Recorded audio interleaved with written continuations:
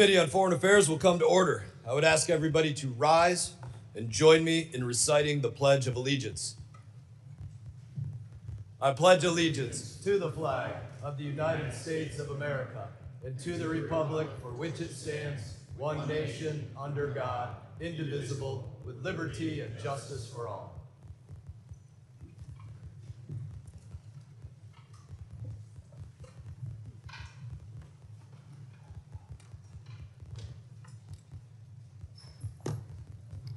Welcome.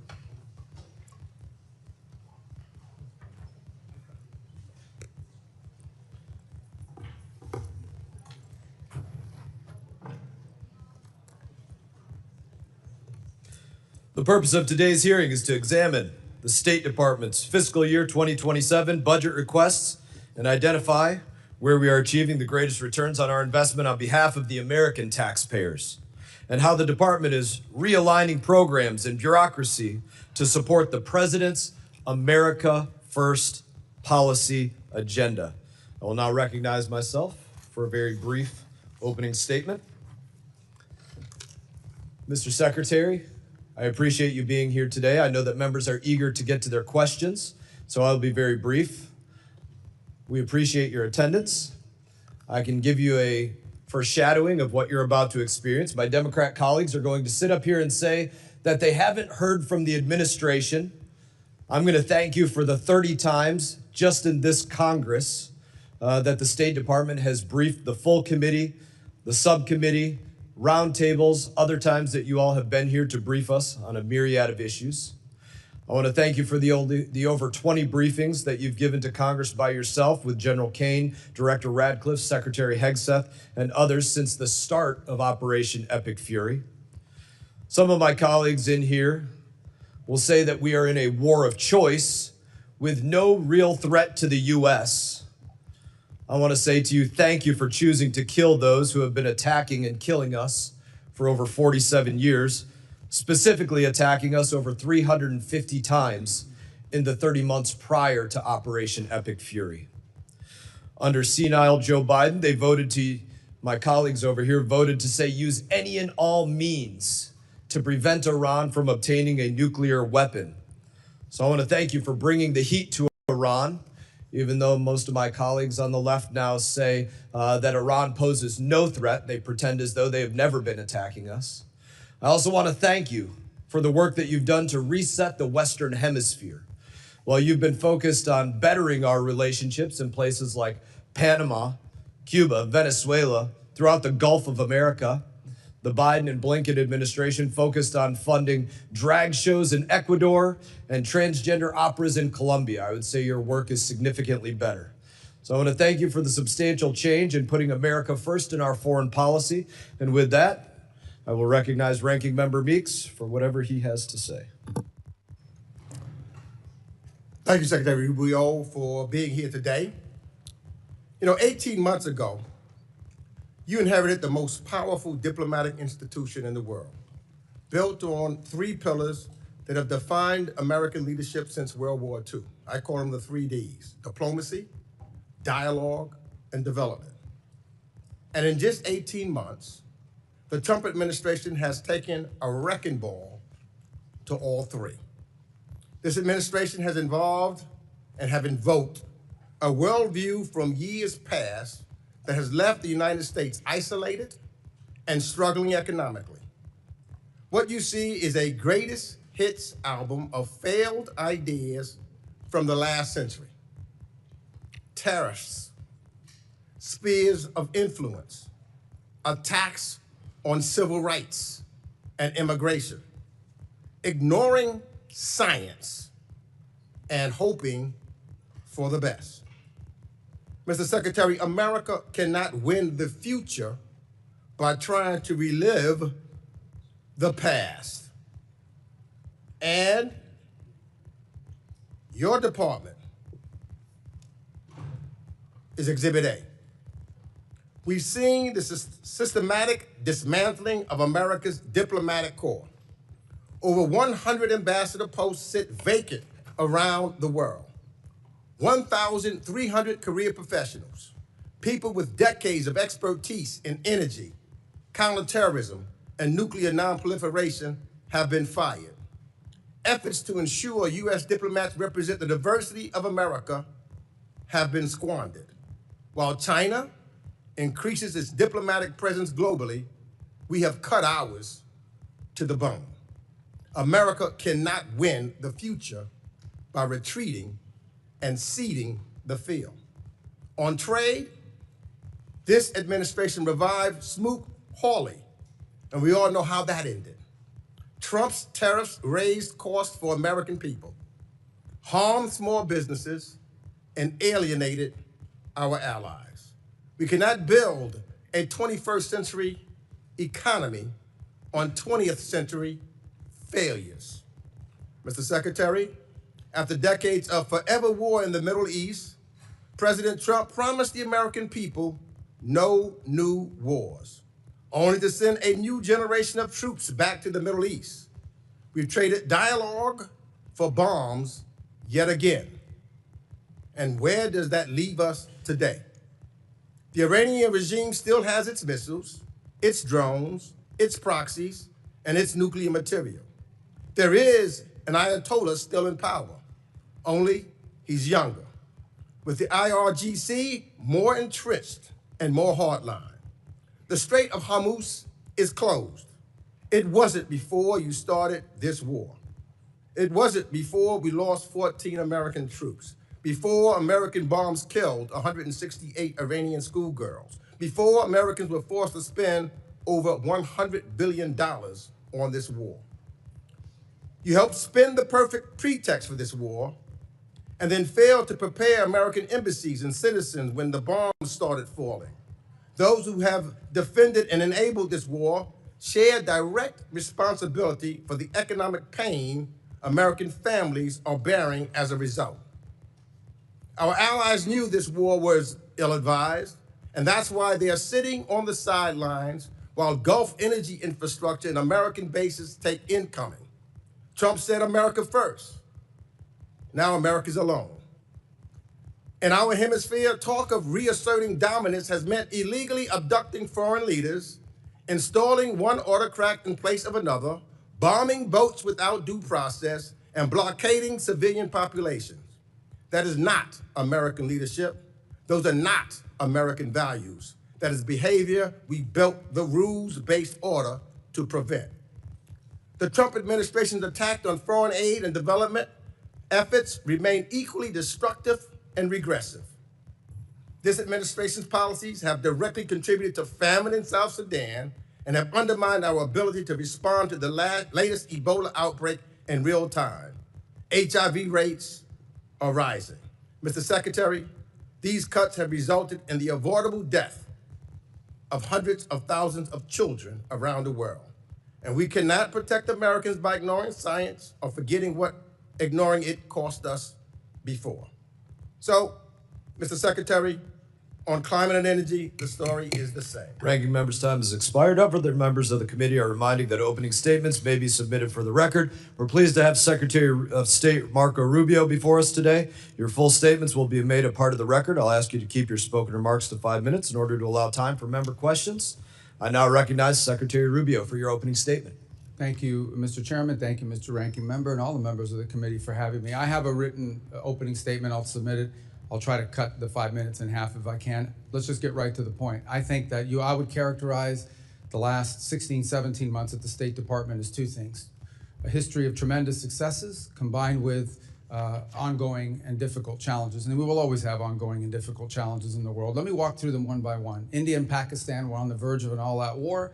The State Department and I personally were involved in de-escalating that conflict and bringing it to an end, a war between two nuclear powers. Thailand and Cambodia were involved in a war. Cambodia, a country we haven't normally had close relations with in a very long time. The U.S., the president personally played a pivotal role, not once, but twice, restoring ceasefires and ending that conflict. Obviously, the war in Gaza was brought to an end. Not only that, but all the hostages that remained were released, both the bodies and those who were alive. Armenia and Azerbaijan, that conflict ended. Not only did it end, but it ended with an agreement that I signed the MOU on yesterday, creating a new prosperity route, the TRIP route, which will provide extraordinary opportunities for both countries, especially for Armenia.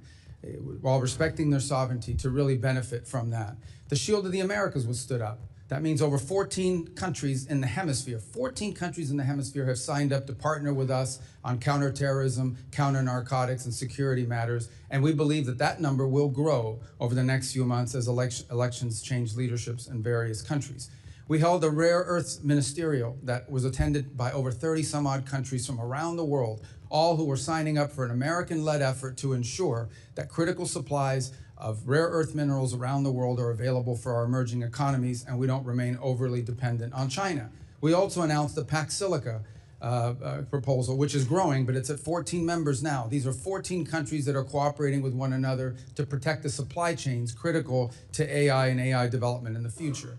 In Venezuela, we now have a functioning and open embassy. We have people traveling there for the first time. It's not where it needs to be, but it is a long ways from where it was 5 months ago, and poses not nearly the threat it once posed to America's national security. We're not satisfied with where it is, but we've come a long way. We're certainly better off than we were 5 months ago.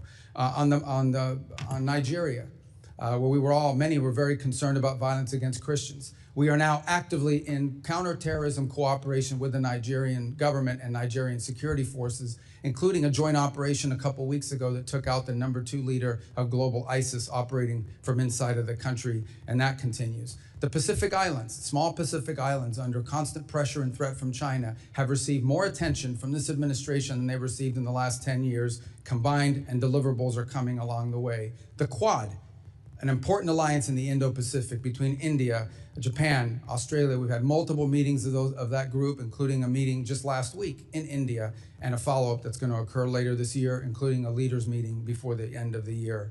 As I speak to you now for the second consecutive day, and for the first time in many, many years, the leaders of the legitimate government of Lebanon and leaders from the government of Israel are seated at the State Department for the second day in a row, and hopefully today we'll produce a joint statement and an action plan on a track for security in that country, independent from Hezbollah, independent from nefarious influence. They had similar meetings last week at the Pentagon at the military level.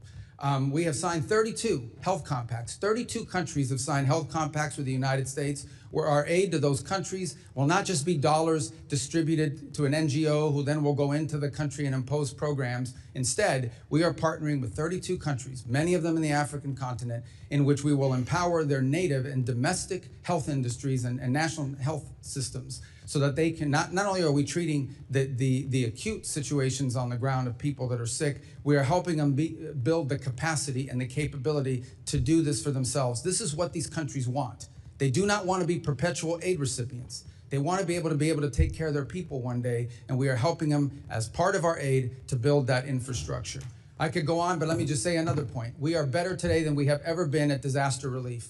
Today, the United States can respond to disasters around the world on a humanitarian basis faster and more effectively than they ever have because of our reorganization. And the proof is our response in Jamaica, our response to 2 typhoons in the Pacific, our ability to quickly deploy within 24 hours and bring aid directly, coordinating with the governments to people, is better than it has ever been, because we cut out bureaucracy, we cut out the middleman, and we went right to the point. We still have challenges. On Sudan, remains a very frustrating situation. We've remained deeply engaged with the Quad in these negotiations. As many of you are aware, unfortunately, Sudan has turned into a proxy war between multiple countries, and the divisions between the UAE and Saudi Arabia have truly complicated our ability to bring that to an end. What we're focused on there now is identifying 2 cities, or 4 cities, 2 on each side, that will serve as points of distribution for humanitarian aid.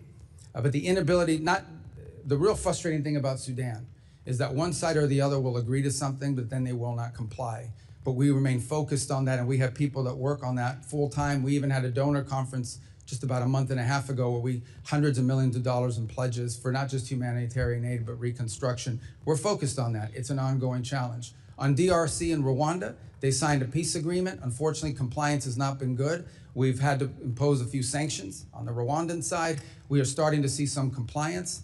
It's moving, not moving fast enough, but we're hoping to see compliance at some point in the middle part of next month in withdrawing the Rwandan troops from there. Of course, we still have the M23 problem that has to be addressed.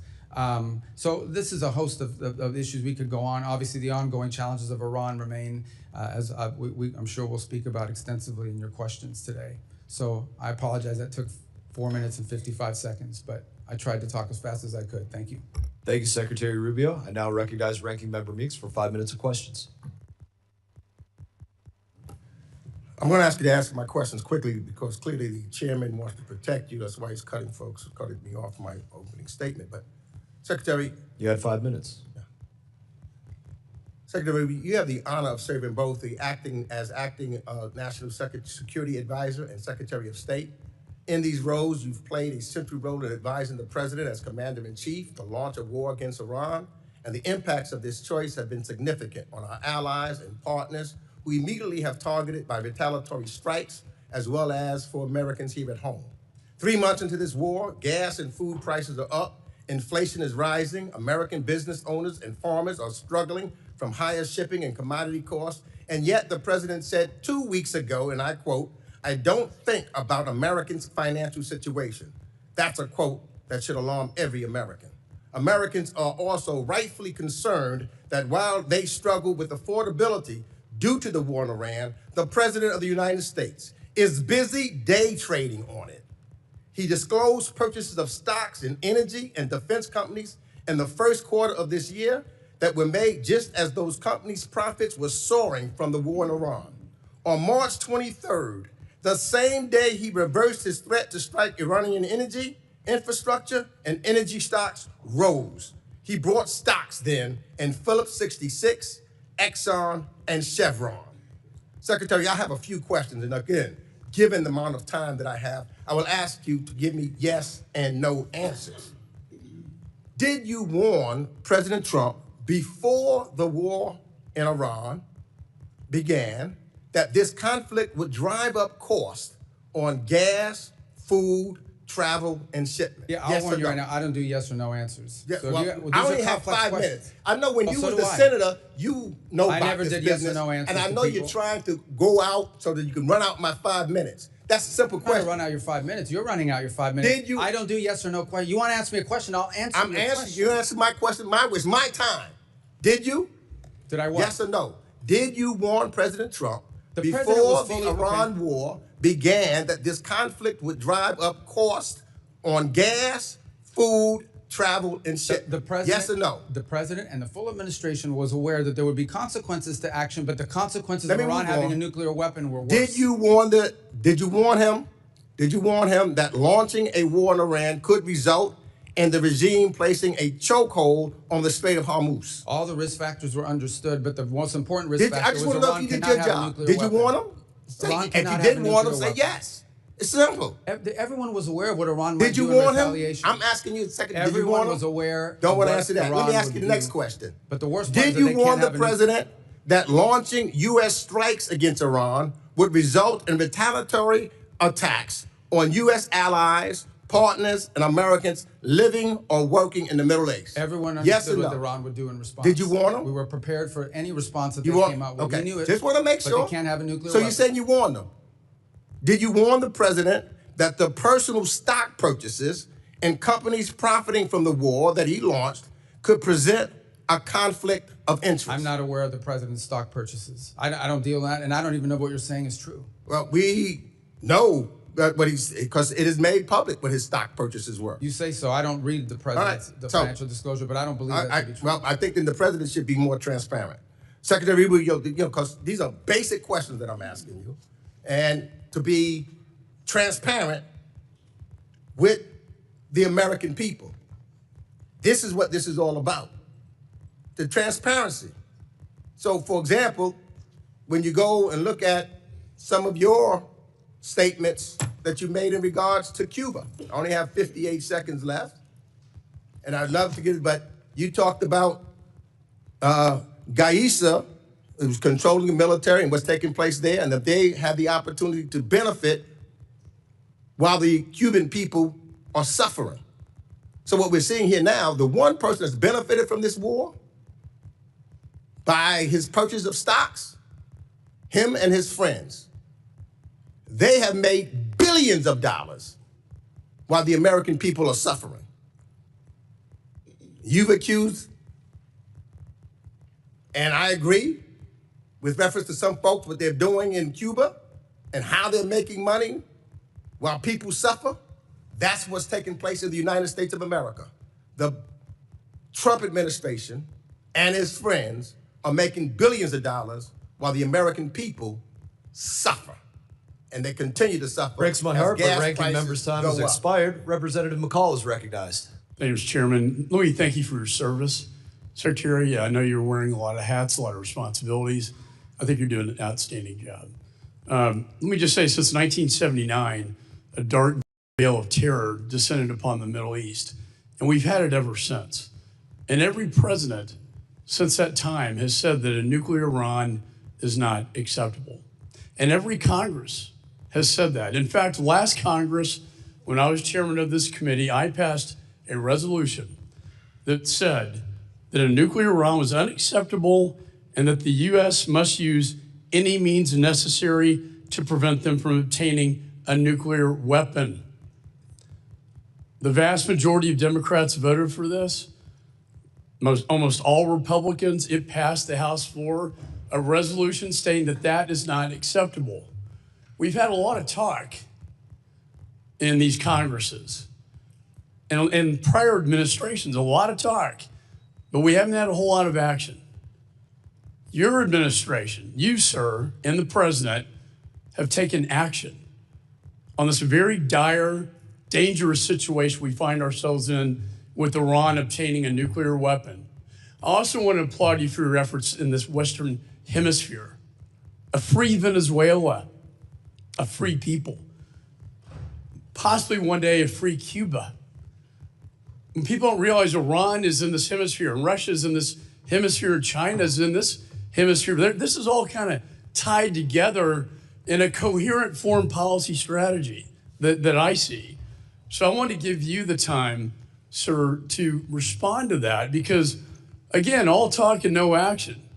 But you, sir, have put this into action. Thank you. Well, let me just, before I address that, the ranking member made accusations against the president, which I've never heard before, but number one, are completely false. Not once, just to be clear, not a single time, not even for a millisecond, has the president ever discussed his personal economics in relations to war or any public policy that he's made for that matter.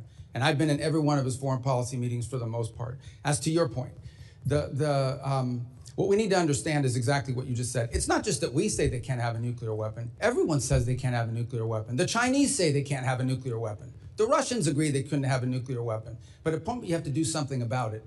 What Iran was trying to do was build a conventional shield of drones and missiles and a navy and capabilities. At some point, they would say to the world, now we're going to get a nuclear weapon, and you can't do anything about it because we have so many weapons and so many drones and so many naval vessels that the price we will inflict on you for trying to do something about it makes us untouchable, makes us immune. And the president was not going to allow them to build a conventional shield behind which they can develop their nuclear program. Today, the Iranian Navy sits at the bottom of the sea. They do not have a Navy. It no longer exists. They have no Air Force either. Their missile launchers have been significantly degraded. Their defense industrial base has suffered upwards of 80 to 90% of attrition. It will take years for them to rebuild it. Those are facts. That is the reality. That was the purpose of Epic Fury. It achieved its purpose in degrading that conventional shield. And it has brought them to the negotiation table that hopefully will lead to the point where Iran will give up its enrichment ambitions, will turn over the highly enriched uranium, will stop sponsoring terrorism around the world. You know, and I think the goal should be the fulfillment of the Abraham Accords. We know why October 7th happened, because Israel and Saudi were getting very, very close, and in Iran's perspective, dangerously close to a normalization agreement. And what did Iran do? They lit up their proxies. They lit up their proxies to stop that from happening. I do foresee a free Iran. I do foresee a free Venezuela and a free Cuba, but you have to start somewhere. And I think we're taking the steps so that future generations will thank us for these actions.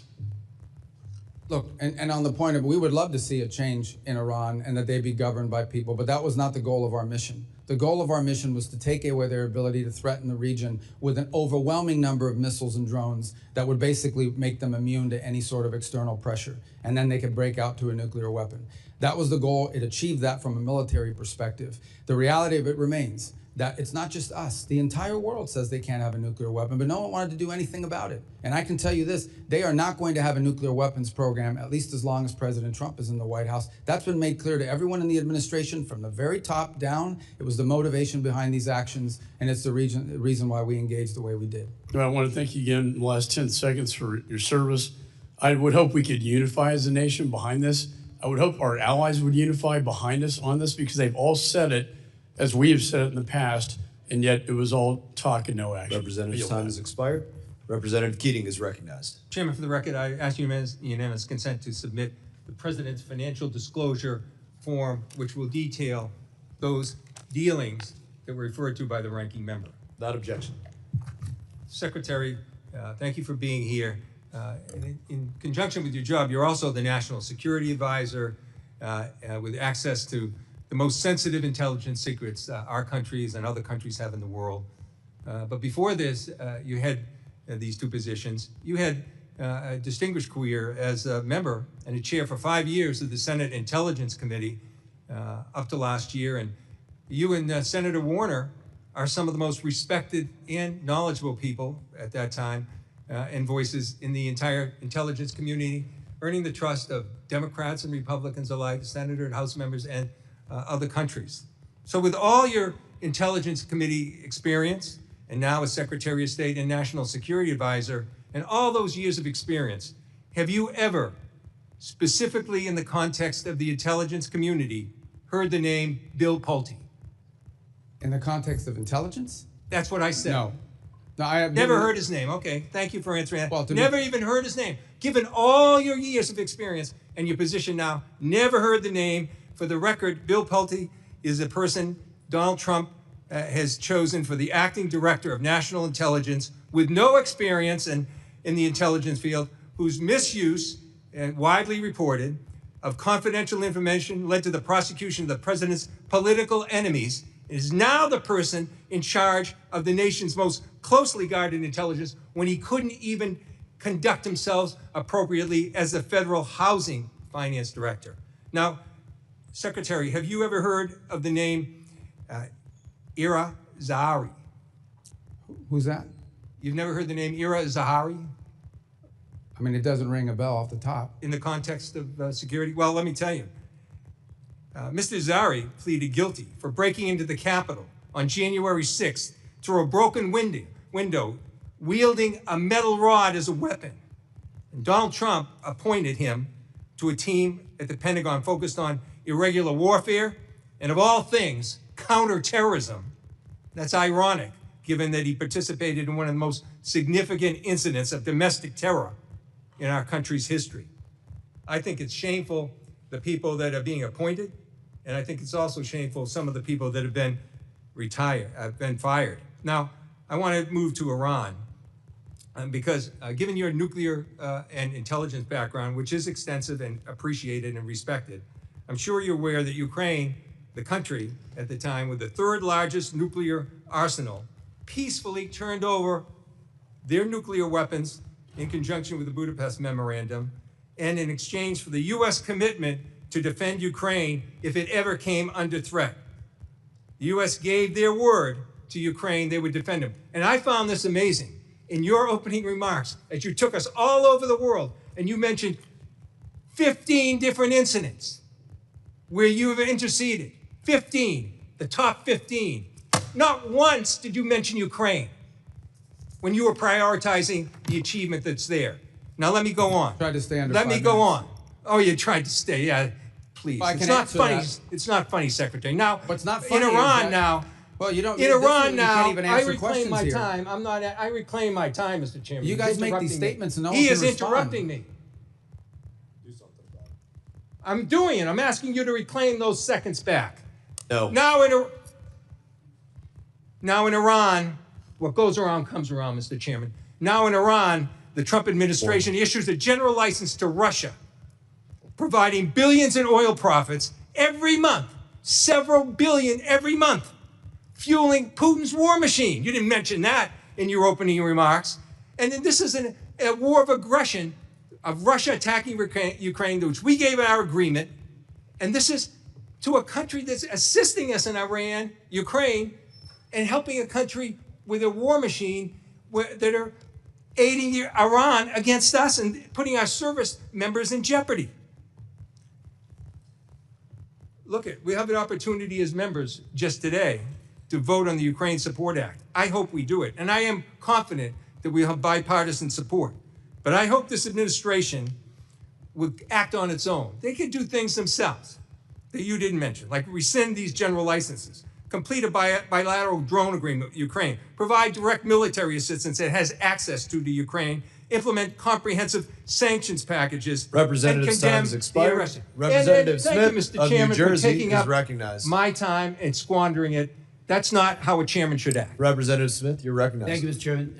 Mr. Secretary, if you need a moment to respond to it. Well, I also didn't mention Cuba because I literally hand wrote what I was going to say to you guys, and I told you I was going to submit the written for the record, and I think everybody understands Cuba's a priority for me. Just on the Ukraine front, I'll address it now if it's okay with your time that I could do so. I think it's well documented that we've been very involved in trying to get the two sides to the table. We've invested a lot of time in it. Unfortunately, so to this point, neither side has been willing to make concessions, particularly on the Russian side, necessary in order to bring peace about. We remain ready to play any role we can in that context of bringing a peace about, because we think the war in Ukraine, devastating war, has no military solution. It can only be solved through a diplomatic route, and it's been unfruitful. I would characterize it as the ongoing challenges. That said, let's be clear, we are not, to be fair and to be frank, we are not impartial mediators in that war. Okay, we don't provide weapons to Russia. We only provide weapons to Ukraine. We don't impose sanctions on Ukraine. We only impose sanctions on Russia. So we have clearly taken a side. We continue to sell weapons to Ukraine, by the way, through the Pearl program, unimpeded by what's happened in the Middle East or anywhere else. And look, we'd love to see that come to a negotiated settlement. As of right now, the prospects don't look great that either side is prepared to make the concessions necessary in order to reach an agreement. But we stand ready, and we've engaged and invested a tremendous amount of high-level time on that conflict over the last year. I think it's a source of frustration for the world. Hopefully this year will bring better news. I don't have any news for you on that front today, but we are ready. As I've expressed to both sides repeatedly, we're ready to step in and play whatever positive role we can to bring that devastating and escalating war to an end. Mr. Secretary, thank you very much. And just let me say, Claire and Sebastian Lai and all of us are deeply grateful to you and the president for everything you tried to do to get Jimmy Lai out. Obviously, it's an ongoing concern, and I know you will continue to push for that. But I know you did everything. The ball was in Xi Jinping's court. And he, unfortunately, erred on the side of continued incarceration of that great human rights defender. But thank you for that.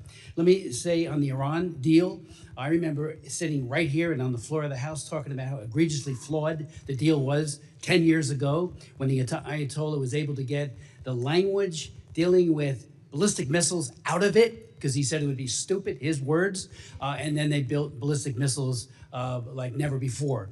On them never having, Iran never having a nuclear weapon.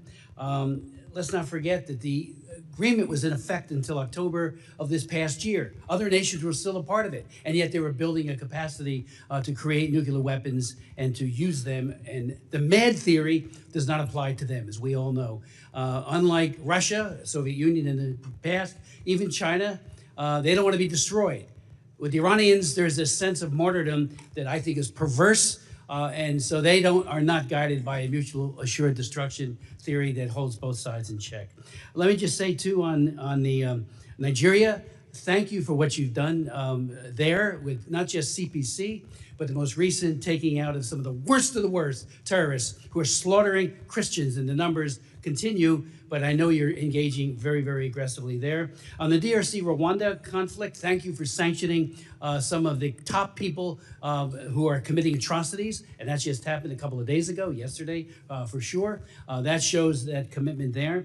And on even the Armenian Azerbaijan, I've been working on Nagorno-Karabakh, Azerbaijan and Armenia for 30 years. They often called Nagorno-Karabakh the frozen conflict because nothing would ever happen. You guys stepped in, and the president stepped in and got a peace treaty. I mean, I've met with Aliyev in Baku on 2 occasions. He was totally unwilling to admit to the human rights abuses that he was engaging in, especially as it relates to Nagorno-Karabakh and the Armenians. You've come up with a solution. Thank you for that. And anything you want to speak to on the DRC or Rwanda or any of these issues, appreciate everything you're doing for this country. There's a full plate of horrible things happening, and we're so grateful you're at the helm. Please. Oh, well, I just on DRC Rwanda, I would say, because just to elaborate on that a little further, as you know, we had an agreement signed and the compliance was not good in that regard. But to be fair, and I know that some other people disagree with this assessment, but we believe it's pretty accurate on the Rwandan side. And so we initiated some sanctions, targeted sanctions on Rwanda. They've come to the table, they've made some commitments. They are complying with the commitments, maybe not at the rate or speed that we'd like them to, but there's been some compliance on pulling back of troops. But we'll watch very closely, of course, is we don't want to see Rwandan troops change uniform into M23 uniforms and claim that they've pulled out. We got to watch that very carefully. And we also have to deal with the M23 issue there. But those are both DRC, Rwanda, and Sudan are two areas we remain very engaged in trying to find a solution to. Representative's time has expired. Representative Castro, you are recognized. Thank you, Mr. Chairman. Thank you, Mr. Secretary, for coming in today and for your testimony. I want to start with Iran. I'm hopeful that the President and the administration are able to reach an agreement that ends the war and also reopens the Strait of Hormuz. If there's a deal subject to congressional review under INARA, I'll approach it with a fair mind, and I hope that all of us will as well. I just ask that you keep the committee briefed on the details of that agreement, and I believe that it's in America's interest that this war end, and I sincerely mean that. We are at war alongside Israel against Iran. Iran has struck Israeli nuclear facilities at Dimona, and American service members are deployed throughout the region, as you know. Congress needs to understand the full risks of the conflict, including the nuclear risks. On May 4th, I wrote to you with 29 colleagues asking for details about these risks and Israeli nuclear weapons.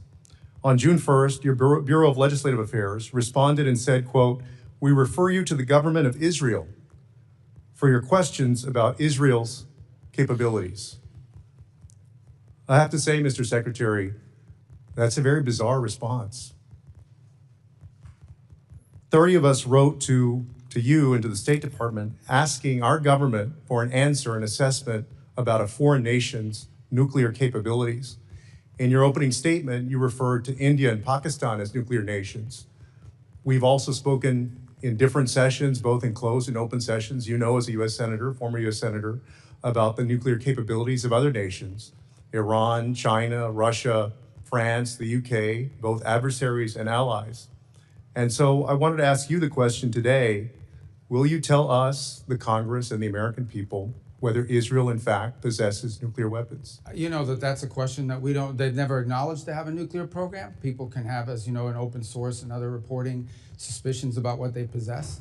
If we're speaking frankly, I think most of the world assesses that they do, but they've never acknowledged that publicly, and as a feature of our foreign policy for a variety of reasons, we don't discuss it in that way either. Well, I guess a few things. This is the first time, especially for an extended period, that we are at war with an ally, Israel, against Iran, and we have service members deployed. And we don't, if they in fact possess nuclear weapons, and you're right, in open source reporting that has come across, we don't know what their red lines are for using those nuclear weapons. And so I guess I'm shocked that our government wouldn't make an effort to know, to understand, and then to give our oversight body the information that we need to make decisions about the war as well.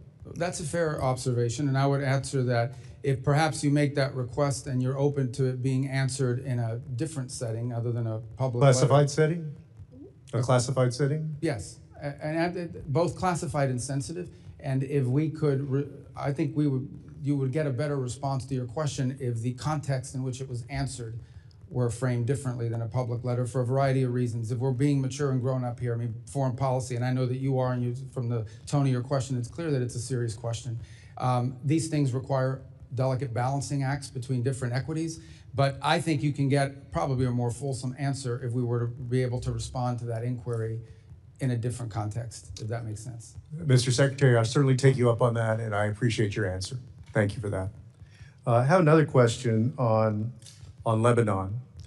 The president and you are working to end this war with Iran, and according to reporting at least, one of the main sticking points is Israel's continuing military campaign in Lebanon against Hezbollah, which the president has called on Israel to stop. The president confirmed last night, in fact, that he in fact told Israeli Prime Minister Netanyahu to stop the war in Lebanon. My worry is that Israel's insistence on continuing this war against Hezbollah will jeopardize the president's efforts and the American government's efforts to reach an agreement with Iran. And so my question is, do you agree that Israel should stop its military campaign in Lebanon and support the president's negotiations for a peace agreement with Iran? I'd love to answer that question. It's going to take more than the 42 seconds, and I know I've seen already that people get pretty pissed off here when their time gets eaten up. But if I can answer that question, maybe the next person will let me continue, because that's a really important question. So let me just start by saying this. Let me walk you through this. We had an agreement. Hezbollah reached out 2 weeks ago and basically said, about 10 days ago, and basically said, we will not launch missiles into Israeli territory if they stop attacking into Beirut. That was the agreement, I think 5 p.m. 2 Saturdays ago. At 6 p.m., they launched missiles. And then they came back and said, well, we made a mistake. We thought it started tomorrow, not Saturday. Then they went again and violated it again on Sunday. But also Israel has been bombing and launching throughout. Is that correct? Well, there's two separate things. Actually, Israel has not conducted massive operations in Beirut for some time. What you see them operating is in the south. And what they are, what we've always said, and it's part of the joint statement, we've always said is Israel has a right to act in its defense. So as an example. Well, but so then why did the president have to tell Israel to stop Time anything? has expired. Representative Wilson is recognized. Thank you, Mr. Chairman. Indeed, Mr. Secretary, I want to thank you and recognize that we appreciate the U.S.-Israel alliance, and we appreciate very much the response that's being done against 1,100 missile attacks that have come out of Lebanon, as you've just identified correctly, and they need to know that, and how they don't know that, I don't know.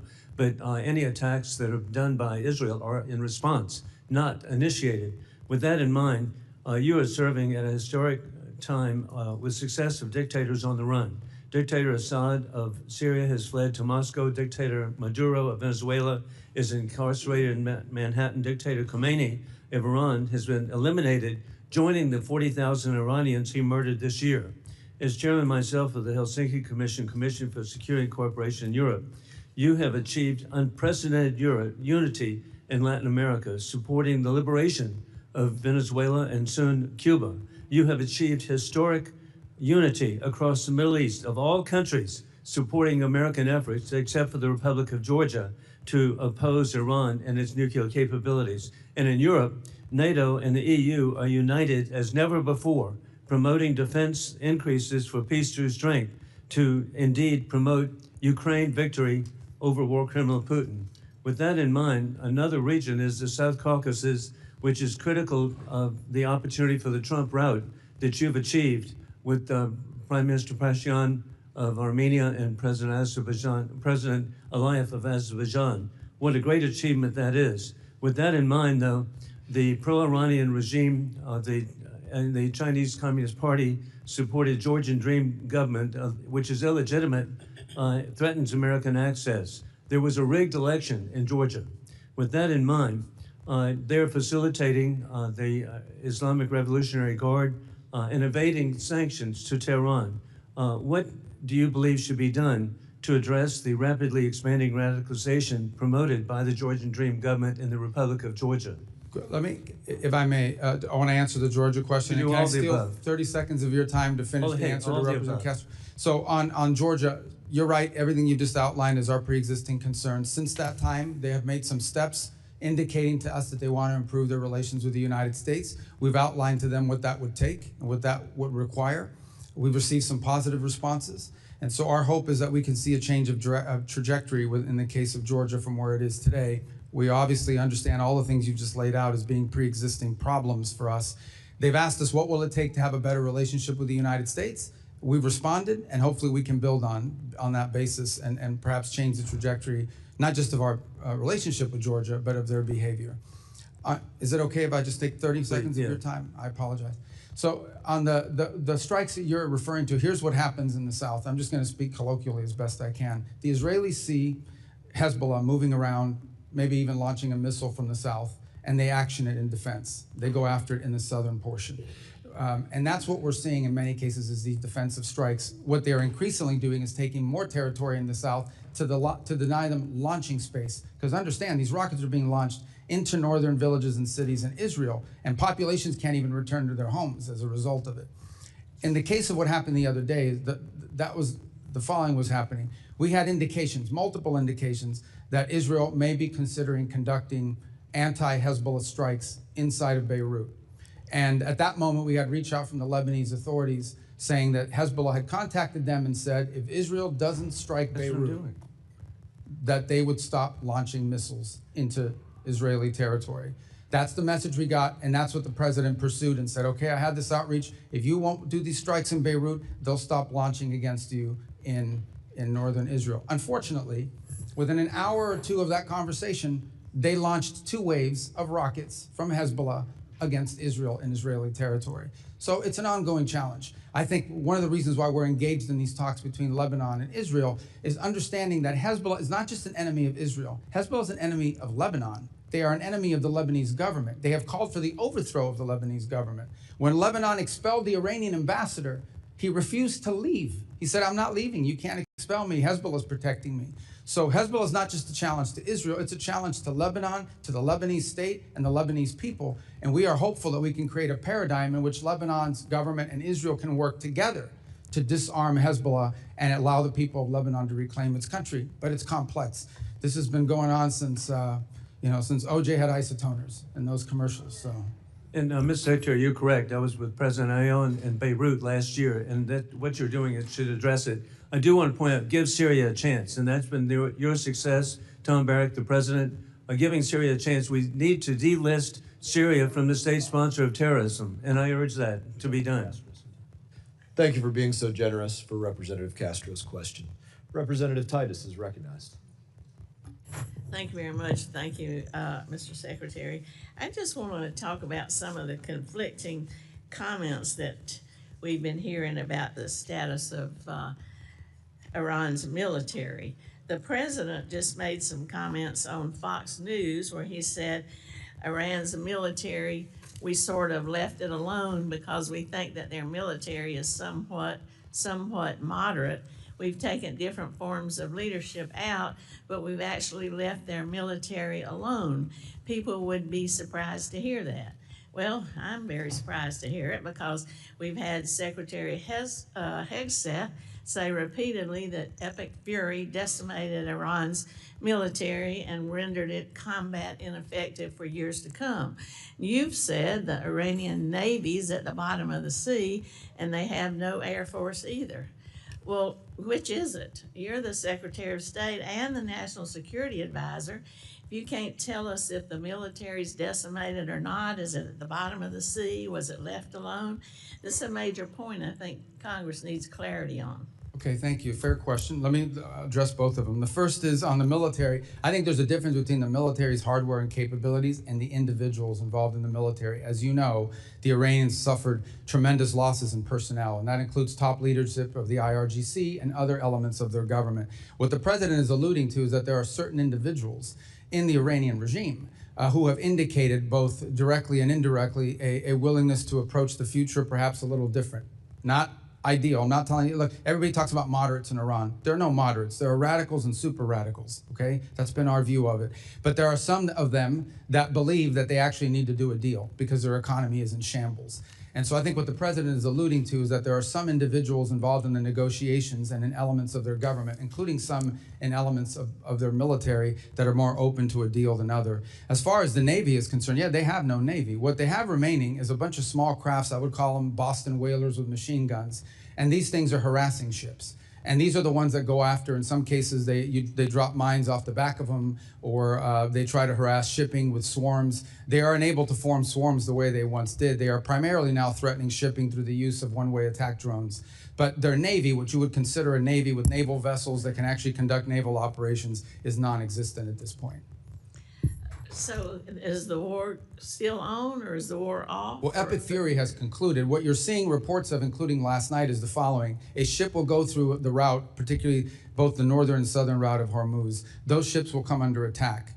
The U.S. will respond to that attack by shooting down those drones that are trying to sink a commercial civilian vessel illegally and unlawfully. At that point, the Iranians will respond to that by targeting some facility in the region in retribution. On occasion, in order to protect our own forces, we don't just strike the drones, we strike the people who launched those drones. These are completely defensive in nature, but they are happening in response to an Iranian action. If they don't shoot at those ships, we don't shoot. But we have to respond. You have a civilian commercial vessel transiting the straits, and they're being targeted by drones. And these drones are not like highly precise. They could hit any part of that ship, and they could create, including an ecological disaster. Well, apparently some kind of military exists that's shooting these drones off. I mean, the military obviously isn't decimated. Well, if they're attack these ships with these drones. Yeah, they still retain And when a drone. you say that what the president was alluding to, the president's not a person who's known for illusions. He just shouts it right out, whatever he's thinking. So I don't think he was alluding to anything, as you suggest. Well, drones are, as you know, a challenge in multiple battlefields around the world. It's going to be a tremendous challenge for warfighting in the future because they're cheap. Yeah, I know what drones are. I know you know what they are, but I'm saying that they're cheap and they're easy. Yes, I know, and we're using things that are very expensive to shoot them down. And that needs to change. That said, yes, they still have the capability to. They can't launch as many as they used to, and they can't launch them in the swarms they used to launch them in. But they still retain that capability. Okay. Well, let me just ask you a quick question about something that Ambassador Barrack said, changing the subject a little bit. He compared Israel to Hezbollah, for one thing. That was a pretty concerning comparison. But also he said Turkey should join the F-35 program. These comments are inconsistent with law and long-standing policy, and I'm just wondering what your position is as Secretary of State. Can Turkey get F-15s and F-35s, or not? What if we seem to be helping the bad guys and not the good guys? Well, as I'm sure you're aware, Turkey actually was in the F-35 program. The reason why they can't get them is because they purchased the S-400 system That's right. from the They Russians. still have those, and they're still under mandatory sanctions because Correct. of So that. as you know, that's governed by statute. Okay, or not? Well, right now we don't have that choice because it's governed by statute, both provisions of the NDAA and the statute. Out there saying that. Well, Representative's time has expired. Representative Perry is recognized. Thank you, Mr. Secretary. I'll give you an opportunity to answer the ranking member, even though he didn't pose it as a question. But I, as a individual, like many on the dais who have served in uniform, thank you for your actions regarding Iran and this administration's action. But if you want to answer it yes or no, you're welcome to. Who started the war between Iran and America 47 years ago? Yeah, remember, these yes or no things I don't like, but I could just tell you, Iran has been at war against the United States since the minute the Islamic regime took over. Yeah, and I feel the same way. And again, thank you on behalf and to honor the thousands and 10,000s of Americans who have been murdered or maimed by Iran. Thank you for honoring them. Just moving on to questions. Did Pakistan's foreign minister personally deliver a message to you that Iran is prepared to demonstrate a nuclear weapon should the current escalation continue? That's been reported, and I just want to see if I can ferret that out. I've not seen that reporting, and I'm not aware of any such message. Okay, and if there were such a message, would that change anything in America's posture, or not only the message, but the action? Would that change anything regarding our goals regarding Iran? The hypothetical question is, if Iran threatened that they're going to test a nuclear device if talks fail, I think it would confirm everything we believe about them anyways. And I think the president then would have to pursue, or at least have to consider various other options that are available to him in that context. But again, I've not heard that message relayed. I don't know the reporting you're referring to. You're talking about a press report? Yeah, I am talking about a press report. I would be surprised if that message had been relayed. I would be aware of it if it was. I would think so. That's why I'm asking, so that's enough on that. I know that the president, look, he's an America First guy. He's concerned about every single American citizen, regardless of their party affiliation or their ideology and affordability. The president is concerned about those things. And I shudder to think what Iran would do if they could, armed with nuclear capability and ballistic missile capability, coupled with that, seeing what they're doing right now, extorting the world economy without those things. So with that in mind, it's been reported that the UAE is building a pipeline to the Gulf of Oman, which would bypass the Strait of Hormuz, essentially doubling their capacity, which would, of course, lower the price and the risk of global fuel transport or oil transport. Do you understand, or do you recognize and know what the timeline for a proposed timeline for completion of that pipeline is? Yeah, I'm aware of those efforts. They actually pre-exist the conflict in terms of a desire to do so. These things, I can't tell you specifically. I'm not a pipeline building expert, right. But I can tell you certainly it's going to take more than a week or a year. I mean, these are complex. I think the broader point, which your question touches on, is I do think you're going to see a reshifting of where the world gets its energy from in the aftermath of this conflict. You're already beginning to see some of it now. I think you're going to see the United States be a bigger energy provider to the Indo-Pacific. We have the capability to do so.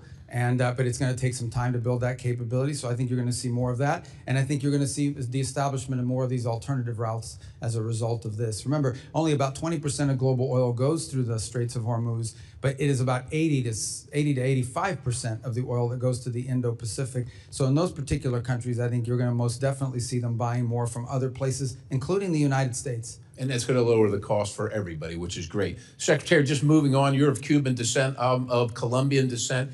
Can you describe, and Cuba has been a sore... Are you really Colombian? I didn't know that. Yes. Oh, wow. Indeed. But Cuba has been sowing the seeds of discord in our hemisphere, inviting China, Russia, North Korea, all manner of communist, oligarch, bad actors into the hemisphere. What, if you could describe, generally speaking, what the policy where we're headed with Cuba as the United States of America? Where are we headed, and what do you envision being success, and how do we measure that? In 56 seconds, I will tell you what we want for the people of Cuba is to be able to live in a normal country. You're here.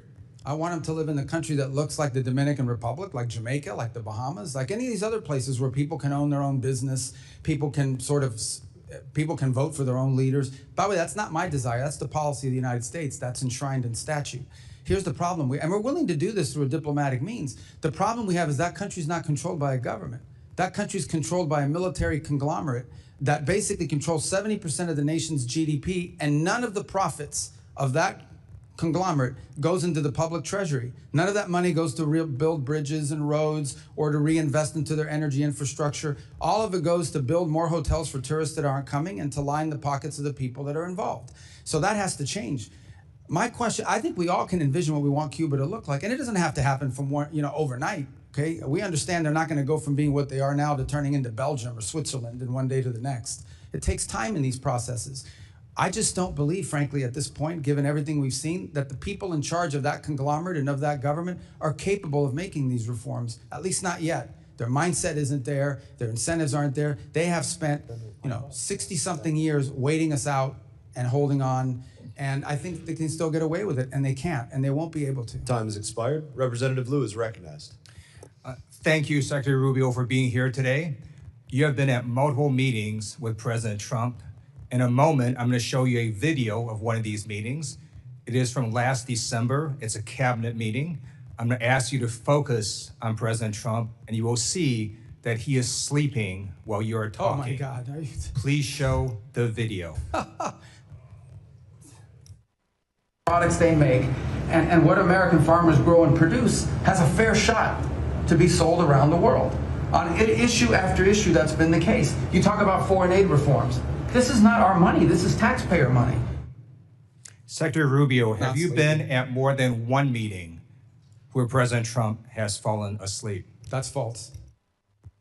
That's false. I've never seen him fall asleep. On the contrary, the guy doesn't sleep, which is a big problem because he calls me at 2 in the morning. He calls me at 5 in the morning. And I like to sleep a little bit, maybe not 12 hours, but at least 6. So he works. The other day he was at the Oval Office until 12:30 p.m. 12:30 a.m. I don't know what you're talking about. Secretary Rubio, I'm going to show you in a moment a video that shows you just lied to Congress. Oh, okay. So this is a video of a cabinet meeting literally from last month where Donald Trump is sleeping while you're talking. Please show this video. Coalition of countries that line up behind the peace deal, behind the border peace, and it's still every day is a challenge, but it's been driven personally by the president. It's the reason why we're involved in this whole Ukraine-Russia conflict. That's not our war. It's not the president's war. This war started. It never would have happened if you'd been president. But this war is going on, and the president is trying to end it. You are literally talking about issues of war and peace, and Donald Trump is sleeping right next to you. No, he's not. If Donald Trump cannot stay awake at these important meetings where the cameras are rolling, imagine what he's like when the cameras are not there. So I'm going to ask you, have you been at classified meetings where Donald Trump has fallen asleep or had trouble staying awake? I've never been at any meeting where and the things you're showing me now, he was not falling asleep. And So- I think so it's you're outrageous lying that I'm before again. the Foreign You're Affairs lying Committee of the United States consistently House of Representatives to asking questions Congress. about sleep. You're This is lying a to joke. Congress, Secretary Rubio. So I'm going to show you another video in a moment. The Show me all president's the videos you inability, want. the president's inability to stay awake on the job has caused other countries to perceive him differently. They mock him. They see he is weak and he is feeble. This is a video of a French news channel talking about Donald Trump falling asleep at a Memorial Day ceremony. Please show this video. Well, Mark, a video that appears to show Donald Trump falling asleep at a Memorial Day ceremony this Monday has been circulating heavily online. And internet users have a lot to say about it. It's also reignited rumours about the state of the US president's health. Now, in the video, social media users say that Trump is fighting sleep whilst he listens to the speech given by Defense Secretary Pete Hegseth, and that his eyes appear to be closed for a large portion of the ceremony. Now, we need to remember here that this is a ceremony to honour and remember those US military personnel who have died while serving in the armed forces. And the idea that Trump was asleep at a somber ceremony like this, well, that has triggered outrage online. Donald Trump's inability to stay awake on the job shows that there's something very wrong with his health or cognitive abilities. And in fact, on a number of occasions, Donald Trump will contradict himself in literally the same meeting or interview. In this video I'm about to show, it shows that Donald Trump says the Iranian military is both destroyed and not destroyed at the same time, something that Dina Titus alluded to. Please show this video. Of leadership, we've actually left their military alone. People would be surprised to hear that, because mistakes have been made in wars where you wipe out everybody and then you have a country that's, for 40 years can never rebuild. You look at what happened with Iraq. We did so. Iran is in a very bad position. They have no military. All they have is good talk, and they have a fake press. So Secretary Rubio, instead of holding North Korean-style cabinet meetings where everyone goes around the room kissing Donald Trump's ass, I'm going to ask you to come clean with the American people and the White House as well. There's something wrong with Donald Trump's health or cognitive abilities. There's a reason he keeps going to the hospital and they keep giving him cognitive tests. We have not seen the president in 8 days. The American people deserve the truth. I yield back. I don't even know how to respond to that, other than to tell you that it's absurd and ridiculous. And I can't believe we're in a Foreign Affairs Committee meeting in front of the House, an important time in American foreign policy. Just keep lying, Secretary Rubio. Just keep lying. Supposedly someone who thinks he's a medical expert when he's not. The truth of the matter is we had a cognitively impaired president in office a few years ago. That's a cognitively impaired president, but I don't like to talk about that because it weakens America. This president we have, this is a guy that literally doesn't sleep. He works day and night, long hours, every single day. I don't know if you haven't seen him in 8 days. I saw him yesterday. I didn't see him yesterday because I was in Congress the day before. I talked to him at all hours of the day and night. He works inhumane hours. Okay, I've been on foreign trips with the president that he doesn't sleep in the whole flight. And everyone else is sleeping on the plane, and he's, wandering the hallways looking for someone to wake up and talk to. That people are. So I don't know what you're referring to, but he has an incredible amount of energy. I'm just telling you, you may not like his policies.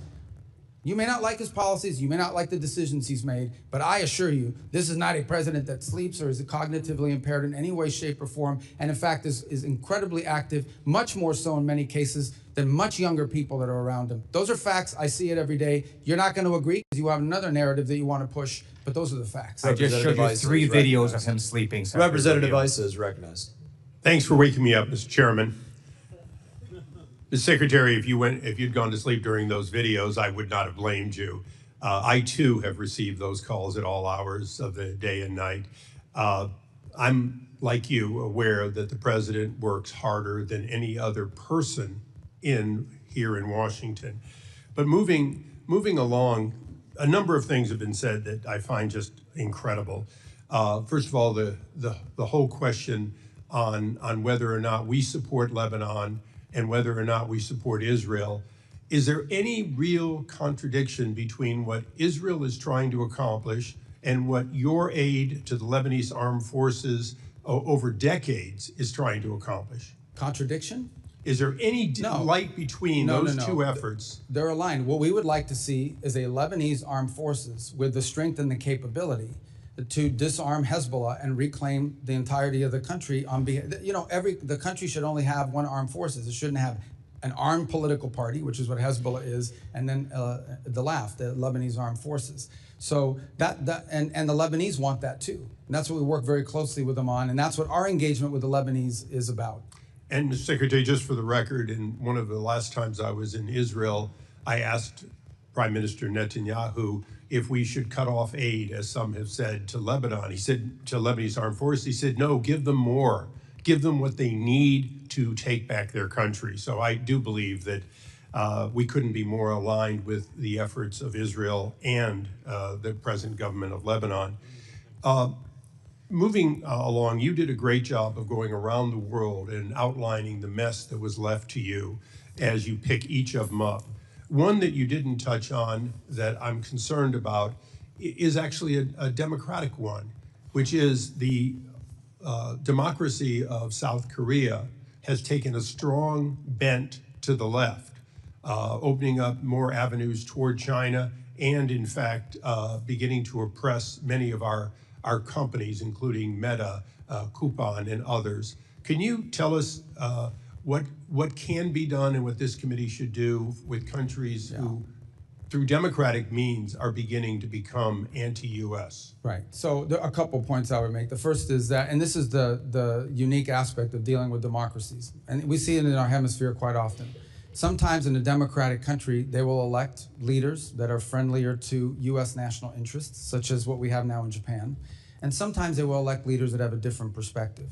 We respect the sovereign choice of the people of that country. That's a legitimate election. That's who they chose. In those instances in which a democracy and their elected leaders are taking positions that run contrary to the national interest of the United States, it doesn't mean we want to overthrow the government or get rid of the government because it's a democratic government. It simply means we have to engage them in the fact that they are doing things that are irritants to our national interests. You point to some of our companies. Our companies aren't just facing challenges and, I would say targeting in South Korea. They're facing it throughout Europe.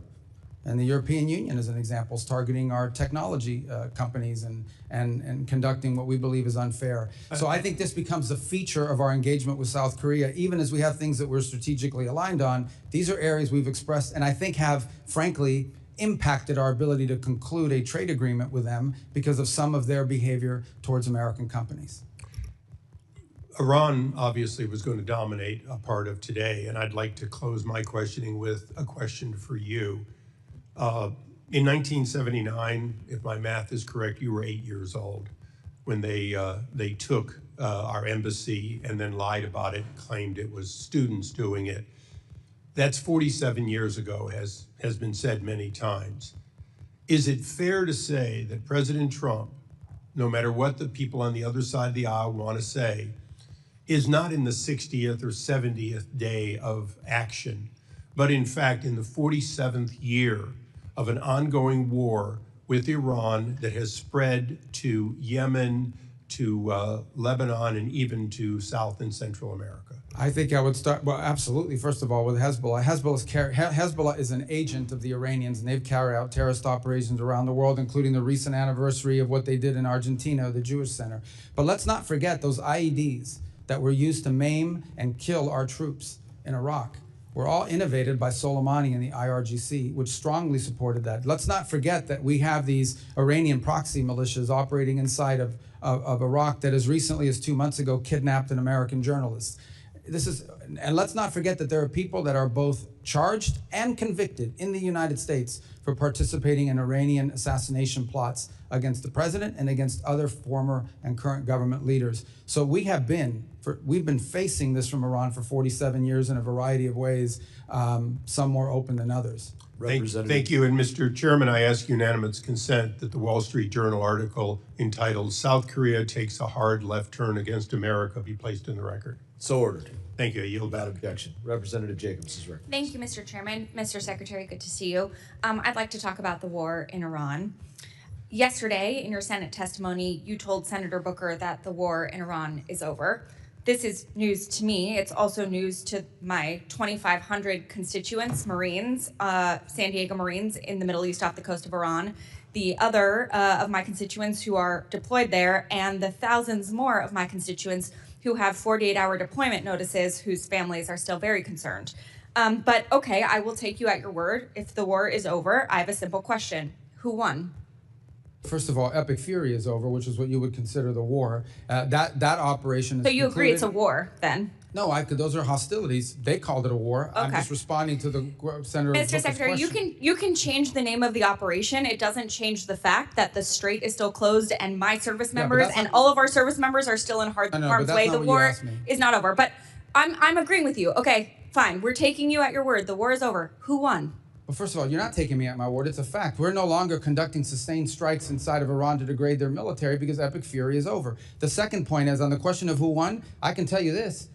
We defined victory as destroying their defense industrial base, significantly reducing the number of missile launchers that they possess, significantly reducing their stockpile of drones. And we achieved all of those, in addition to destroying what they had left of an Air Force and wiping out their entire conventional Navy. Those are all gone. So I consider that victory, and we did too, and that was the purpose of Epic Fury. Okay, well, good. Based on the metrics that you just said, okay, there's actually, our intelligence community has said that Iran is reconstituting its military industrial base faster than we had predicted.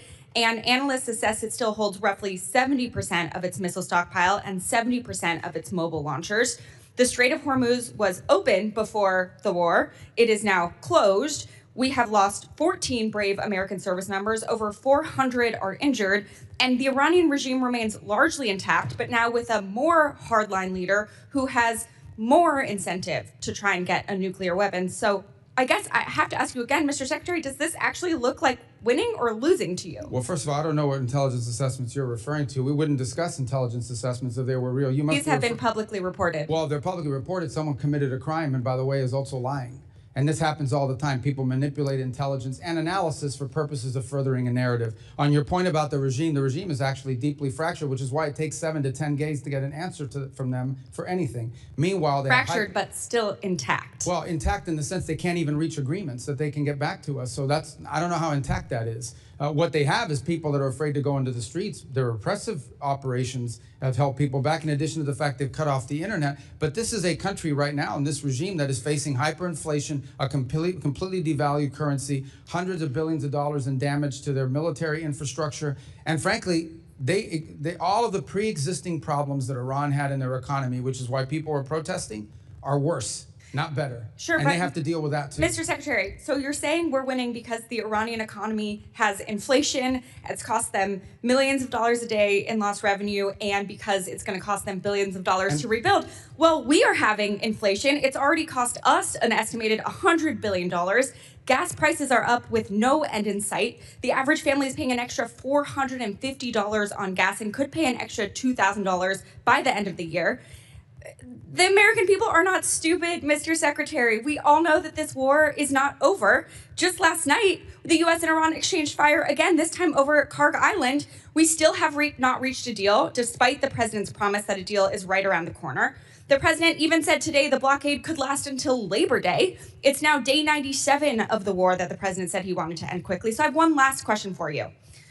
Mr. Secretary, who won the 2020 presidential election? I'm not here to answer a question. I'm telling you about 2020. This is a foreign affairs committee. Okay, great. You Opine on can't answer the political question, No, I even don't though we answer all no, know that I don't President answer the Biden won. question because as Secretary of State, I do not participate in domestic This is political not about issues. domestic political issues. certainly This is about our democracy. You're asking me to opine, just like I don't do campaign It rallies. seems like I don't you- do because as it's- Secretary of State, we're not supposed to. That's been the long tradition of the department, and you should know that if you've been on this committee for any period of time. And Mr. you're- Secretary, it seems like you have an issue admitting facts. You can't say that the president lost the 2020 election, just like you won't admit President Trump is losing this reckless war of choice, and just like you couldn't admit that the shoes the president bought you were too big. You clearly don't know what winning means, and not because the facts are unclear to you, it's because telling the truth would cost you your job, and the American people are entitled to a Secretary of State who tells them the truth even when the president doesn't want to hear it, and my constituents, our service members, deserve better. Mr. Chairman, I yield back. I don't know what shoes she's talking about. What is she talking about? Representative Burchett, you're recognized. Thank you, Mr. Chairman. If you'd like to answer any of that. Yeah, I don't know about the I'll shoes. give I you mean, a he gave me minute. some Florsheim shoes. They're actually pretty good. They fit fine. I don't know what she's talking about. And maybe that's what she's referring to. Your shoes look very nice today, Mr. Secretary. How can you see them? They're way down here. We're talking about shoes. Are you guys kidding me? I mean, is this the Foreign Affairs Committee or is this like a circus? What is this? I think it's a Let's circus, but I appreciate you being here, Mr. Secretary. United States is NATO's largest financial contributor. Why does NATO consistently ignore our call to share more of the defense burden in Europe? And is it our national interest to continue participating in NATO? Well, I can give you the why, okay? And the why is pretty, and is the following. Especially in Western Europe, for the better part of 20 or 30 years, they have not had to spend on defense because the U.S. security shield has allowed them to instead spend their money on building up a very vast and robust social safety network. In my time as a senator and before that as a state representative, you would hear often from constituents about how come they have this and that in Europe and we don't have it here. Well, one of the reasons why is because these very rich countries were spending their money on social programs instead of defense because we were covering their defense. That paradigm has to shift. It has to shift for two reasons. The first is these are very wealthy countries that should have the ability to spend more to build up their defenses and need to. And this is not unique to President Trump. Multiple American presidents in both parties have complained about NATO burden sharing. This is just the first president that actually is doing something about it. The second point is the United States has global obligations.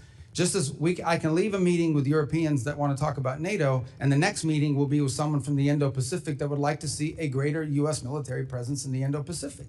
And then you can talk to Gulf partners that want to make sure we're still committed to defending and being involved there. And then you can go to Africa and talk to countries that want to see our cooperation on counterterrorism. And then you can go to the Western Hemisphere where they want us to do more with them as well and pay more attention. So the U.S. has global obligations, and while we have vast resources, we do not have unlimited resources. We have to allocate them, and that will include constantly re-examining what our force posture looks like in Europe in comparison to other theaters and potential contingencies around the world. Thank you, Mr. Secretary. I also wanted to thank you in the White House for supporting the bill that I've been pushing to defund the Taliban. You're very kind to me to meet with me, and I appreciate that very much, and the President's support as well. As you know, we're the UN's largest financial contributor, but it consistently pushes liberal policies like abortion and gender ideology in spite of our opposition. And every time there's a new council or whatever, it's always our enemies that seem to be on there. Why is the U.S. still a member of the United Nations? Of the United Nations? Yes, sir. Well, twofold, I would say. The first is United Nations, of course, is a very frustrating thing for us, primarily because it's been unable to intervene or play a constructive role in most of the major crises around the world. It's lost its purpose, it's lost its mission. I think our UN mission is doing a very good job of driving substantial reforms at the UN and using our fees as leverage to achieve those reforms. Last year, actually, we had some pretty substantial successes, some real reductions in the size, in the bloated budget of the UN. And by the way, this is not just a US position. Multiple countries agree with us that the UN had grown too large and it lost its core mission. On the other hand, there have been instances, and we try to use the UN where possible as a viable forum in which to solve problems. It was helpful as a forum in the Security Council, for example, in standing up the new mission in Haiti, in which the U.S. contribution is dramatically reduced and partner nations around the world, because of the UN approval, are now able to step forward and provide not just money, but actual troops for the gang suppression force. Likewise, we have 130 some odd co-sponsors of a resolution, the largest number of co-sponsors ever for a resolution in the Security Council condemning what's happening in the Straits of Hormuz and authorizing countries to potentially do something about it. Unfortunately, it's facing a veto threat from China and Russia, so no vote has been scheduled on that yet. So there are organizations in the UN that we've partnered with. We've been able to partner with them on making contributions to humanitarian relief around the world. And we actually struck a pretty good deal with them in which we can ensure that that money is going to be spent in a way that furthers our national interest, not go to fund the NGO industrial complex, but also provide aid, critical aid to areas that badly need it. So there's been some utility with some of it, but the UN is in need of continued dramatic reform, and we intend to continue to use our fees that that they claim we owe as leverage for that. Thank you, Mr. Chairman. One last thing. Is there any mutual, anything UN and NATO could do that would be mutually beneficial? Any reforms? But I'm sorry? Any reforms that the UN and NATO could do that would be mutually beneficial? Well, with NATO, it's a much deeper conversation that involves basing rights that have been denied to us by a handful of countries. And I think this is just it's going to feature prominently in the meeting in Turkey, as it did last week in the meeting with the foreign ministers. On the UN, I can provide you the list of the reforms we are asking for. They've imposed last year more reforms than ever before, but there are a few more that need to happen. And I can share that list with you and with the whole committee. Representative Stanton is recognized. Thank you, Mr. Chairman. Thank you very much, Mr. Chairman. Mr. Secretary, I do want to talk to you about the blurring of lines between public service and private enrichment at the highest levels of this administration's foreign policy leadership. President Trump has placed Steve Witkoff and Jared Kushner in charge of addressing some of the world's most intractable conflicts, including the war between Russia and Ukraine and cleaning up the president's self-made mess of war of choice in Iran. Let me start with Mr. Witkoff, Trump's special envoy to the Middle East. He co-founded the cryptocurrency venture firm World Liberty Financial alongside President Trump and President Trump's children. Days before President Trump's inauguration, a firm controlled by a member of the royal family of the United Arab Emirates, Sheikh Taknoun, bought a 49% stake in the company. That was a $500 million investment. 31 million of that went straight to the Witkoff family. Witkoff was still a financial stakeholder in World Liberty as he was simultaneously leading high-level U.S. government negotiations in his role as special envoy. One of those negotiations was over the export of America's most advanced AI chips to the UAE, negotiations personally attended by Sheikh Taknoun. In the spring, another company chaired by Sheikh Taknoun, MGX, deposited $2 billion in World Liberty Financial's stablecoin, the single largest investment in the crypto company ever. Weeks later, the chip deal was announced despite national security concerns. Secretary Rubio, do you believe that Mr. Witkoff has an unacceptable conflict of interest? I have never seen any evidence that he's made any decisions or advocated for any position that's to his personal benefit. On the contrary, and again, I can't speak to all the things you're saying now because that's not, Mr. Witkoff is an employee of the White House and he undergoes the ethics vetting and the procedures for disclosure that are appropriate to them, not to the State Department. But I would just add, I want to be fair, okay? I've never seen the guy ever say anything to me that makes me think this is personal rather than, the only thing he's ever done is spend his own money. Yeah. I know he has spent his own money at great personal expense to fly around the world on his own airplane, not on the government bill. He has done it, but everything out of his own pocket. Are you concerned about the appearance of a conflict of interest in Mr. Witkoff? I've never seen anything that leads me to have that concern. You know, again, you've cited a bunch of things. I'm just not aware of those but I'm just telling you my personal interactions with Mr. Witkoff are of a person who just thinks he's serving the country and is happy to do so, not out of any personal gain, but because he wants to serve the country. As Secretary of State, who's in charge of the foreign affairs of the United States, have you spoken to President Trump about any concerns about conflict of interest with Mr. Witkoff? I haven't had to. I've not seen any.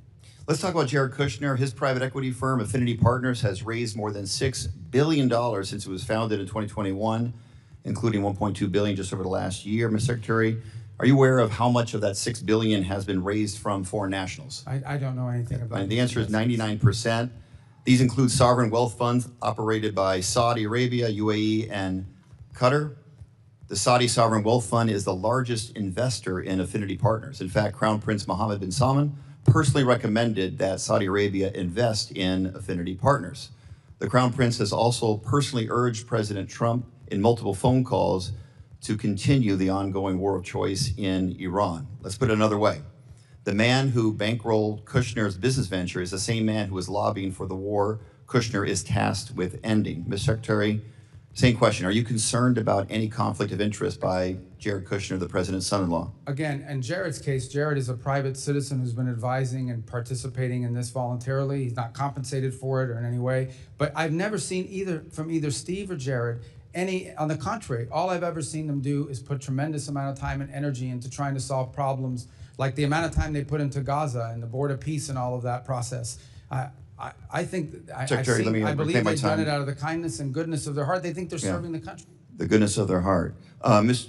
Secretary, what Jared Kushner said on 60 Minutes on this very issue, when asked about it, he says, what people call conflict of interest, Steve and I call experience and trusted relationships that they have throughout the world. Reclaiming my time, let's recap. The two men tasked with resolving this country's most sensitive national security issues, including meeting with Iranian negotiators, are profiting off the same countries that they are engaging with. One thing we know for sure, while the Ukraine peace talks are going nowhere and the war of Iran has no end in sight, Witkoff and Kushner are making out like bandits. Meanwhile, a gallon of gas is still hovering about $4.67 in Phoenix, Arizona, that I represent, up nearly 40% from just 18 months ago. The American people are paying more for gas, for groceries, for everything. They're footing the bill while representatives of our government are cashing in. I yield back. Representative Jackson is recognized. Thank you, Mr. Chairman. And thank you, Secretary Rubio, for being here today.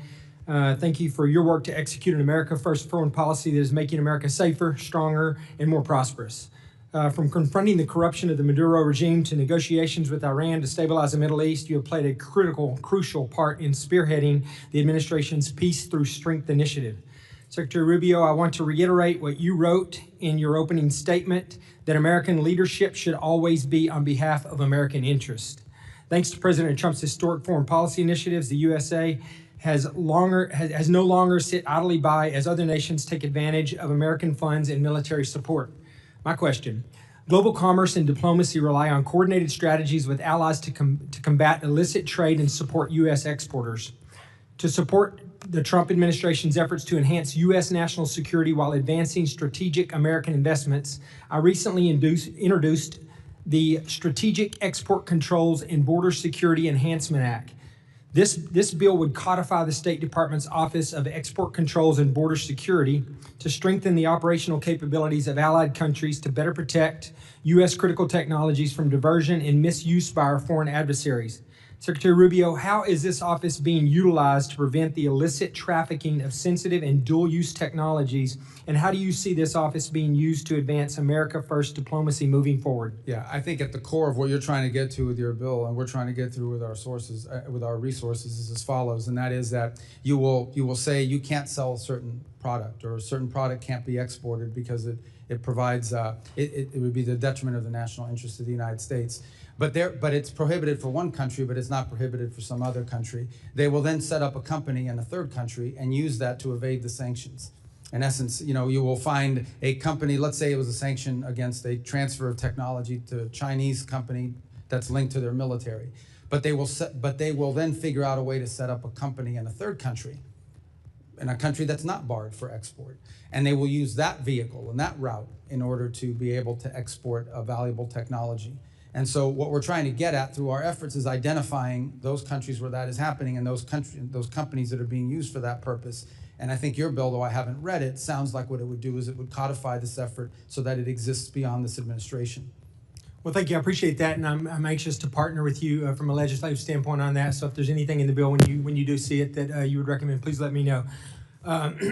Under this administration, the Foreign Service has refocused its diplomatic corps on merit and performance. The State Department has eliminated internal DEIA programs, slashed woke investments, and neutered NGOs that were working against U.S. national interest. We finally have got away from trying to force other governments to adopt the crazy woke social agenda of the failed Biden administration, the same agenda still being promoted by many of the progressive Democrats on this committee, unfortunately. And we are now ushering in a new era of American efficiency and strategic diplomacy. Mr. Secretary, how can this committee continue to provide the State Department with the tools in the upcoming Foreign Service Act reauthorization to advance President Trump's American First agenda and continue this progress? I mean, I think codifying these policies are important so that they exist for the long term. And I want to just say one thing when it comes to the issues that people use the term diversity. The Foreign Service will always be diverse in comparison to maybe some other agencies, simply because foreign service and international diplomacy often attract people that are first generation or maybe even immigrants themselves. They have language skills, they have cultural skills or what have you that sort of attract them to diplomacy to begin with. I think you see it reflected in ambassadorial posts around the world as well, the ones the president has nominated and so forth. I would also add something that's very unique to the State Department, which other agencies don't have. The majority of our employees, over 47,000 of our total employees, about 70,000, 47,000, are locally employed. These are nationals of other countries that work for us, and they're a key part of our missions. We couldn't carry out our mission function in many of these countries without these locally employed individuals that are not even American citizens, but they're valuable resources. They've been there for 15 or 20 years, so in and of itself, I would say the State Department, but ultimately, we want to hire the best people for the job. And that's what we should always want. We want to hire the best people for the job, the ones who are most capable of doing the job. And I think we can do that and still have a very diverse workforce, but not because of the diversity, but because of their skill, their merit, and their abilities. Thank you. I appreciate that. Mr. Chairman, I yield back. Representative Jackson is recognized. Thank you. Thank you very much. Thank you, Secretary Rubio. Great to see you again. Thank you for your forceful words in support of diversity, although there are some conflicting claims to what it means. Secretary Rubio, I stand before you not simply as a legislator, but as a witness to a moment in our nation's history when we are threatening to sever the sacred connection between our national interest and our moral obligation. This is a budget hearing, of course, but more than numbers on a page, we have to wrestle with the meaning of what those numbers mean to the lives of real people in real places, whose very existence is bound in no small way to the decisions that we make in this room. I want to start by showing the American people what the dismantling of the diversity, equity, and inclusion means. Under your leadership, we are abandoning the continent of Africa. Would you put this up, please? The question is not what can we afford, but what we are willing to become. Under your leadership, the U.S. effectively has closed 31 consular operations across Africa and has 34 ambassadorships vacant.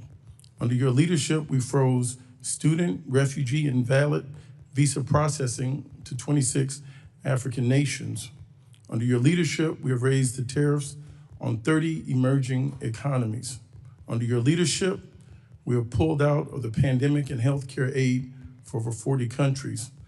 Our diplomats used to operate in every region, culture, and society on earth. A workforce that reflects the diversity of our country is not a political objective. It is indeed, as well as you know, a strategic advantage, as you articulated. Africa and other developing nations are fast-growing and young populations represent one of humanity's greatest opportunities for shared prosperity, climate resilience, and democratic transformation. On global health, last year, the Trump administration cut off all funding to the World Health Organization. However, to prevent diseases from reaching our shores, the U.S. still needs the global outbreak and disease surveillance functions that the World Health Organization offers. Diseases, as you know, do not need passports or visas. In March, the Washington Post reported that the administration is proposing to spend more than $2 billion a year to recreate a system that you dismantled, such as laboratories, data sharing networks, and rapid response systems that you abandoned when you withdrew from these programs. This is more than 3 times what we had contributed to the World Health Organization. That's waste, fraud, and abuse. How is reinventing the wheel at a significantly higher cost efficient for the American people? You know that, let me just answer that. Since Eastern Congo and Uganda are currently experiencing the 3rd largest outbreak since it was discovered half a century ago, and your response was to criticize the World Health Organization that you had retreated from. Your statement in the administration's action revealed a retreat from our responsibility, a shrinking of the vision of America, and a devastating abandonment of those who have long looked to the U.S. not as a savior, but as a partner in the difficult work of survival and dignity. Moving forward, we would have questions on how the Trump administration plans to address global health crisis, if that is something the United States still wishes to have leadership in. Prior to 2026, U.S. global health was a model for the world. Its initiatives helped contain more than 250 diseases across more than 40 countries. But DOGE and this administration have not told the truth. They told the American people these cuts were necessary. Because I can assure you there is nothing necessary about denying medicine when people are suffering. There's nothing justified in weakening initiatives like PEPFAR and the Global Fund. I'll give you some time, which have stood as shining examples of what this country can achieve when it chooses compassion over indifference. As we look at the HIV crisis, and specifically in Zambia, according to a draft memo that was shared with you, prepared for you by the State Department and African Bureau staff, something that you care about, you considered withholding life-saving assistance to 1.3 million people with HIV in Zambia to force the government to sign a deal giving the U.S. more access to critical minerals. Do you consider it acceptable to use life-saving HIV/AIDS treatment as leverage for economic advantage? And in closing, over the Easter weekend, I was in Cuba doing an oversight to see, and your State Department refused to meet with members of Congress while they were out gallivanting and partying. In closing, I would like to ask you, will you invade Cuba? I yield back. Well, I have 1 second to answer. What do I do? I mean, you guys tell me your rules here. I tried to write down all the stuff. Will you invade Cuba? Well, that's not the only thing you said. Mr. Secretary, I'm going to take my time to ask questions at this time, and I'll give you some time to answer. Okay, because I do want to answer a lot of the points he raised. So my questions are going to bear on this. I think there is a significant difference in the State Department today, and since you've taken the reins, versus the State Department under Secretary Blinken and under President Joe Biden. I'd like you to expand upon the changes that have been conducted. I think it's also incumbent for us to speak about things that just not everybody follows these things all day. I spoke about these things a little bit in my opener. The amount of attacks that have come against the United States of America by the hand of Iran, not in 47 years, just in the last 30 months prior to Epic Fury beginning. I referenced over 350 attacks, 200 wounded, multiple Americans dead, to include Specialist Moffett, Specialist Sanders, Specialist Rivers. We have been ongoingly attacked by Iran just recently.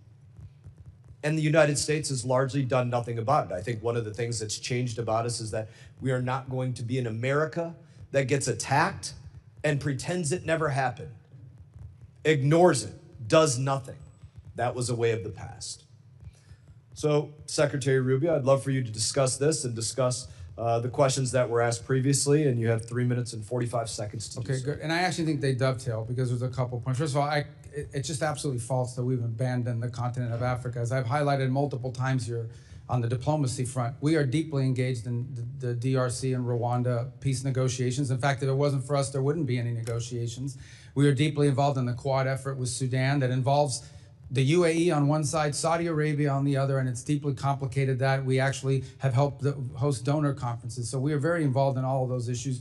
As I pointed out earlier, we've been working very cooperatively with the government in Nigeria to go after a common threat, terrorists that want to aim at us but are threatening the nation state there now. And by the way, we're opening new areas of relationship like Equatorial Guinea, which is a country we really hadn't had much interaction with for many years, and now that's begun to flourish, and hopefully we can build upon that. In the case of the consular services, we've consolidated consular operations all over the world. And one of the reasons why is you can do it more efficiently. There are areas where literally the number of either visas that are not accepted or even applicants do not justify having a full-time station.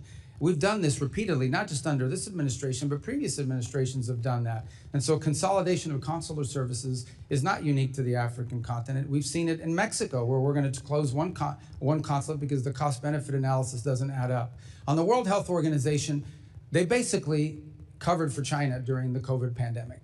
Openly covered for China, refused to disclose the reality of what was happening soon enough, and didn't put the blame quickly enough on where it belonged. But not just the blame, it didn't allow researchers to be able to begin the work of, it took longer than it should have to develop a vaccine and other things because of their attitude towards that. We have deep problems with the way the World Health Organization seems to play politics on behalf of some countries, and we pointed that out. Now, let me talk about a couple other things you raised. The Global Fund.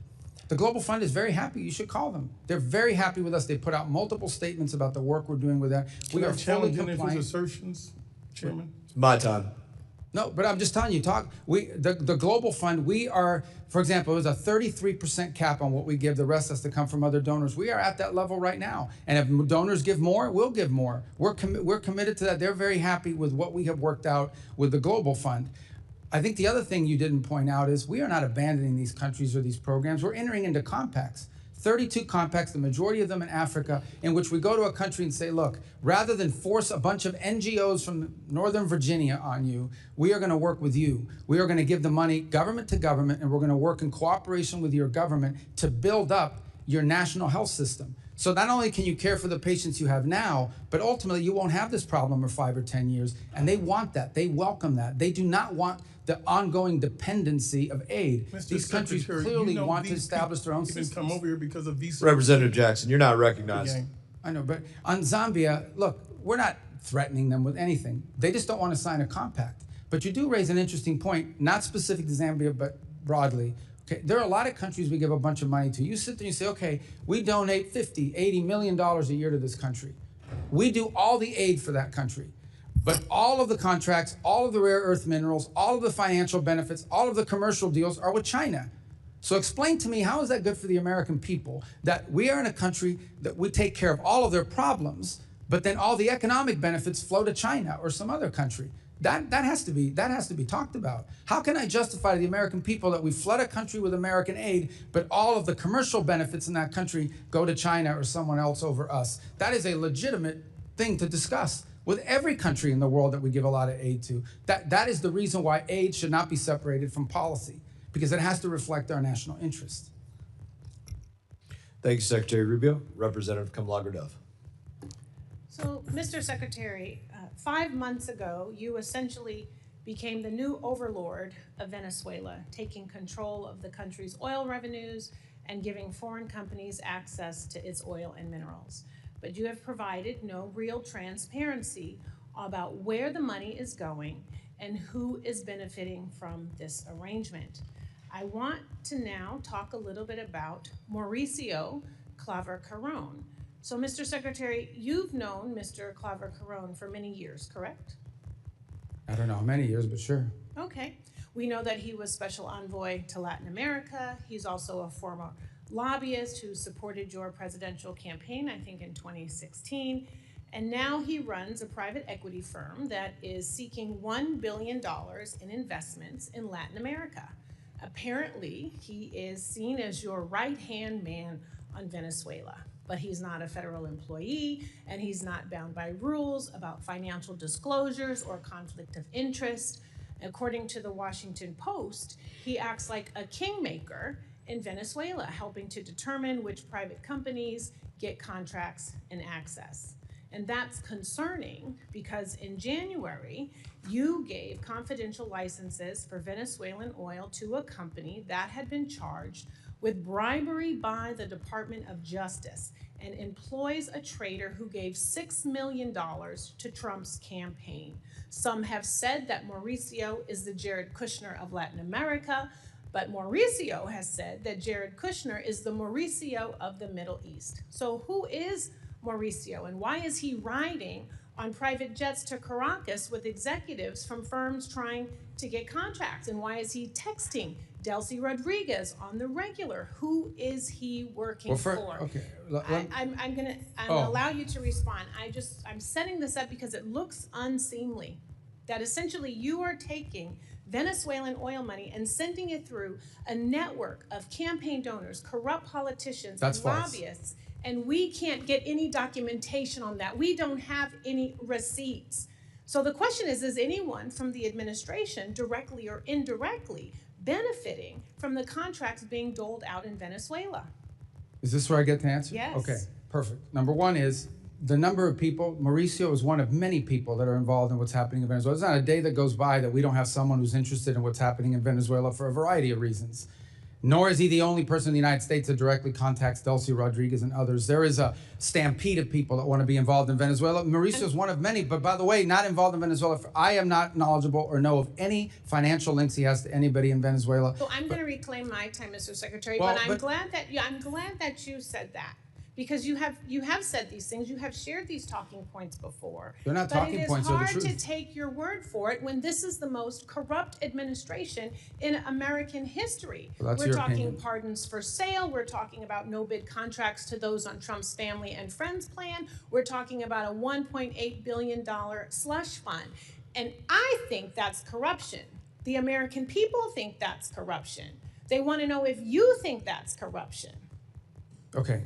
Number two, this goes right to the point of transparency. You're absolutely wrong about the way the money flows. It's pretty straightforward, and I'll share. So I'm going to have to reclaim my time again because the what kind of question about process is this? They get to ask questions and you don't get to answer? It's my time. The question I don't know about about you. When is corruption it my is really time? important. So why am I because here if I don't get to answer your questions or your defamatory statements? Reclaiming my time, Reclaim. Mr. I want Chair. you to, but I want to reclaim. Well, do I get time? Because you make these defamatory statements and no one can talk here. If this you is crazy. can't call out corruption in this country, then how can you call it out in another Well, I can't say country? anything because you won't let me That is speak. the question. It is about credibility and your credibility. And your credibility meter is on empty right now. This See, oil. these guys who just get to talk and I don't get to answer? Who determines the barrels of oil that get sold? What? How But you many won't let of them? me At answer your what question. price I have an does it answer get for your sold? question. Where is it going? Oh, I get will it. They let have to you. use their time for me to answer The your onus question. is on you to joke. prove that there is no corruption happening. Well, how do I That is prove it if your you don't let me talk? responsibility as the Secretary of State. And you know what? Normally we would have access to that data. That's the You do. transparency. You just don't know where but to look. you're not showing us any receipt. Well, then show us. But Do you you won't. commit? Do you commit to coming back here with whoever the person is who is monitoring the sales of the oil? Bring them before this committee. Can I Show the reclaim my receipts. time? Have the documentation. You don't have this time yet. I'm talking about your credibility and evidence, not your talking points, because talking points are never a replacement for transparency I agree, and but that's what you're documentation. saying. You're saying talking And points we without an have not- answer. We are 5 months into this and no audits. Zero visibility into the 100% contracts that are false. awarded. 100% Zero false. Unfortunately, transparency about where Representative the money time is has expired. going. Representative Salazar is recognized. And giving contracts with no transparency Can I is borrow your exactly time the to reason answer? why you shut down USAID. So practice what you preach. I yield my Oh, time. she gets to scream now too? Scream Chairman, and can we shout. take down her words? I'll give you some time. I'll give Yeah. you some of my time. Then you just Okay. just But God, change what the kind of thing energy. is this? What is this? You get asked questions for 5 minutes and you don't get time to answer. It's not a hearing. I think you said clown Like show a dunk before. tank. I What don't, is I don't this? have to tell you. I don't. I'll I've give even you used time. their time. How can I answer the question? They don't even give me time. I've had to use their time to answer your questions. Yes. All right, whatever. All right, so I don't need to tell you that in my community, the city that I represent, the city of Miami, you're one of the most illustrious representatives, and that we're very proud of you, not only the Cuban Americans, but the Hispanic Americans in my Why is she community. leaving? I'm So going to answer her questions. I will. Oh, she's going. Okay, I got it. Well, thank you for coming. All right, so we're going to talk about. I just want to give you time to answer, and then talk about Venezuela and talk about Cuba. So let's go back to Venezuela. Let's start with that. You said that stabilization, recovery, and transition. Those are the 3 steps that the State Department was going to implement in Venezuela. I believe that transition is the free and fair elections. The Venezuelan has a very robust opposition forces. We have Maria Corina Machado. So the big question here is that in order to avoid any type of misunderstandings like the one that we were hearing from my illustrious colleague, is that we should have free and fair elections that will bring rule of law, and the rule of law will then be able to bring in a lot of investments from the United States with transparency. Why can we not start right now the process of sending the message that we are going to establish, let's say next year, at the end of next year, a free and fair election sponsored with the United States, or by the United States? Yeah, thank you. Well, it all ties together, so I'm going to try to use the... It all ties together, Okay. correct. So let me first say about the oil stuff, which is a bunch... I don't even remember half the stuff that was being screamed at me, because most of it not entirely is false. Here's what happens. When there are sales of oil from Venezuela, they used to, sell it at a discount because of sanctions, and they had to do all kinds of evasive matters. Now they're able to sell it at market price to great benefit to the Venezuelan people. That money and those proceeds are deposited in a treasury blocked account at Citibank. That account, by the way, is audited by KPMG. KPMG has been hired and paid by the Venezuelan government out of those funds to audit every single expenditure. There is a list that's been agreed to by both sides, the Venezuelan side and the US side, on what the allowable expenditures are for. So for example, they've used 250... I need to go to 3 other countries, so I'm not sure what the chairman wants to do, but I understand that you're answering her question. Oh, but this is but it's tied to your point, because right. they'll be able to do the other ones quickly thereafter. Again, I know this is outrageous because I have to use your time to answer That's questions. correct, when but she I leaves. need to serve the community. I need to ask you about other countries. So Well, then bottom tell me. line is the money that's spent in Venezuela is audited by KPMG. It only goes to certain determined points, and it doesn't go to the individual benefit of anybody. Those are just false, outrageous So when can we statements. pivot to free and fair elections? So the second point is on the transition phase, which is the 3rd phase. The second is Correct. stabilization and recovery. Part of the recovery phase is creating the conditions for a free and independent press. You need to have independent press in order to have free and fair elections. We've seen an uptick in that activity. It's not 100% there, but it needs to continue to grow. You need to give space for the political parties to organize and to mobilize, because you can't participate in an election if you haven't had the time to do so. And you need a new electoral commission. We've said that repeatedly. And when that are we needs to happen. starting? Well, we'd like to see it as soon as possible, but the reality, just remember, it's been 5 months. Not 5 years, Correct. not 50 months, 5 months. 5 months is not a long time for a country that had gone through what that country went through. But clearly, we need to have a new electoral committee, and ultimately, Venezuela's future is free and fair multi-party elections. Correct. Let's go to Cuba. We know that your office is talking to the Castro family, and you're sending the message that the game is over, that they need to open up the democratic game. We know that, all right? So the question is, what's delaying that process? Well, it's not that it's delaying the process. We've had conversations. We're having diplomatic engagements with the Cubans consistently over time, over multiple reasons, and for many reasons over the years. In fact, the CENTCOM was just down at the fence line in Guantanamo, not CENTCOM, SOUTHCOM, over the weekend as well. Our message to them has been very clear. If they want a path in which they can recover their country and But we save understand that they are not understanding that. So then correct. what's next? So what can we do in order to make them understand that the game is over? Well, we're not going to allow them to benefit from the game that they've been playing, in which they're stealing money from the Cuban people to the benefit of this conglomerate at the expense of the people of Cuba. What we are offering to do is distribute $100 million in humanitarian aid But through they're not non-governmental accepting. organizations. Well, now they say they've accepted it, but they're But it creating has to go impediments. through the Catholic Church, and they're not willing And to do others, that Samaritan Purse. We have a whole host Representative's of time has organizations that are prepared to do it. Representative Costa is recognized. Thank you very much, Mr. Chairman and Mr. Secretary of State. Appreciate your presence. A lot of area to cover, but I'm concerned about America's presence and the international arena that we live in today. Ronald Reagan once described America as being the shining city upon the hill, one that other countries sought to emulate. You're familiar with that quote. I'm worried that our smart power that underpins our global standing, gives us credibility, clout, and coherence, is today in a democratic recession. That's my view.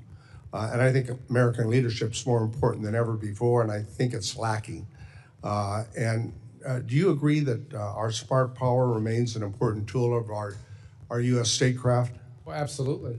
But we're vacating the field. 2/3 of our ambassadorships posts are empty. Our alliances, we hit our friends with tariffs, berate our partners for not supporting a war that they were not ever brought into in Iran, and only later walk back the plans to withdraw troops from our European allies. On foreign aid, we've scrapped USAID and dismantled our global humanitarian networks. And in the vacuum, as you know, China has come into that breach. I want to talk. We have a deal. This is, I think, a good example. You've not granted final approval on $14 billion arms deal for Taiwan, which I want to emphasize was a sale, not a gift. Do you think that protecting Taiwan is still important? It is. We gave them we had an $11 billion sale, the single largest in history, just in December. But it's not a gift; it's a sale. And why are we withholding? Why are we withholding the $14 billion? We're not withholding. It's just under review still. It has, but we just executed one in All right. December, which was Let's more than move Biden on. did in 4 years. Let's move on to NATO.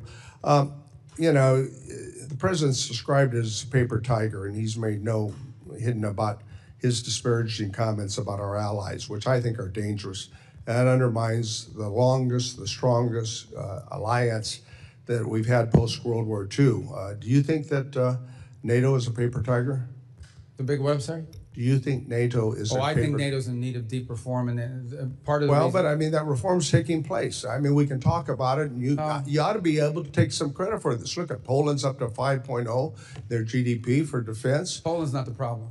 Well, a lot of Eastern, but we're working on this and we're making progress. Would you not agree? I don't agree. I think we're You making don't agree that progress. we're making progress? Well, I agree we're making progress with some countries, but others are saying their 5% or even their 3.5% includes, for example, pensions to veterans. That's not defense spending. Well, of course not. But I mean, I don't think that the confidence and the support that used to be a part of that transatlantic partnership is still there today. And you go to Europe and I go to Europe and we sense that in the people that we talk to.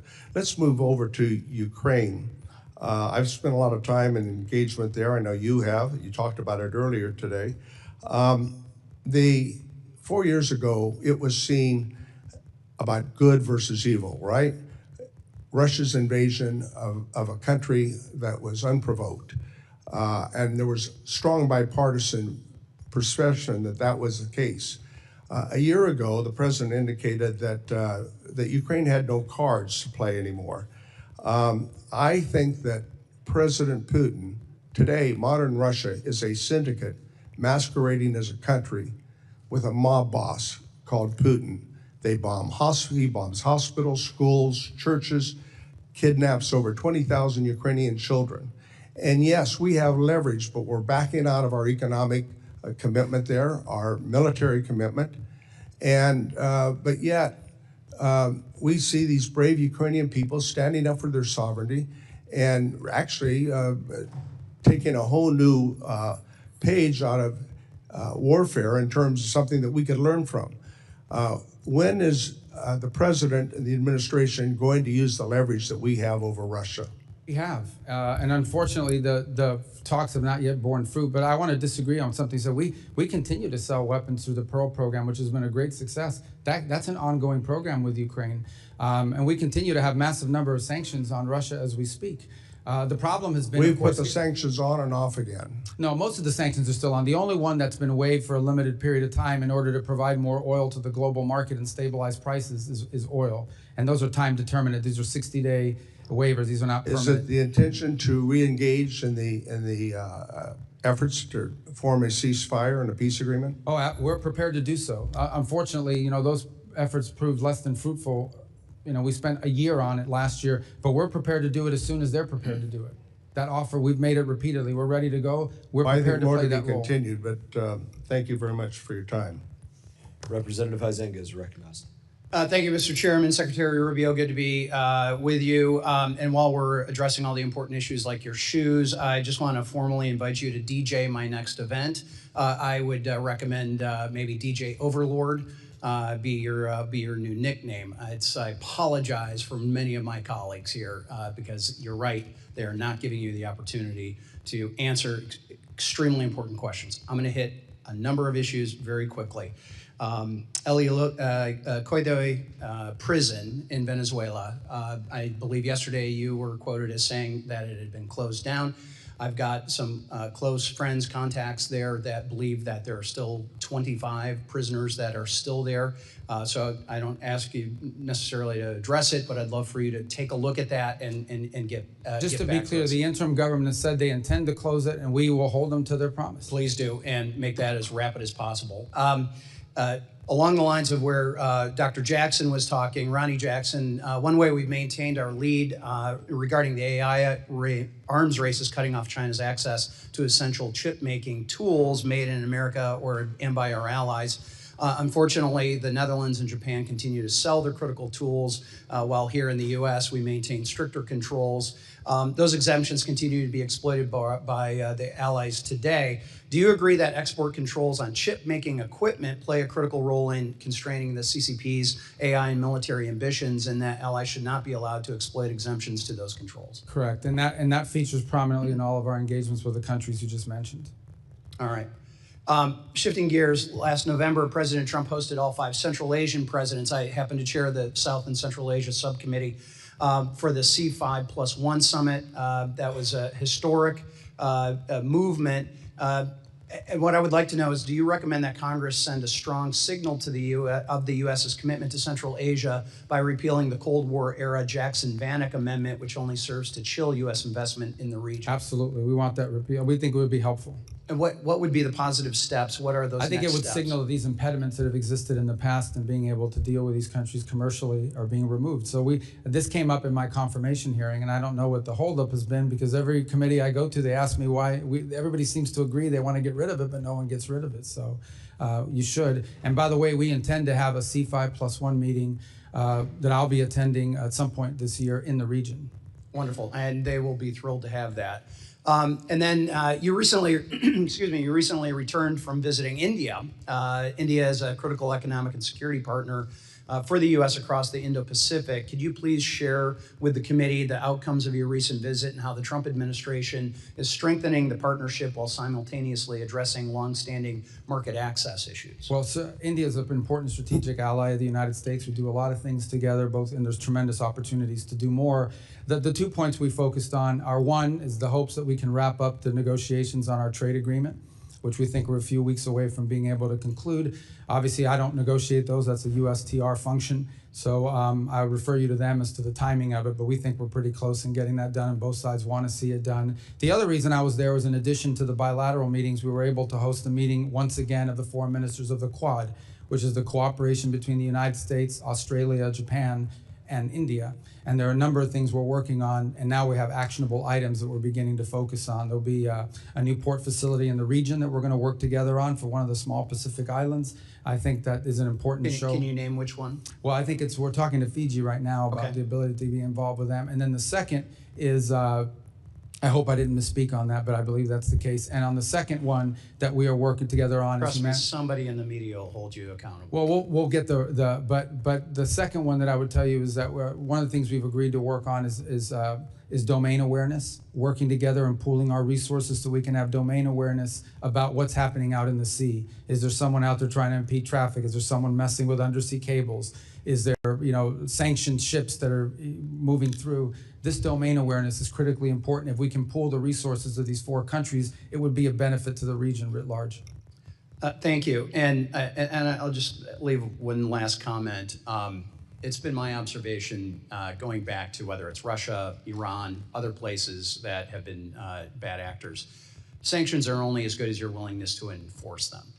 And we are finally seeing this administration, with your advocacy and others, and Treasury, to enforce those sanctions. Anthony Blinken sat there where you are not that long ago, and I had to remind him he had a problem on his hands because I'm vice chair of the Financial Services Committee. There's a number of Financial Services Committee members who are on this committee. We actually write the sanctions, and he basically would come in and say, don't worry your pretty little head about all these confusing sanction-y things.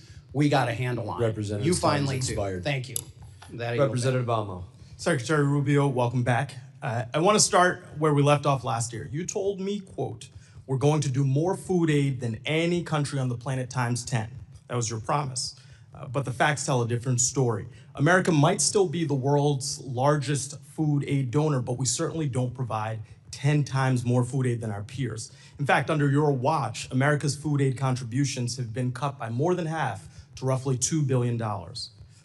It should be very clear that America's strength has never come solely from our might. It comes from our alliances, our credibility, and our values.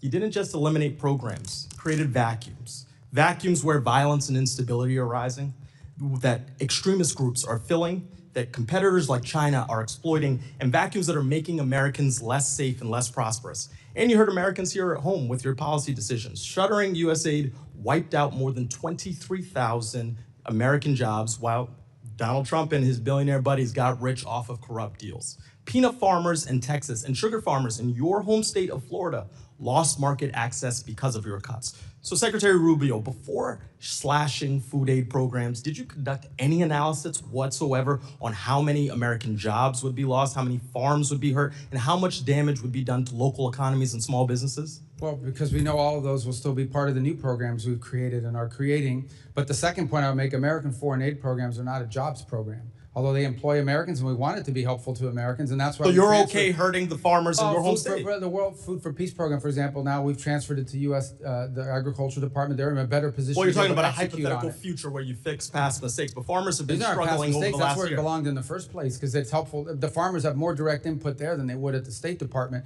As to your point about us cutting aid, not only are we we donate more than the next 4 countries combined. We do more than anybody else. But we went down, and there are consequences. Look. From where I sit, but why are we in charge of feeding everybody? This is not about charity. This is about our economy and values. I didn't say that you got to do it all, but you can't cut when you know without analysis that bad things are going to happen. But we replaced. We have new programs that are actually working better. Well, Mr. Secretary, if I may, from where I sit, you, Donald Trump, Elon Musk, you got together, you made these cuts blindly because you did not say that you conducted any analysis. You just said we cut. because we have a hypothetical future that we are trying to create, which is not a serious plan. And that's not regard for the economic damage to our farmers, to our small businesses here at home who are feeling that pain. And moreover, you've had lives lost. And I want to get to that point. I want to introduce you to Mary Sunday.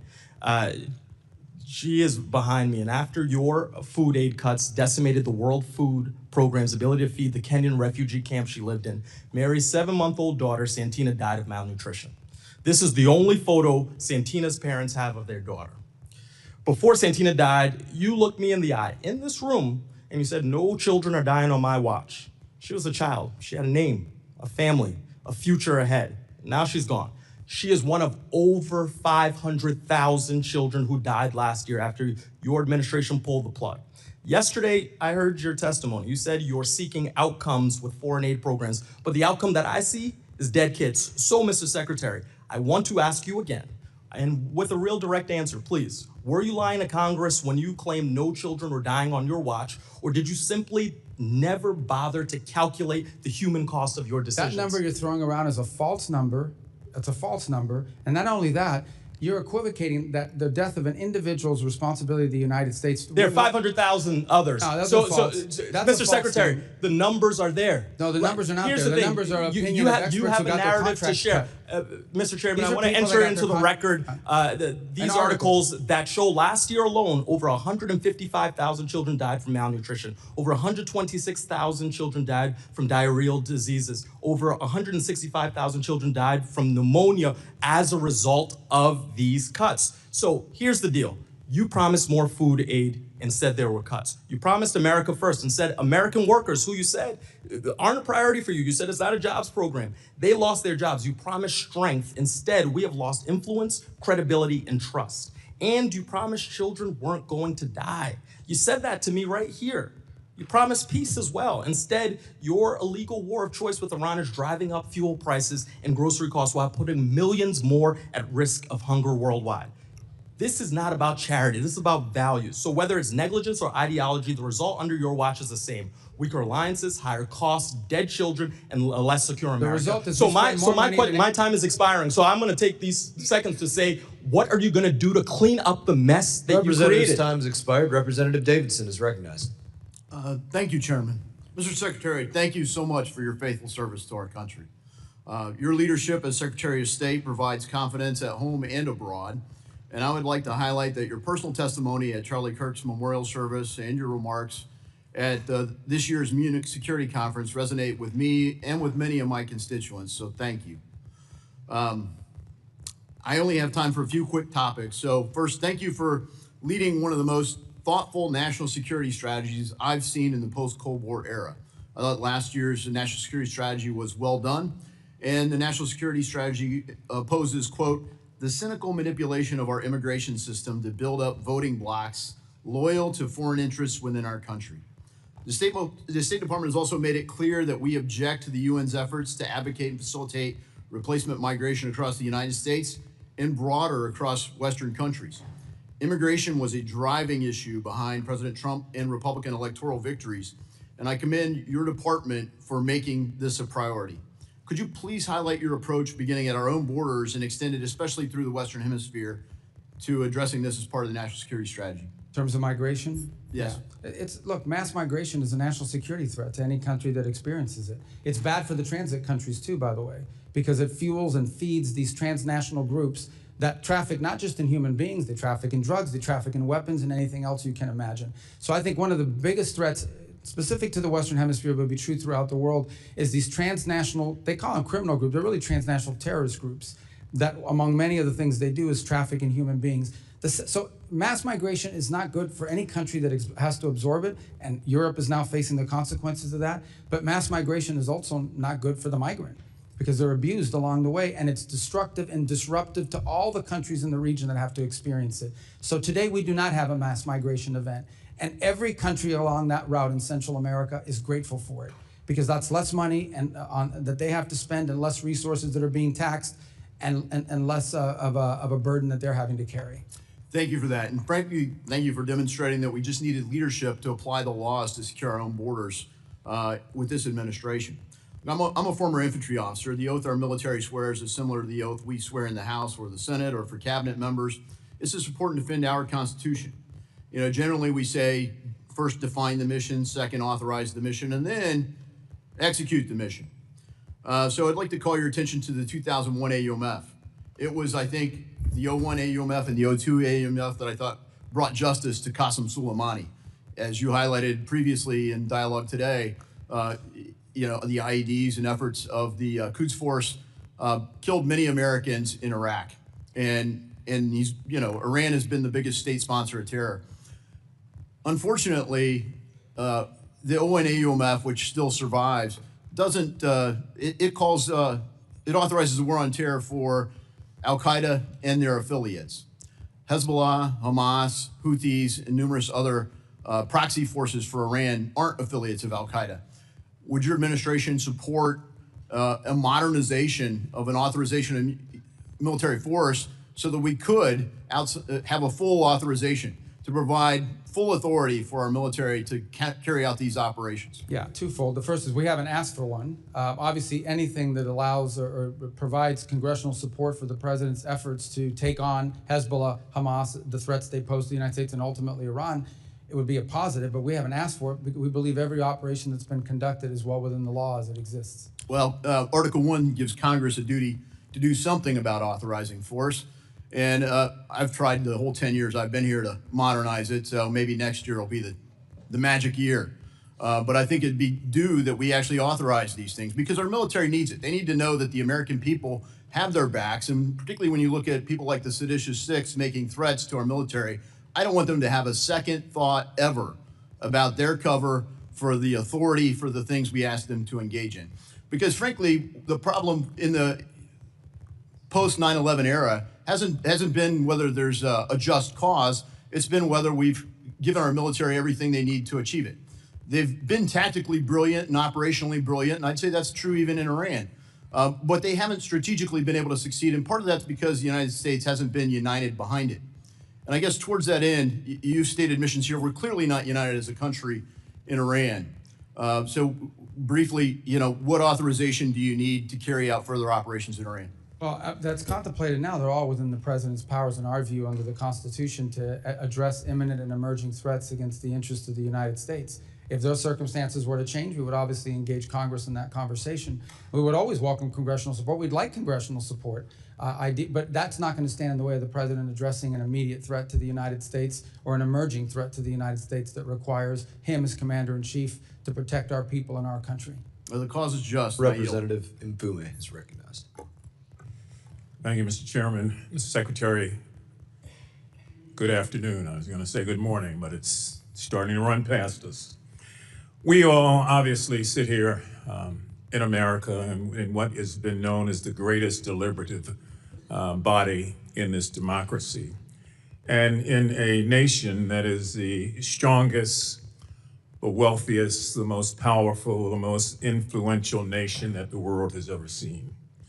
America's military might has no rival. However, America's moral obligation continues to be called into question. And I want to talk a little differently about something that doesn't get the attention that it should get. And I want to associate myself with the remarks from my colleague from Rhode Island. Globally, over 122 million people are forcibly displaced all over the globe due to conflict, due to persecution, due to human rights violations. They are in the Sudan, they're in Syria, they're in the Ukraine, they're in Myanmar, they're in the Congo, and they are in Gaza. And so I want to take the time that I have to talk about Gaza, since no one seems to want to talk about it anymore, now that there is a tentative ceasefire. But there's also a number of children, teenagers, seniors, and others that are living in Walla. They have no real medical care that is sufficient for their needs. They are displaced because of this humanitarian crisis that we see. And for months, the issue was that Hamas was not allowing people in. Well, that's not the case right now. And we see what was supposed to have been tens of trucks going in each day down to a trickle, not carrying food, but carrying a lot of commercial supplies.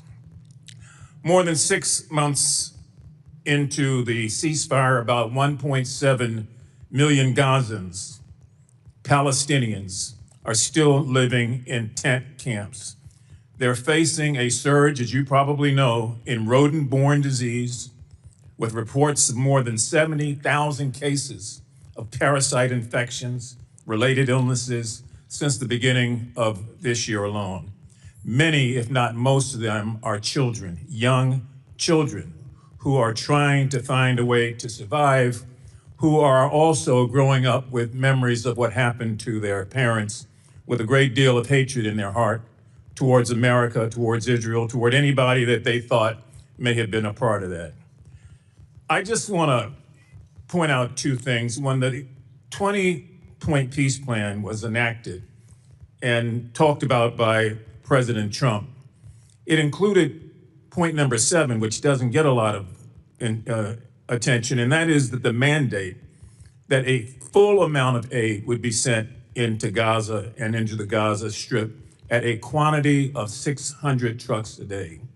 It also included another point, point 8, that entry and distribution of this aid would proceed without any interference from any outside or internal force. So if we are in fact the strongest, the powerful, the most wealthy, the most influential nation on the face of the earth, it would seem to me that while we are doing all these other things around the globe, Mr. Secretary, that we ought to have a humane reaction and response to what we helped to create there. I mean, it is not just war-torn, it's ravished, and people are dying every day, even as this hearing takes place, because they can't get medical attention. And so Gaza is not over with. That chapter and page is not turned.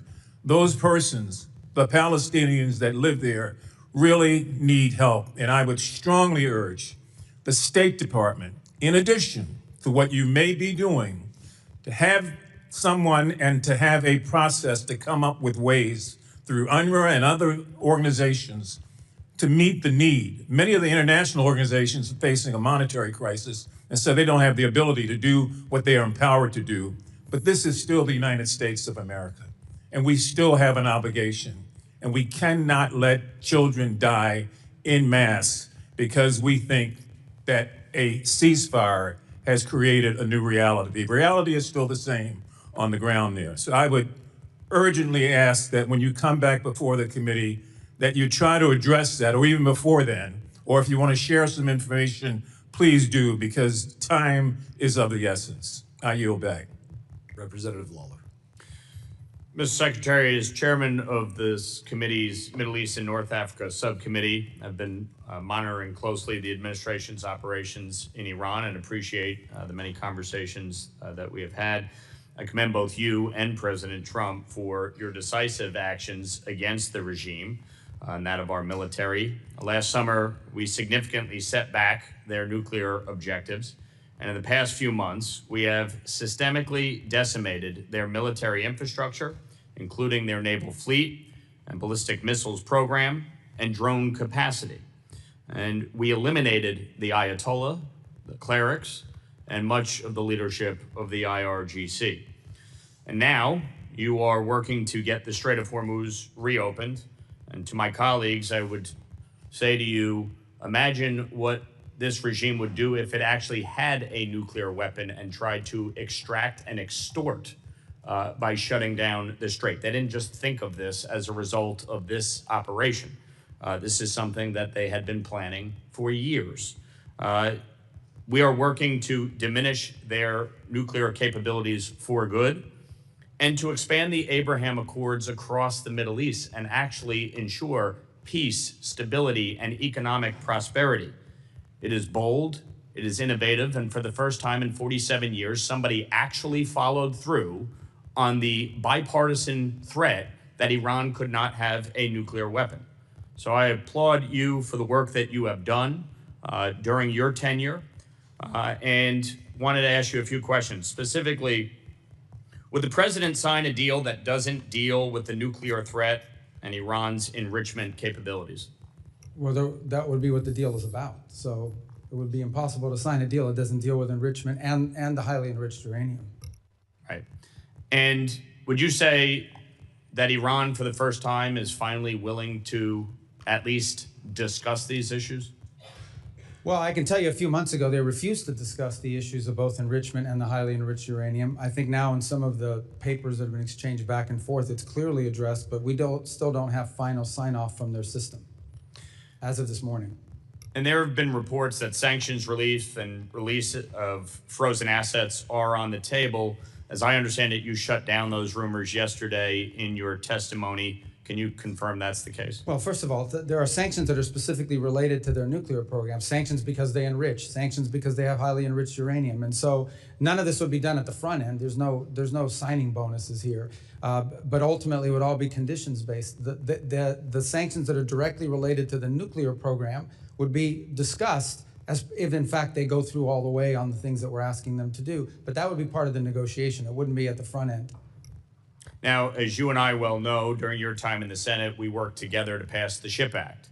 And it was the Biden administration that not only released billions in frozen Iranian oil revenue, but it was the Biden administration that eased sanctions on the illicit oil trade between China and Iran. And that's what allowed the Iranian regime to finance terrorism. Hamas, Hezbollah, the Houthis. That's what allowed them to finance their ballistic missiles program. And it's what allowed them to finance their nuclear capabilities.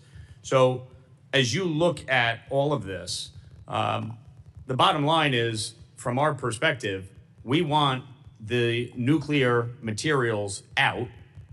And so ultimately, no dust, no money, correct?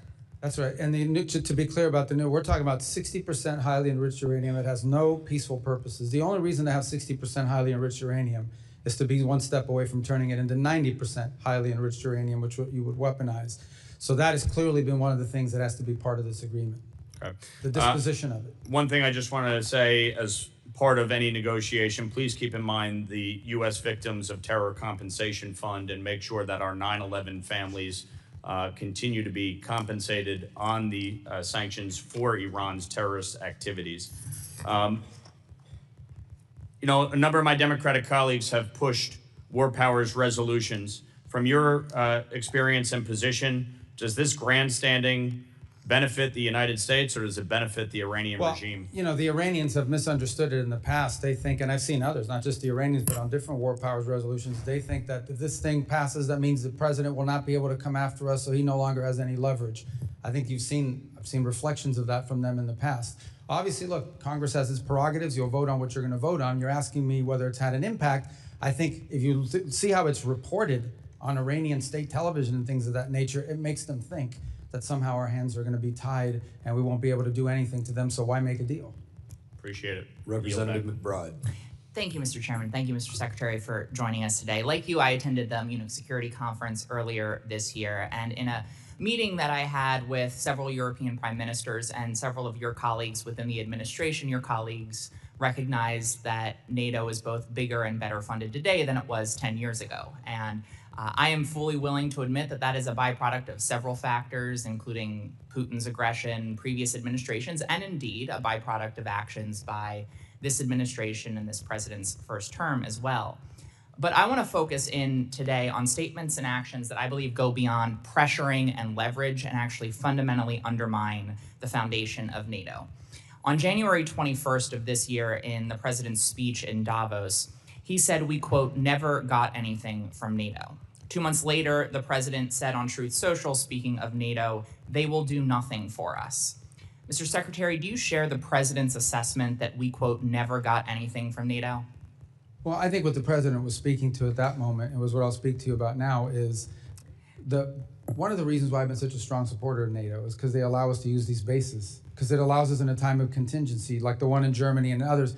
And for the first time, we see NATO countries denying us the use of their bases, which undermines the purpose of our involvement. These statements, including the one "we never got anything from NATO," happened before the war in Iran, which falls outside of the Article 5 invocation. It falls outside of a war of defense. Do you share the president's assessment that we, quote, never got anything from NATO? I share the president's assessment that on issues that are a priority to the United States. I'll take that as you disagree with his assessment that we never got anything from NATO, because, Mr. Secretary, let me reclaiming my time, Mr. Chairman. Mr. Secretary, I'm asking very specifically about a specific quote. I'm not asking whether NATO can be better or reformed. I'm asking if we never got anything from NATO. And I want to specifically ask you, Mr. Secretary. Well, why are you asking me if I can't answer? You're not answering the question that I'm asking. You're answering a different question about whether NATO can be better or reformed. And so I'm going to move on, Mr. Secretary. Are you aware that the only time Article 5 has ever been invoked is after 9/11 in defense of the United States? Of course I'm aware of that. Okay. And are you aware that more than 1,000 Europeans died in the subsequent war on terror that was invoked after? They participated in the Middle East, correct. And I assume you're aware that the NATO ally that lost more service members per capita is Denmark? Denmark, I thought it was that the UK had suffered more. More per capita. Okay, gotcha. And I assume you're aware that Greenland is indeed part of Denmark? For now. Okay. Well, I want to focus in on Greenland. I joined the bipartisan bicameral trip to Copenhagen as the administration that you're a part of sought to seize Greenland. In the president's speech at Davos, he said, referring to Greenland, quote, "You need ownership to defend it." Mr. Secretary, does the United States need to own land within NATO to defend it? And the truth be told, we are actually involved in conversations with Greenland and Denmark on the use of Greenland for collective defense for all of us. It's a key part of missile defense, but we're involved in those talks right now. So I think we're in a good place on it now. But I don't want to put stuff out there in the public record that would undermine the conversations we're having with them on it. So specifically, I'm not asking about whether we're going to do more within Greenland for our collective defense. I think all of us share that goal, including Denmark and Greenlandic people. But does the United States need to own land within NATO to defend it? That's what the president said, and that was the justification for those statements and the attempt to seize Greenland several months ago. The president's view is that it's a lot easier to defend it when you have control and complete control of it. We are obviously having conversations with both Denmark and Greenland. They are ongoing on a monthly basis now. I think we'll have pretty good news on it at some point. I take that as you disagree with the literal words of the president of the United States. And I want to put a finer point. I think he's right. If we owned it, it would be easier to defend it. But that's not what he said. He said you need to own it to defend it, which fundamentally undermines the central tenet of Article 5 of NATO, which states that the parties agree that an armed attack against one or more of them in Europe or North America shall be considered an attack against all of them, and if such an armed attack occurs, each of them will assist the party or parties attacked. So sitting here with, I'm sure, many leaders across Europe within NATO and many leaders beyond, including Vladimir Putin, potentially watching the words and listening to the words that you are saying, can you reassure our NATO allies and make it clear to Vladimir Putin that if a NATO ally is attacked and Article 5 is invoked, that we will defend them? The United States is still in the NATO alliance, and we'll be there in Turkey to talk about all these topics. The president himself will be attending the next NATO meeting of heads of state, where all these points will be made clear. We're still in NATO, but NATO needs significant changes, and the president has made that clear. And he's very disappointed in NATO. Representative Self is recognized. Thank you, Mr. Chairman. Thank you, Mr. Secretary, for being here. I want to continue on NATO, but first of all, would you like 30 seconds to respond to the last questioning? Well, thank you. The bottom line is the United States, look, with the NATO, I've been a strong supporter personally in the Senate and otherwise of NATO, and I still see the utility in it. The problem with NATO, as I want to point out, is those bases that we have in the region is one of the reasons I used to argue why NATO was so important, is it allowed the U.S. to project power and have power in case of contingencies. And we had a contingency, and we had countries in NATO that said, no, you can't use our bases, particularly Spain. Now, I want to be fair, there were other countries that have been extraordinarily cooperative in what they've helped us to do, some publicly and some privately. But I think the president's irritation with NATO is that in a time of conflict and crisis where the United States had a need, you had members of this alliance who are constantly asking us to get involved in European matters, like Ukraine and things of this nature, who in our time were actually telling us, no, your tankers can't use our airbase. No, you can't use it to refuel. No, you can't use it for logistical support. And he's very what kind of alliance is that? I think the other thing that's concerning is that apart from NATO, you have this European effort to stand up some sort of a military force, some of which may trigger actions that would then lead to an Article 5 invocation. That's a separate topic, but one that also needs to be discussed. So I think the next meeting of NATO in Turkey in July is probably the most important meeting in NATO's history, because there's some things here that need to be cleared up and fixed. Thank you, Mr. Secretary. I chair the European subcommittee on this committee. I was in Europe for 8 years on active duty to include European Command and the NATO-shaped military headquarters. I want to point, you gave us a really masterful review of the global situation early in your spoken remarks. I want to ask you to comment on another part of Europe that we've not talked about that I consider very fragile, and that's the Balkans, particularly the Western Balkans.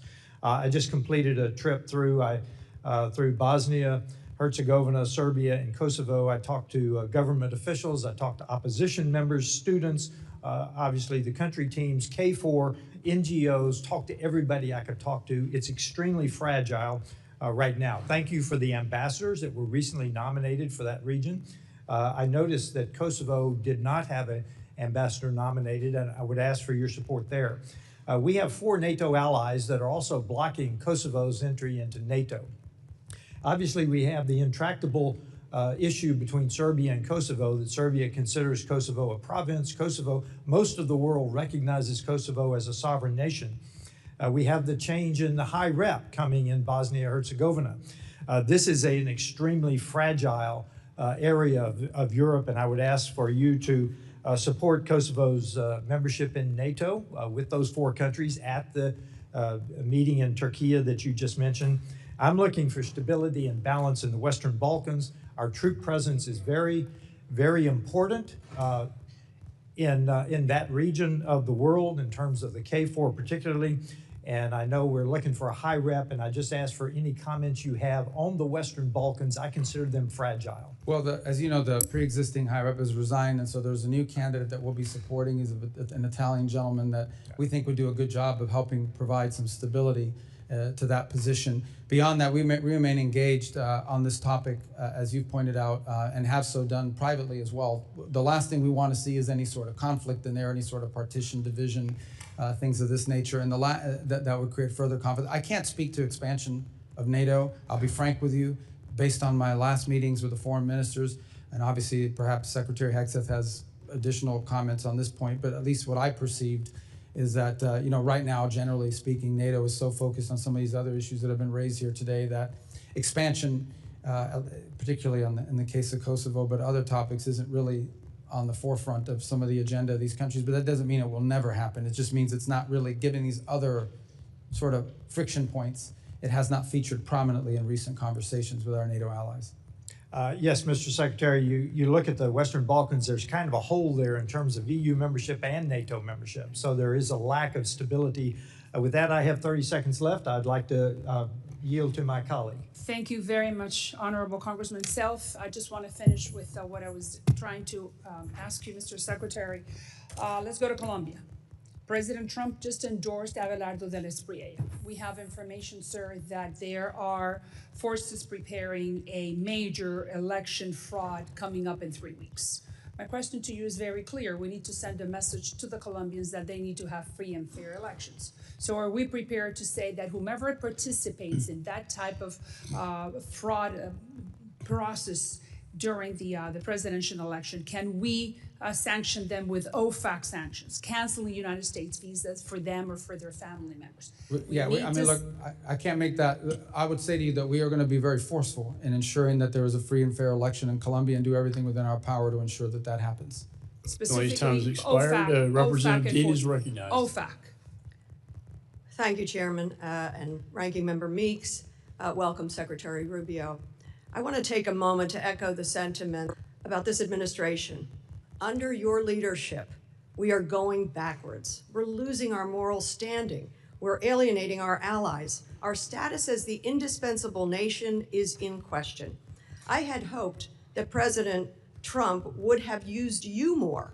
I had hoped he would have used diplomatic tools more instead of family deal makers. A prime example of where we have lost ground is the destruction of USAID and the U.S. foreign assistance apparatus. Secretary Rubio, I agree with your stated intention to spend foreign aid effectively, efficiently, and aligned with American values. Your written testimony certainly paints a rosy picture of the State Department's progress in achieving those goals.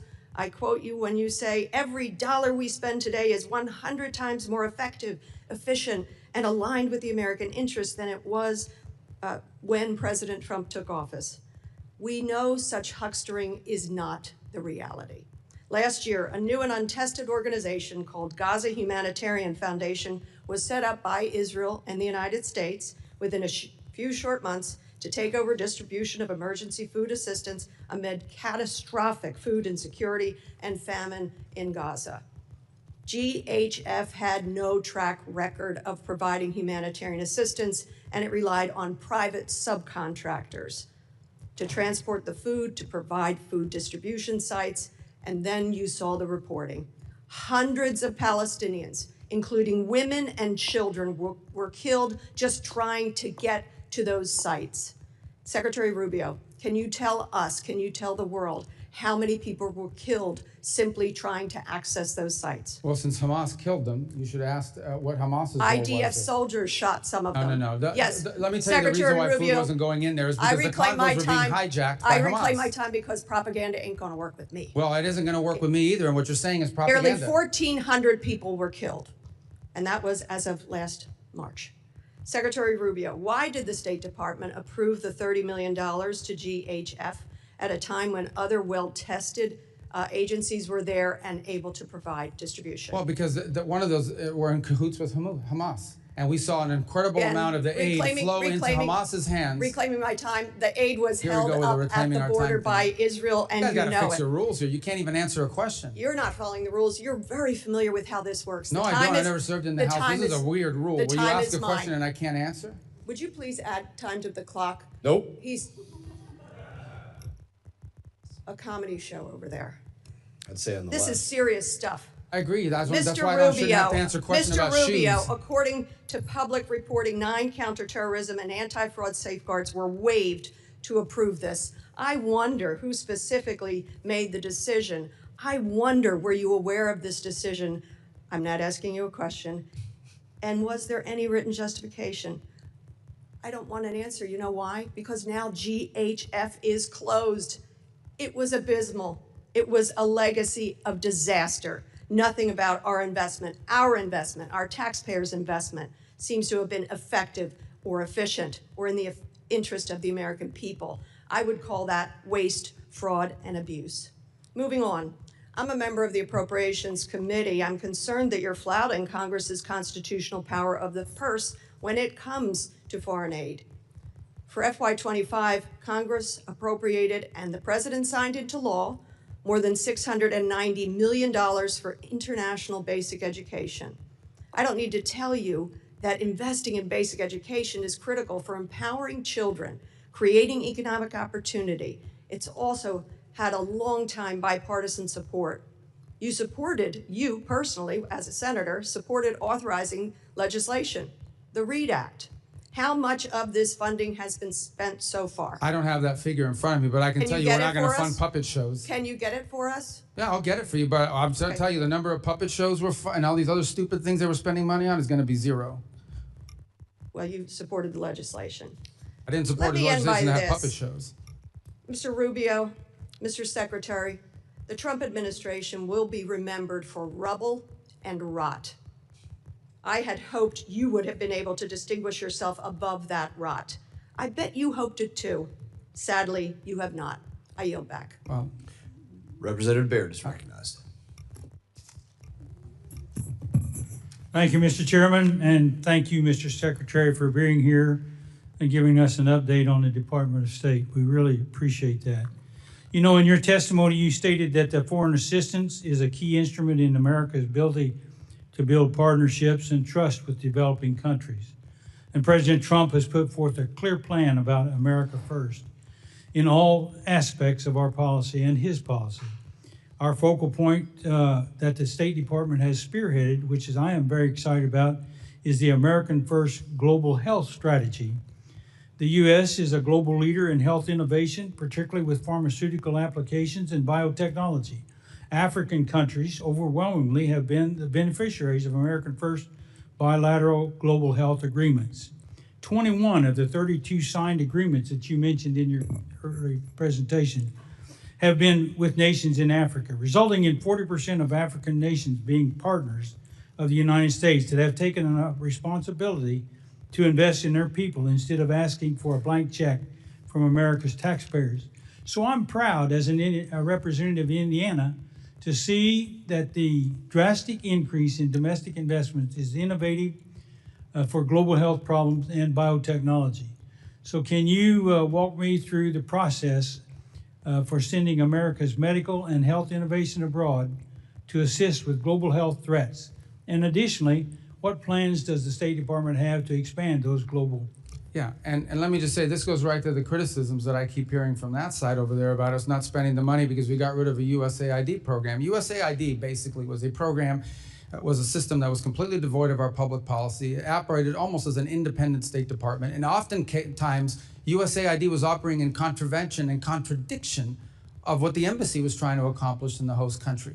And one of the complaints you would get from many developing countries is that they would get flooded with NGOs that were picked for them. These NGOs would then operate in the country without even coordinating with the government, doing whatever they wanted and pursuing what they wanted. And in some cases, it extended well beyond food and medicine. It extended to political interference and all sorts of other activities in these countries that were undermining the national interest and the credibility of the United States. Now, these compacts in particular are promising and exciting because they are government-to-government arrangements. No longer do we put money into a bucket and says, this is for vaccines, or this is for medical care, or this is for standing up clinics globally. We are doing it individually, country by country. And the reason why that makes sense is because every country has unique needs. Some country may need more help in some area than in others. But at the core of this arrangement that we're making with countries is their desire and our goal to ultimately help them build their own national health systems so that eventually they no longer are dependent on foreign aid in order to be able to conduct that. Some countries it may take 5 years, some countries it may take 15. It depends on which country. But that's the goal of the compact. And these countries are happy with the compact because for the first time ever, their government leaders have control over how the money is spent, where it's being spent, and it's being spent in a way that builds their domestic capacity inside of the country. That's a much better way to do it than to flood these countries with NGOs accountable to nobody, run by, in many cases, through a USAID program that was undermining our foreign policy in that country in many instances. Well, I appreciate that answer very much. I was really shocked to see where some of the funds were going in Africa, for example, through those the USAID and the USAID program. And I know that was not what was intended in the beginning. So thank you for taking care of that and making an effort to do that. Let me change to one other thing. During the Biden administration, the FSOs were evaluated in the service based on a meaningless criteria like DEI and woke politics. So this arguably drowned out the vital U.S. interest, like beating back the Chinese encroachment and advancing new technologies abroad. I commend you for stripping the Department of DEI and other woke policies, and we should renew our focus on reinforcing our edge against China, and we certainly can use tech diplomacy to do that. So we have about 42 seconds, so would you mind sharing with me how to agree with the diplomats should be trained in emerging technologies like AI and telecommunications? Yeah, well, I think given the dramatic transformations happening in the world today, our diplomats of the future are going to have to be trained in multiple fields that previously we didn't, not just in the role that technology broadly plays, but the rapidly evolving role that AI plays, and economics. I think economics have become a central core, have always been an important part of our diplomacy, but have become at the core of much of our diplomacy around the world now. So it's one of the areas where I think are, in addition to knowing how to write non-papers and all the other normal diplomatic things, I think it's going to be really important for Foreign Service officers in the future to have an understanding of economic factors. Thank you very much. I yield back. Representative Schneider is recognized. Thank you, Chair, and Mr. Secretary, thank you for being here today. I'm going to talk about areas on which we both agree, specifically addressing the threats from Iran and seeking stability, prosperity, and peace for all the peoples of the Middle East, including our Arab Muslim allies and the Jewish Democratic State of Israel. Like you, I've spent much of the past 2 decades working to block and ultimately permanently close any path Iran might pursue to acquire a nuclear weapons capability. And like you, I've argued that the international community must work together to eliminate Iran's conventional weapons threat, including ballistic missiles, cruise missiles, and now drones. Like you, I've worked to thwart Iran's support for terrorist organizations around the world, including Hezbollah in Lebanon, Hamas and Palestinian Islamic Jihad in Gaza, and the Houthis in Yemen, among others. And like you, I believe we should do all we can to empower the good people of Iran to free themselves from the evil regime that has oppressed them for more than 47 years. And now we can add the imperative to reestablish freedom of navigation in the Strait of Hormuz. I know you and this administration are working to reopen that strait. Mr. Secretary, assuming an arrangement is soon reached to reopen the strait, have you or anyone in the administration calculated or even estimated the economic impact on Iran's economy through the remainder of the year versus the baseline that was expected before the war? Yeah, I'm sorry, if I want to understand your question. Are you saying if the straits are open, how much have they lost? If an agreement is achieved, do you have an expectation of what's going to happen in Iran's economy going forward? How much money will come in with the straits Well, I can open? tell you, so for example, with the blockade now, their inability to get ships out is costing them hundreds of millions. Right, so if it's costing them hundreds of millions of dollars a day now not to be able to get their ships out, that would be theoretically what they could gain back, except that they still face sanctions. Now, the sanctions haven't been enforced necessarily, but in many cases in previous administrations, but they still face sanctions. What you've seen happen now that has never happened before. Let me just, I just, for the sake of time, Yeah, I I appreciate understand. that. The administration is looking at give and take to get the straits open. Have you estimated how much of the cash that will flow into that economy? As you said, $100 million a day will make its way ultimately to Iran proxies like Hezbollah, Hamas, or Palestinian. Well, obviously, we assume a lot of it, but they also have significant reconstruction costs. But let me be clear, I don't think that's what you're asking me. No, the straits are not in exchange for sanctions relief. The straits are in exchange for the blockade. That's not what I'm I asking. just wanted to be clear on that point. But there will be economic inflows to the regime and Yeah, unfortunately, that's the case, and that continues to be the case. That will have to change as well as part of this negotiation. So, and just because time is so tight, my request is, can you commit to giving this committee a classified briefing to share what the administration is doing to thwart the efforts to get money to Hezbollah, Islamic Jihad, and Hamas? Yes, and I think you'd also benefit from hearing from Treasury on that topic as well. We will ask that and I asked the chairman to do that. Way back in May 8th, 2018, the Trump administration laid out a fact sheet making the case why it was leaving the JCPOA. I'm going to just go through some of the points and ask you to confirm that the administration's red lines are still the same. Quote, this is May 8th, 2018, this is a quote, the JCPOA failed to deal with the threat of Iran's missile program and did not include a strong enough mechanism for inspection and verification, end quote. Can you commit to this committee that any resulting deal will include a strong mechanism for inspections, ideally anytime, anywhere inspections and verification of Iran's missile program? Missile program? Yes. Well, the missile program is being discussed partially because Epic Fury destroyed much of it, but it still needs to be discussed because there's a delivery system for these. So that's been a part of the negotiations, correct? Again, quoting from the May 8th document, the JCPOA foolishly gave the Iranian regime a windfall of cash and access to international financial system for trade and investment, end quote.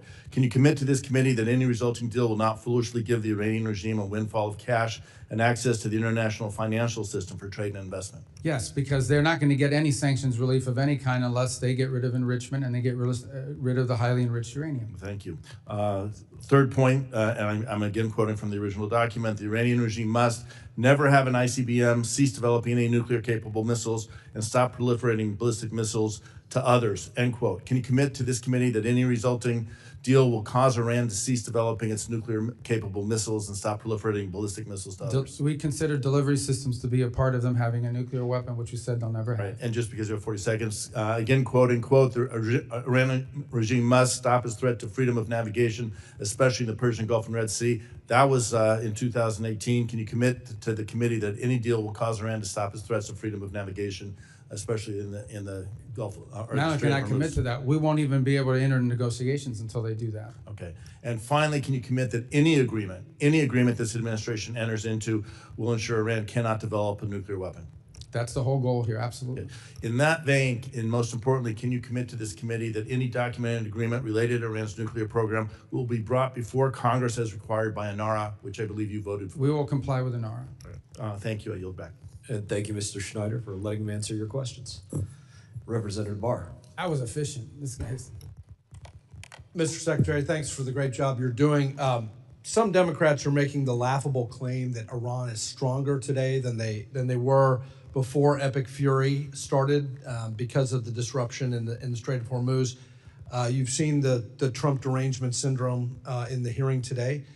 Can you set the record straight on whether or not Iran is stronger today? Well, they have no navy, they have no air force, they have no air defenses, they have they have massive destruction to the defense industrial base. They've lost a substantial percentage of their missile launchers and of their drone launchers as well.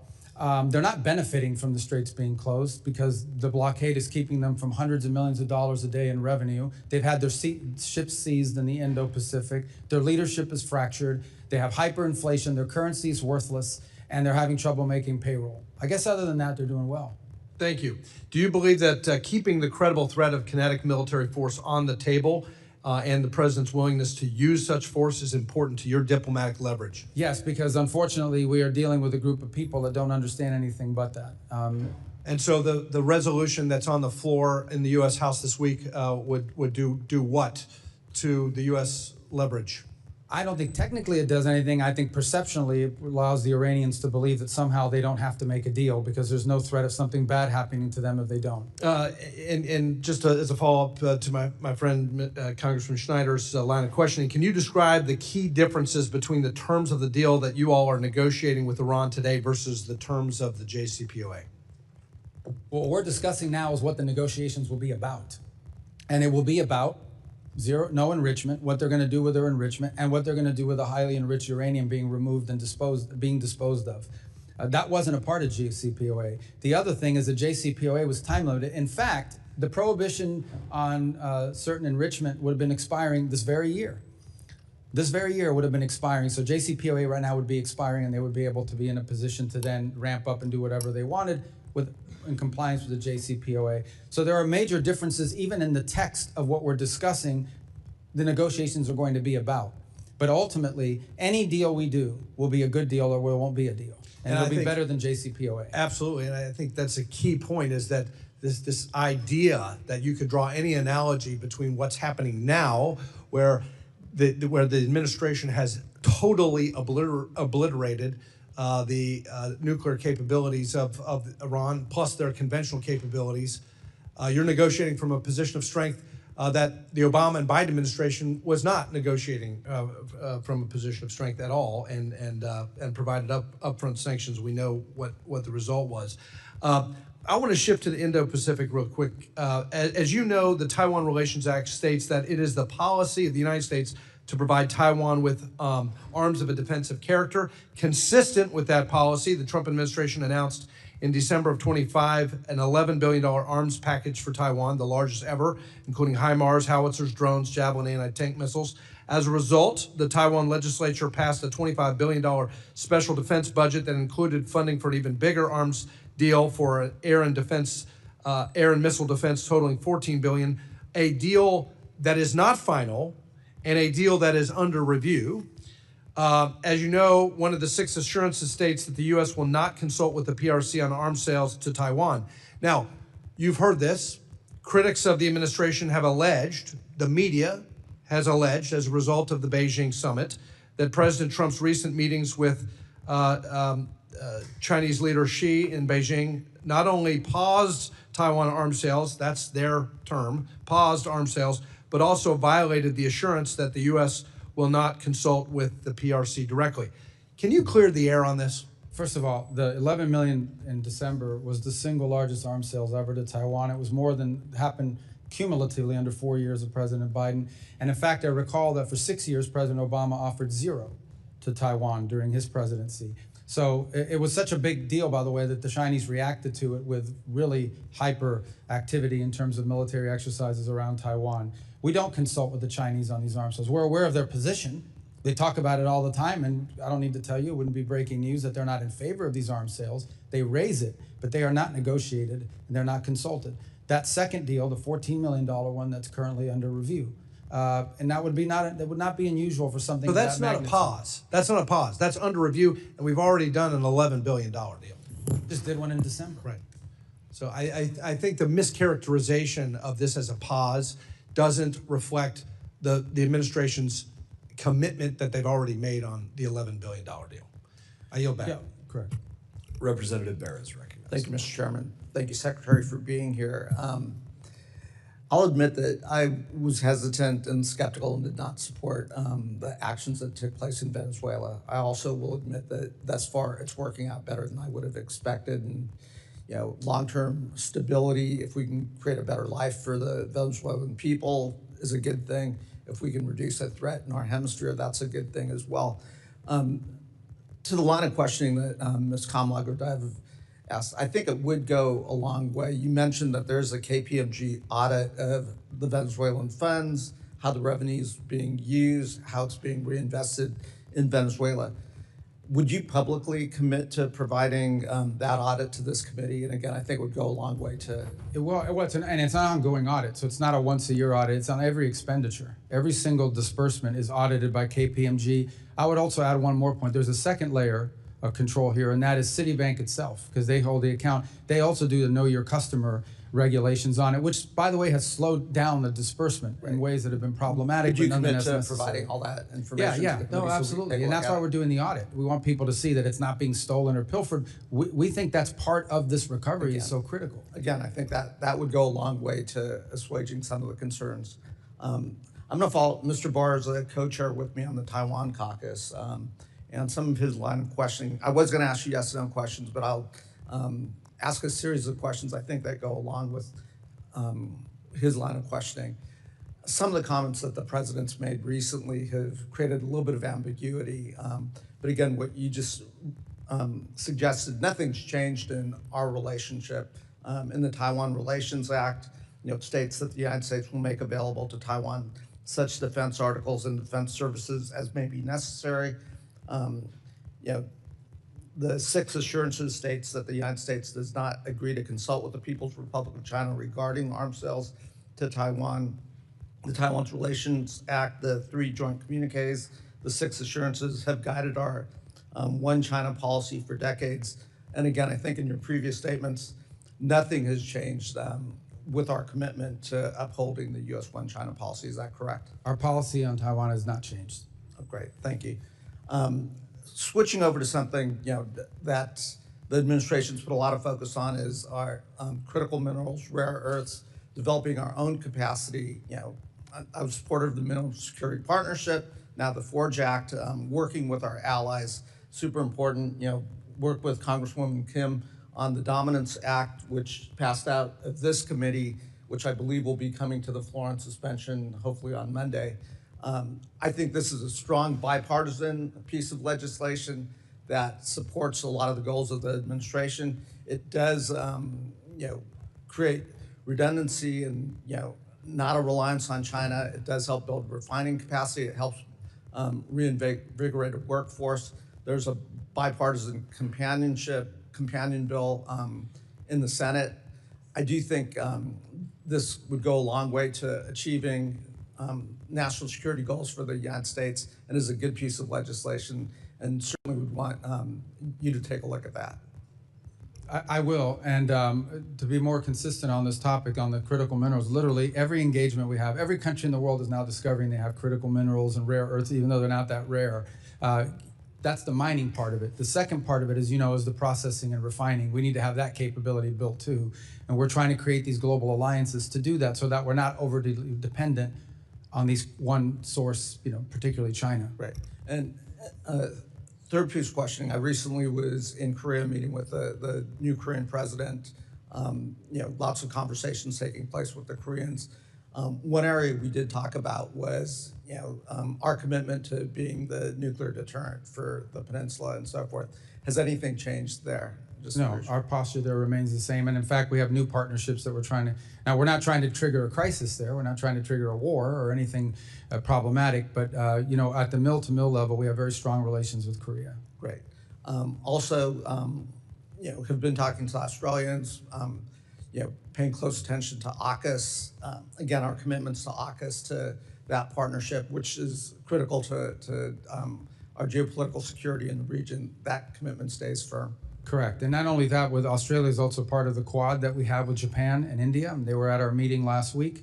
We have a lot we're working on together with them and seek to expand it. Great. And you mentioned that the Quad expects to have a leaders summit. I know that's been delayed a couple times. Do we expect the leaders? We are hoping to be able to do one this year, maybe on the sidelines of another global gathering in the region, but nonetheless a meeting. Not a standalone, but as part of, where they're all going to be at the same time. It would be easier. We're working on getting that scheduled. Right. Representative Fine. Well, thank you, Mr. Chairman. Mr. Secretary, I firmly believe God puts us where he wants us to be, and I'm grateful every day he's put you where you are. So thank you for all the hard work that you're doing. I want to read you a couple statements and see if you agree with them. I suspect that you will. The first statement is, heaven forbid Iran were to ever obtain a nuclear weapon. Do you agree with that, I presume? Yeah, I would use even stronger language. Yeah, okay. Second one would be, Iran must never be allowed to obtain a nuclear weapon. Would you agree with that? It's baseline policy. Okay. And then the third is, the Iranian regime must not gain nuclear weapons. Would you agree with that? These are statements, these are actual quotes from 3 members on the other side of the aisle who today gave you a whole lot of grief about what you're doing and what the president is doing to make sure those statements don't come to pass. Representatives Meeks, Lieu, and Sherman. So my question to you is, what changed? I mean, why would people say they must never be allowed to have a nuclear weapon, and then when we're actually doing what is necessary to make sure they don't, all of a sudden there's a very different tone as they ask you questions? Yeah, I would say that the notion that they shouldn't have a nuclear weapon is widely held, and not just widely held by members of Congress. It's widely held by countries around the world. In fact, I don't know a single country in the world that says it would be a good idea for Iran to have a nuclear weapon. I think what's changed, or where the difference comes in, is, okay, what are you going to do about it? You ultimately have to do something about it. And when we saw that they were building up this conventional shield behind which they were going to hide their nuclear program and hold it immune from action, we had to address it. And that's what the president did with Epic Fury. So that was the difference. The difference is we actually did something about it, something that multiple administrations have held as their position. It was the Biden administration's position. It was the Obama administration's position. But this president actually did something about it.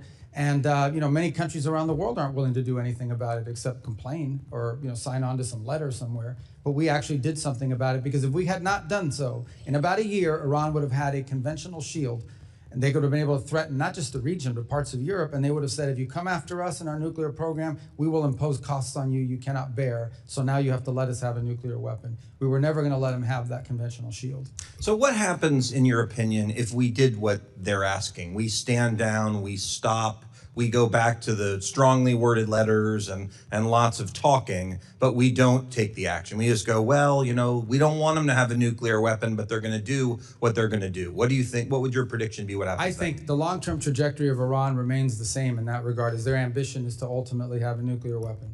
That is ultimately their ambition. They probably view it not just as regime security, the way that they do in North Korea. They view it as an ability to become the dominant power in the region. Once they possess a nuclear weapon, nothing stops them from sponsoring proxy groups all over the region to destabilize Jordan, Saudi Arabia, multiple Sunni countries, and of course wipe out Israel. So it would be fair to say then that standing in the way of what you're trying to do over there, what we're trying to do over there, effectively is emboldening and enabling Iran to get that nuclear weapon. Well, ultimately, anytime they don't fit, the only reason they would not go for a nuclear weapon is because they're forced not to. They're never going to do that voluntarily. And they've never agreed to anything voluntarily. Even the small concessions they made in JCPOA were in exchange for some benefit to them. So clearly, this is a regime that only understands that they will only do these things if they're compelled to do so, either through an incentive or through a punitive matter. Okay, changing topics to UNRWA for a minute. As you know, on October 7th, 2023, there were employees of the United Nations in the form of UNRWA who actually participated in the terrorist attack that killed 1,200 people. What are we going to do to make sure that the UN can never, ever again employ terrorists that are going to go and kill people? Well, obviously, we're not going to be working with UNRWA any longer. As you know, we've removed ourselves from that, and we refuse to engage them or be a part of the solution now in Gaza. There are plenty of other organizations that can play that role without having the sort of cooperation that they've had with Hamas elements, including the presence of Hamas elements within their ranks, as we've seen.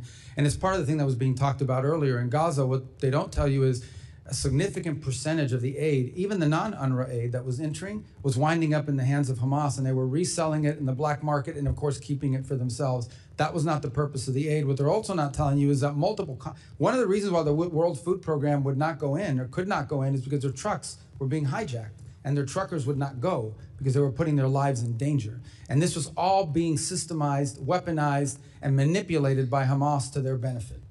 Well, thank you again for everything you've done. Everyone in Florida is very proud of you, and we're cheering for the work that you do every day. Thank you, Mr. Secretary. Thank you, Mr. Chairman. Representative Ocheski. Thank you, Mr. Chairman. First, Secretary Rubio's earlier testimony referenced the president's son-in-law, Jared Kushner, as a private citizen.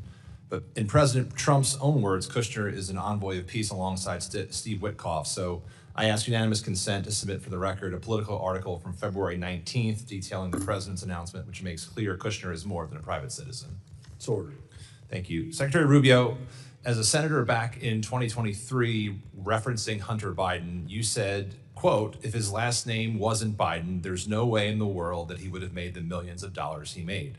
You also said we can't abandon common sense when someone profits from a family member in power. Is it fair to say that you agree that it's wrong for elected officials and their families to profit from positions of power? To use government service to make money, yeah, of course. Great. I appreciate that, and I share that sentiment with you, sir.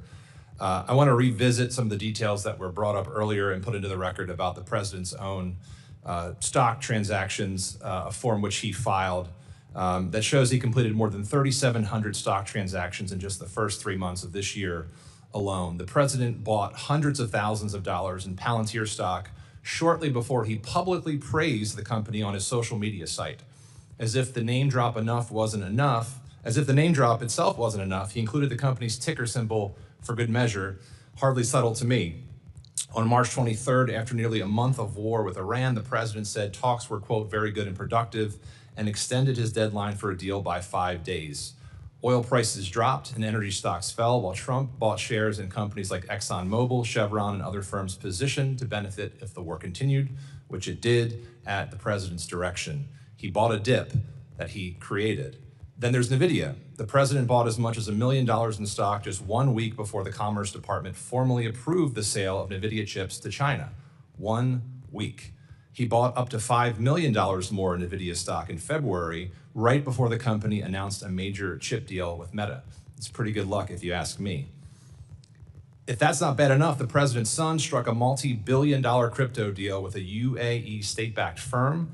After the deal, the administration reversed AI chip restrictions, approving transfers of sensitive technology to another UAE-related entity, chaired by the very same royal family figure involved with the deal with his son. That seems like hardly a coincidence to me, and indeed, it is self-enrichment tied directly to the president's foreign policy agenda, and it's how the president's net worth has grown by over $4 billion since he started this term.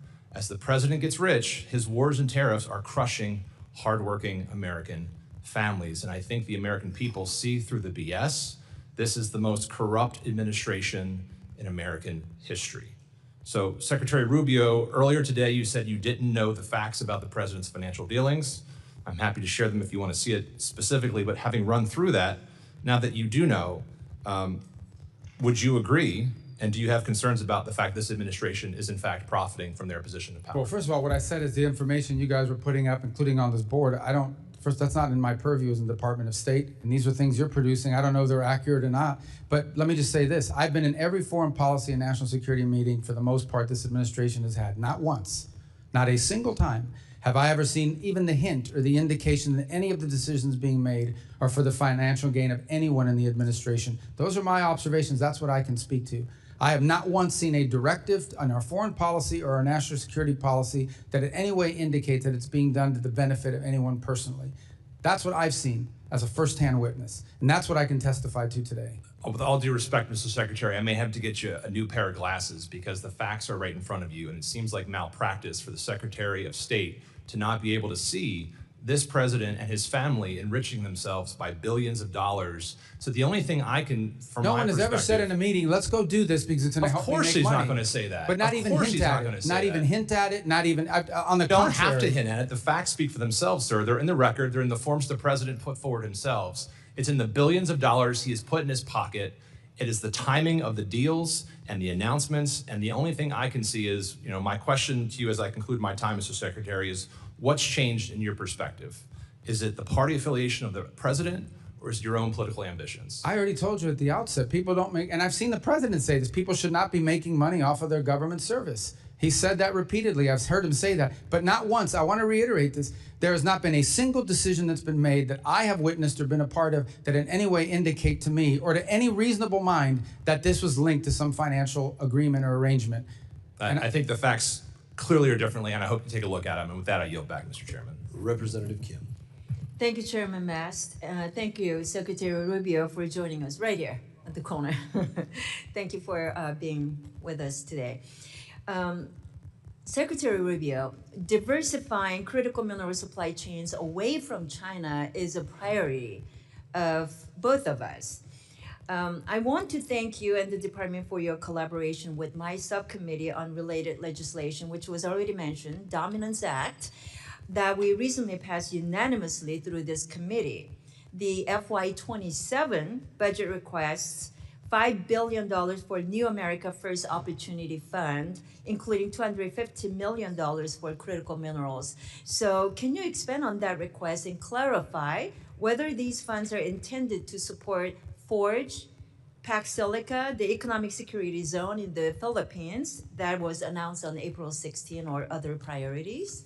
Yeah, all of the above. We want to have the flexibility to jump on these opportunities in a very nimble and effective way. We have a couple things going on at the same time. The first is, I would say, a feature of our bilateral engagement all over the world. In every one of our embassies you travel to, and many of you have traveled, you will see that critical minerals and supply chains feature prominently in all the diplomatic work that we're doing. And we're actually having countries approach us and say critical minerals should be a part of our agreement and our relationship because they want to see those resources used to the benefit of their people in a responsible way. The second thing is we hosted this ministerial we followed up on, in which we brought together dozens of countries from around the world who are all agreeing to this compact that we're going to cooperate with one another, not just for access to the minerals, but for access to the refining and processing capability that turns those minerals into useful parts of our supply chain. The third on Pac Silicas is very focused on the specific supply chain critical to the growth in AI and what you'll need in order to power AI in the 21st century. And when you point to the Philippines, that's a very creative opportunity in which there was this land that they control, that's in the government there actually used to have a military presence on it by the United States. And now that's going to be turned over as an innovation zone for this entire ecosystem.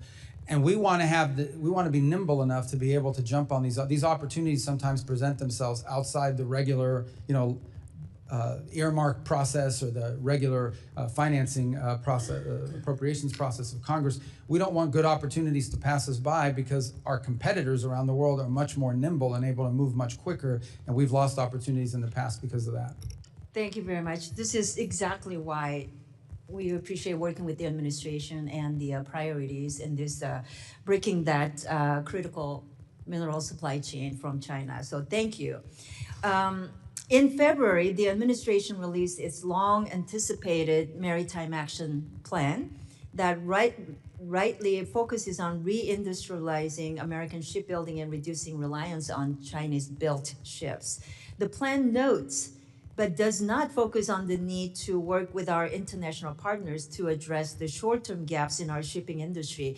My international counterparts have noted that absent a Ministry of Industry, they are unsure whom to engage on the U.S. side for international shipbuilding matters. So, Mr. Secretary, do you agree that the State Department should be the primary point of entry for these discussions? And if so, which office within the State Department should lead that?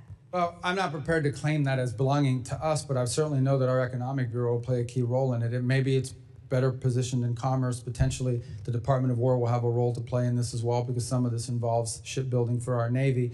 I can say that in the case of Finland, we're entering into that agreement on the icebreakers, which will help. They'll help us, and they're very good at the construction of that. I know with South Korea, there's been part of our agreement with them is the ability to not just build ships here in the United States, but they may be able to build a few in South Korea as well that would be helpful to us. So we are looking to this. Unfortunately, what has happened in the world is that the capacity of other than China, very few countries have invested heavily in their shipbuilding for a long time. That's an industrial capacity that's been lost because they've been subsidizing their industry and producing it at has such a high rate. So that's one more thing that we need to reindustrialize to the broader world and ultimately, hopefully, to the United States and our shipyards here as well.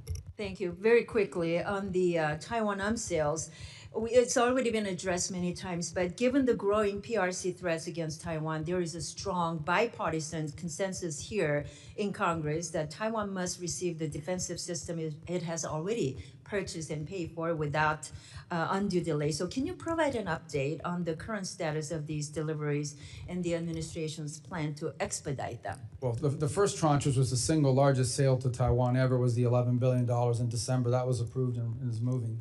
The second is, I think, the $14 billion one that is still under review. And it's under review for a variety of reasons that don't necessarily just include Taiwan. It includes the availability of the stocks in the short term. We have to balance that with our own procurement process. So it's normal to review it's a large sale. I mean, it's not small. It would be the biggest one ever. And I just remind everybody, the $11 billion we did in December, I believe, was more than was sold to Taiwan the entirety of the Biden presidency. And that just happened 5 months ago. Representative Moskowitz. Thank you. Thank you, Mr. Chairman. Thank you, Mr. Secretary, for being here today, and also thank you for staying until the end so all members can ask questions. A lot of secretaries don't do that, so thank you for doing that. Tell me that was an option. Take that up with the chairman. I want to talk. You went through a list of successes for the administration, one of which was the Shield of the Americas, and I know I thank the administration for creating the Shield of Americas and sending Kristi Noem out of the country. I want to focus on Iran for a second. I think when we talk about success, right? Success is Iran is no longer pursuing nuclear weapons. Success is that the uranium they have is gone. And it's fulfilling 30 or 40 years of U.S. policy, right? That's success. Do you agree with that? I mean, ultimately, we did it for a reason. We don't want there to be a nuclear-armed Iran. So, look, Iran can make whatever pledges they want. It's not worth the paper it's written on. But making sure the nuclear dust is out, making sure the facilities that they have underground are gone, that is success. And I assume you would agree that any deal that you think the president should sign or not sign has to address those core issues. Absolutely. So the removal of highly enriched uranium is an irreversible step. You remove it or you destroy it, it's not there anymore. On enrichment, those are limits, but if you're not inspecting it, they can always violate it. And as long as they have the equipment and the know-how, they could always violate it in the future as well. So that would have to be, that's the one that would have to be monitored. But the enrichment you could verify immediately because you either have it or you don't. Yeah, and for me, I think you have to dismantle what's there and you have to get out what's there. I think that's the most critical piece because, Iran has survived multiple administrations. That's their whole goal. Their whole goal is just run out the clock. They've run out the clock previously. And so the idea that they'll pledge to do something in the future, I just don't think we can trust that. Once we pull away the military, once we move on to another topic, their pledge is kind of irrelevant. Getting what's there removed, I think has to be the most important thing. Otherwise, it's hard to convince, I think, the American people that it was worth the success. We talked a lot about critical minerals. I think the administration is doing a really good job on critical minerals, these rare minerals that we need for our military, for technology. But I don't think the American people understand how important it really is and what China is doing around the world. I mean, do you think the administration could do a slightly better job on educating the American people why this is so important and why they should care about that? Yeah, I think we all need to do a better job. And I started talking about this issue when I was in the U.S. Senate, but frankly, it's not that sexy. You have to explain it to people because they have to understand that you can build the greatest car in the world. You can build the greatest plane in the world. You can build the greatest weapons system in the world, and you can build the greatest technology and infrastructure in the world. If it's missing one little thing, one chip, one element that you need to build it, if it's missing that, the whole thing doesn't work. You can't do it. Yeah. I think back to the magnets that are critical to the cars, and when the Chinese cut us off and the world off of those magnets that they were producing for cars, no, I wasn't even that conversant in the issue before it happened. So I think there are vulnerabilities like that. We've mapped out those vulnerabilities. I would agree. I think this is going to require a sustained public campaign to tell people when we talk about critical minerals, what we're actually talking about and why it's important. And I think that's right. And I think people don't understand exactly the long game that China is playing. And I think it's important for U.S. foreign policy around the world. Mr. Secretary, the war in Gaza is all over my algorithm, all over my feed every day. But what's not on my algorithm or anyone else's algorithm here or the kids in college? There's nothing about the Ukraine-Russia war. about the hundreds of thousands of people that are dead in that war, or the 25,000 people that were kids that were kidnapped, or all the kids that were killed in that war, the terrible images that exist in a real war. Why is it, do you think, and is it the Chinese again, that, you know, the algorithm is full of what's going on in the Middle East, but the Ukraine-Russia war, nothing. No images, no stories about the kids, no stories about the hundreds of thousands of people that are dead. Yeah, I can't speak to the algorithms and what those systems are doing with regard to that. I can tell you that in addition to what you just mentioned, I do think that, this is my observation, this war has now lasted longer than the Second World War. It's, I don't want to use the term stalemate, but clearly both sides are trading a kilometer for a kilometer, an incredible death rate. The Russians are losing 5,000 soldiers a week, which is a crazy number. And the Ukrainians are losing people too, but not nearly as many are at the rate. It's sort of a stalemated, stagnated fight that now I think threatens to escalate because we're seeing these deep strikes into Russia and deep strikes into Kyiv. And I don't want to cut you off, Mr. Chairman. Mr. Secretary, I have only 9 seconds left. Cuba, real quick. Thank you guys for indicting Raul Castro. I wish it would have happened years ago. The Cuban people deserve to be free. The time has come. I'd love just to give you a minute or to talk about what you see for that island in the coming years. And just to be clear, we didn't indict Raul Castro. A grand jury in South Florida indicted him, and then the Americans indicted. Yeah, no, but I know what you meant. I'm just saying I want to be clear. It was done through a grand jury. It wasn't. Yeah, I've spoken to this a few moments ago as well. We'd like to see a better future in Cuba, one in which the Cuban people have something that looks like the way every other country in the Caribbean lives.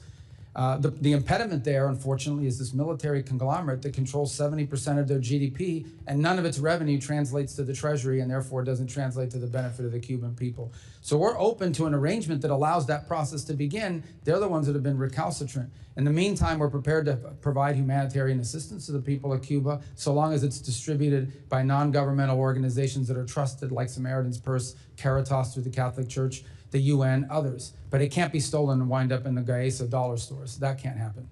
Representative Zinke.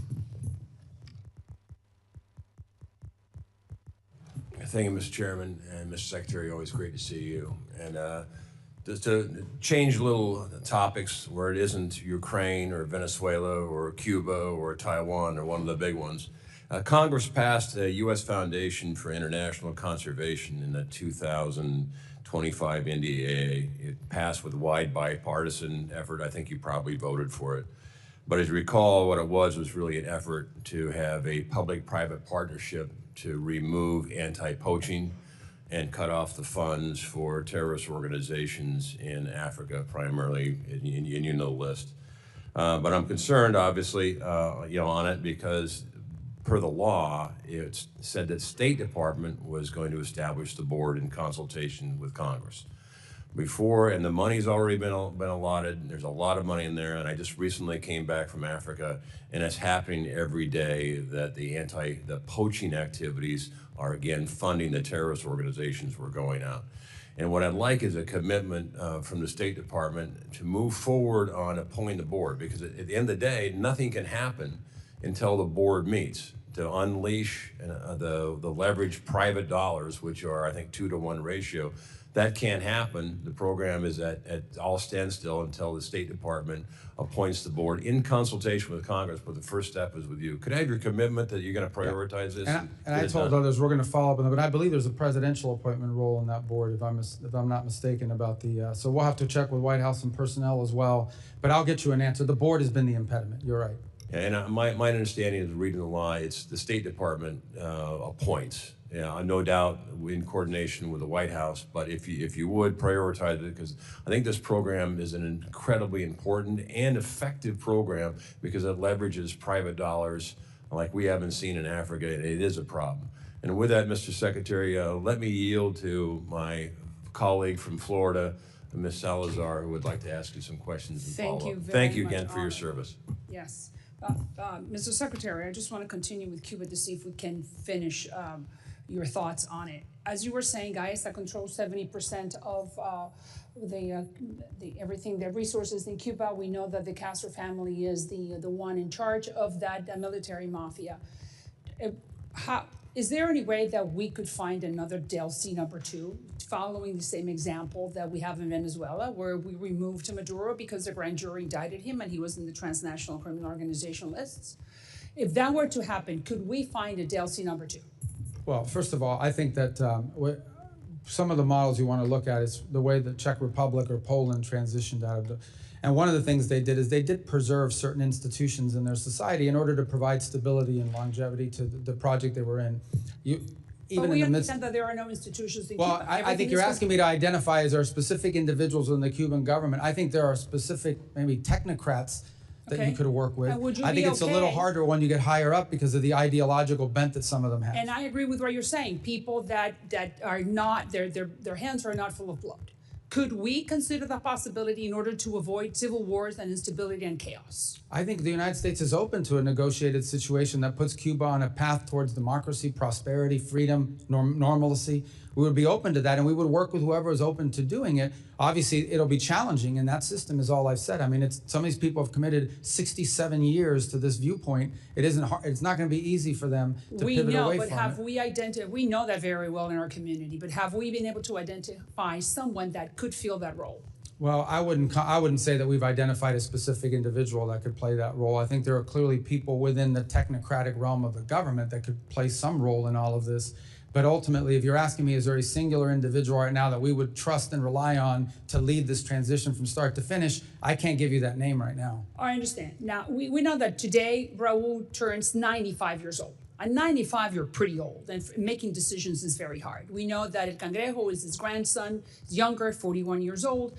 Don't you think that maybe are you sending messages to the younger generation to convince Raul in order to make it easier for that island, like you said, to become Jamaica or Dominican Republic, Taiwan, Singapore, and Hong Kong?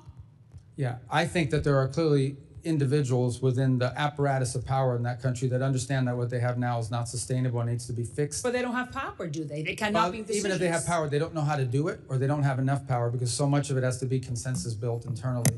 But there are clearly people that are aware that what they have now is not sustainable. Thank you, Mr. Secretary. Representative Johnson.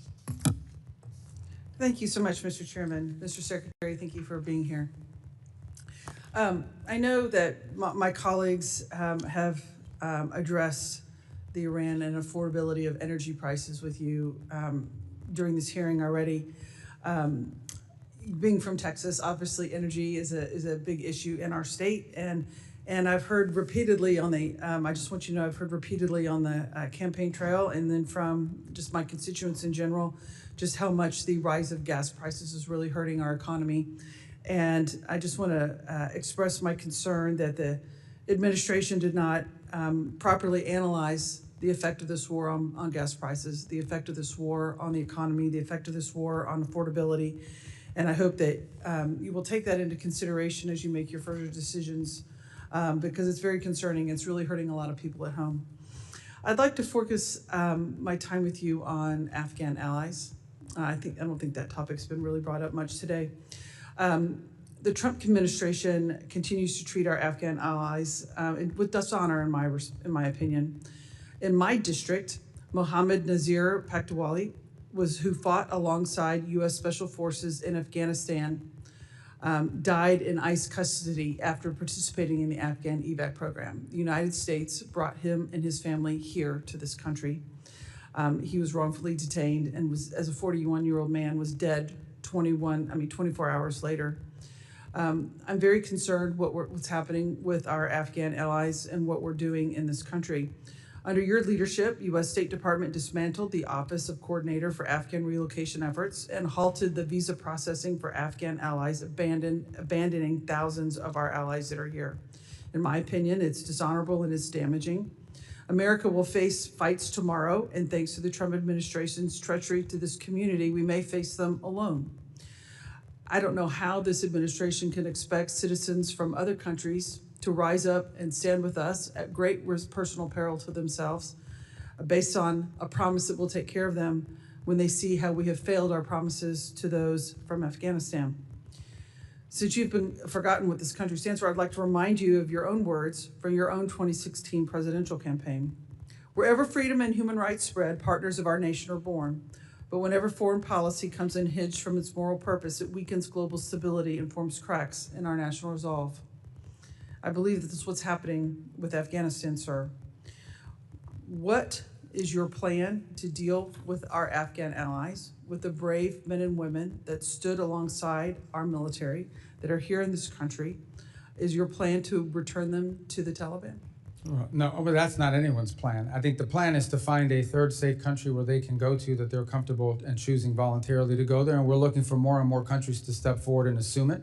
As you know, the issues you raise are also tied into the broader migratory decisions that have been made by this administration. We're operating under an executive order right now that does not allow any Afghans into the country after the aftermath of the National Guard attack against the National Guard here in Washington, D.C. a year ago. And then there are also other DHS determinations. Our role, we continue to process the folks that are applying so that their paperwork is in order, but ultimately we don't want them stranded forever and where they are. We want them to be able to go to somewhere that's not Afghanistan, that they choose to want to go to and that are welcoming of them. And we actively are engaging countries around the world. There are 3 or 4 that have already spoken to us about their willingness to do it. Obviously, they're not going to take 1,000, but we might be able to get 300 here, 400 here, places where they feel comfortable going to and that are assuming and welcoming to them. We're not returning them to the Taliban. We understand that would not be the outcome we want to see. Right. I do think that the position of the United States to now, by bringing these families to our country after they honorably served our country, alongside our men and women, and now to say, now get out, we don't want you anymore, based on one isolated incident is morally reprehensible. It does a disservice to them, and it's wrong, and it's bad policy. Mr. Chairman, I'd like to ask unanimous consent to enter the record on April 21st, the New York Times article, Trump is said to be in talks to send Afghans who aided with U.S. forces to the Congo. Mr. Secretary, is it the policy of this government to send these Afghan folks to the Congo? That's just one country. The policy of the United States is to find multiple countries, and they would be able to choose which one they want to go to of the options that they're presented. That was based on a leak of an internal document. That was just one country that expressed interest, but there are multiple others that have as well. And so, but are they going to be forced to go to the country? What if they don't want to go to the Congo? What if they don't want to go to Afghanistan? What is their option? No, we don't want to force any. That's why I'm saying we want to have multiple countries so they can choose. Here are the 5 or 6 countries that will let you go. Which one of them do you want to go to? It's not to force them. It's to give them options about places they can relocate. Representative Biggs. Thank you, Mr. Chairman. And Secretary Rubio, thank you for your service. This country finally has a Secretary of State who puts America first, and I'm very proud to stand with you. In February of 2025, the State Department eliminated nearly $60 billion from over 4,000 ongoing grants and another $54 billion in multi-year USAID awards. Money that was on autopilot, flying out the door every single year with zero accountability to the American people. Programs that spent $70,000 on a DEI musical in Ireland, $2.5 million on electric vehicles in Vietnam, and $6 million on tourism development in Egypt. That is waste, and that is fraud, and that is abuse of the American taxpayer dollars, plain and simple. I'm proud to stand with an administration that had the backbone to do what Washington has refused to do for decades. What has been eliminated is very significant. It is historic, and it is just the start. The savings from USAID cuts have already sparked serious proposals to redirect billions towards something that actually matters, like repairing veterans' homes. I'm talking about long-term veterans' homes like those in South Carolina and throughout this country. That is what America First looks like, not Sesame Street in Iraq, not transgender opera in Colombia. But Secretary Rubio, I would like to know what is still in that remaining portfolio that should not be there. What programs are still drawing a check that wouldn't survive 10 seconds of scrutiny in front of a working family in my district, like the 3rd District of South Carolina? And how do we complete the mission of putting America first in every single line item of this budget? Because I can tell you, the people in my district are not going to accept it. They are tired of hearing, well, we got most of it. What is your commitment, Mr. Secretary, to finishing the job? Yeah, well, it's happening already. So USAID no longer functions. There is a USAID, but it's largely now operating as a wrap-up and wind-down operation. So that's what's happening in USAID. we took all the programs that were worth preserving and all the programs that were worth doing, and they're all under the State Department now. So you have the State Department is conducting foreign aid and foreign assistance within the context of the criteria that we've created, and those are outlined in this year's budget request. And then there are legacy programs that we did not bring over to state that are still at USAID, some of which may not be operating any longer, but are tied up in litigation. They claim that they're owed money. They got a judge trying to get us to pay them, or if not, there's wind down costs in unwrapping those programs. They're not active programs, but some of them are under active litigation because the NGO is suing the government, and a judge is saying, well, you may have to pay them, so make sure you preserve the money until I rule on it. So those may take years to clear out. They're not active programs, but they're involved in litigation. But those are under the USAID portfolio, not under state. And I no longer am the acting official at USAID, and that's being run through the Office of Management and Budget. Well, thank you so much. I appreciate the work and the efforts that you're doing, and I know our taxpayers in my district do. And with that, Mr. Chairman, I yield back. Secretary Rubio, they've called our votes, but we have this last row of individuals to your left. Do you think we have time to work through them? Yeah, we can't. I have to go to the Senate in a little while, but I'll talk fast. Thank you. Representative Moylan. Thank you, Mr. Chairman. Secretary, thank you very much. We've been talking regularly. I appreciate all your interest into the Indo-PACOM. And last time we were out here at the hearing, we spoke about the importance of establishing a passport issuance office in Guam. And as you know, residents in Guam must have their passports issued from Honolulu, which creates a huge barriers in emergency situations. So I want to thank you again, your staff, for working with us on this issue. And can you briefly say, touch on where we're at with this process of establishing the passport issuance office in Guam, please? We are on the status of it? Yes. I think we're working on trying to do it. We'd like to do it. I think there's, we may have news for you on that in a couple weeks as we're going through our review of our visa offices around the world. And it's part of our consolidation efforts is to free up resources for other places where it may be more useful. So I think we'll have news for you in a couple weeks if you just bear with us. It's quite exciting. Thank you, Secretary. And last year, I introduced a bipartisan Clean Pacific Act with Rep. Case, Radaragan, and King Hines to establish Pacific Islands Counter-Narcotics Initiative to assist partner nations with counter-drug interdiction efforts. This year's budget request contains strong support for INCLE and outlines the strategic priority disrupting U.S. inbound illicit drug flows, especially fentanyl, meth, and cocaine, and expanding U.S. advantage and access in regions critical to the national security like Indo-PACOM. Can you speak how the State Department is working with partner nations in the Pacific to combat narcotic trafficking in the region? Absolutely, and our Department of War partners and our DHS partners are also involved in that effort. And it involves two things. Number one is allowing us, in some cases, to cooperate with them, to work alongside them in this work. And the other is building their domestic capacity so they can have better awareness. Some of it is domain awareness, radar systems. In other cases, we're providing that to them, the intelligence that they need to action. The third is training and equipping, which obviously is a key part of being able to take on these groups. The challenge with these transnational groups is that in some cases, they have more money and better weapons than the actual host government. It's been a problem in place after place. But as you've seen more recently, Guatemala's now entered an agreement with us. We're cooperating very closely with Ecuador. El Salvador's been there from the beginning. We're hopeful that we can increase our cooperation under the new administration in Honduras. So I think we've made good progress in that regard. Thank you, Mr. Secretary. And how do you believe Guam and the other territories can leverage their strategic location for promoting foreign policy interests in the Indo-Pacific? Well, a couple of points. Obviously, number one is many of these, as a domain awareness, just from a geographic perspective, the ability to be there allows you from the military side to be able to station forces, but also allows you to do more activities regarding the safety of navigation, the freedom of navigation, domain awareness to control, to support that, the safety of undersea cables that are increasingly under threat from being disrupted. There's a whole host of areas, illegal fishing. There's a whole host of things of cooperation that we could reach, and that the Pacific Islands are geographically prime located to really help us.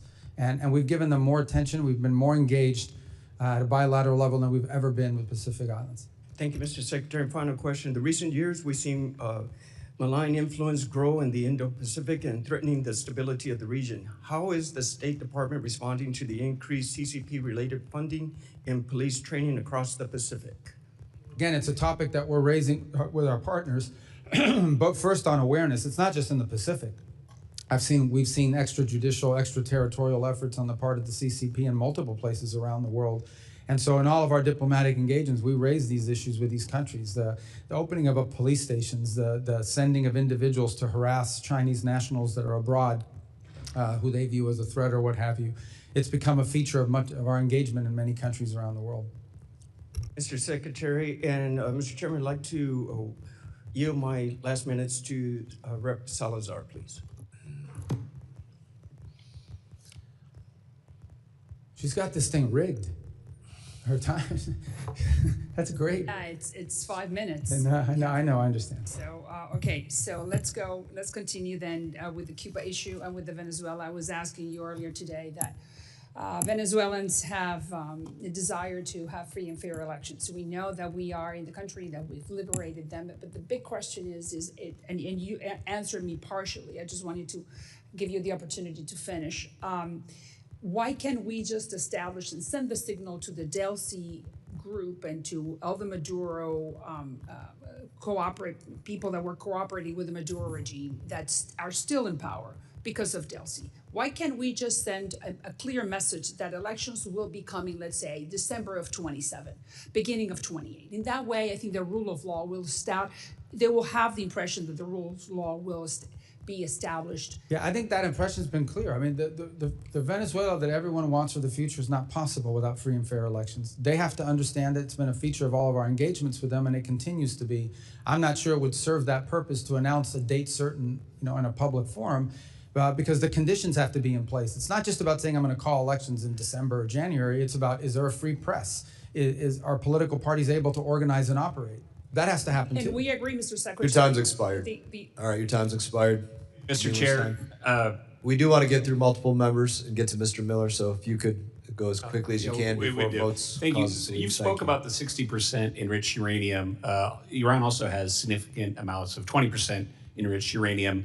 The more difficult part is to go from 5% to 20%. What is your view in negotiations of the 20% uranium? Well, I've used the term highly 60% because that's the one that clearly has. I mean, even 20%, you could argue, not that I claim that they are, but you could argue they're being used for medical isotopes and things of this nature. But 60%, there's no reason for it. The only way you get to 60 is because you're on your way to 90.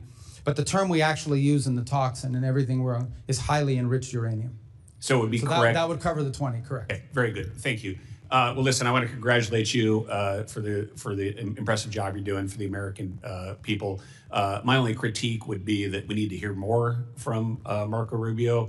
President Trump is obviously in a class by himself, but you're the best communicator in the administration on complex foreign policy issues. I was in the room with you in Munich, so I know you wear a lot of hats. There's a lot of memes about you, but please continue to be as vocal and upfront as you can.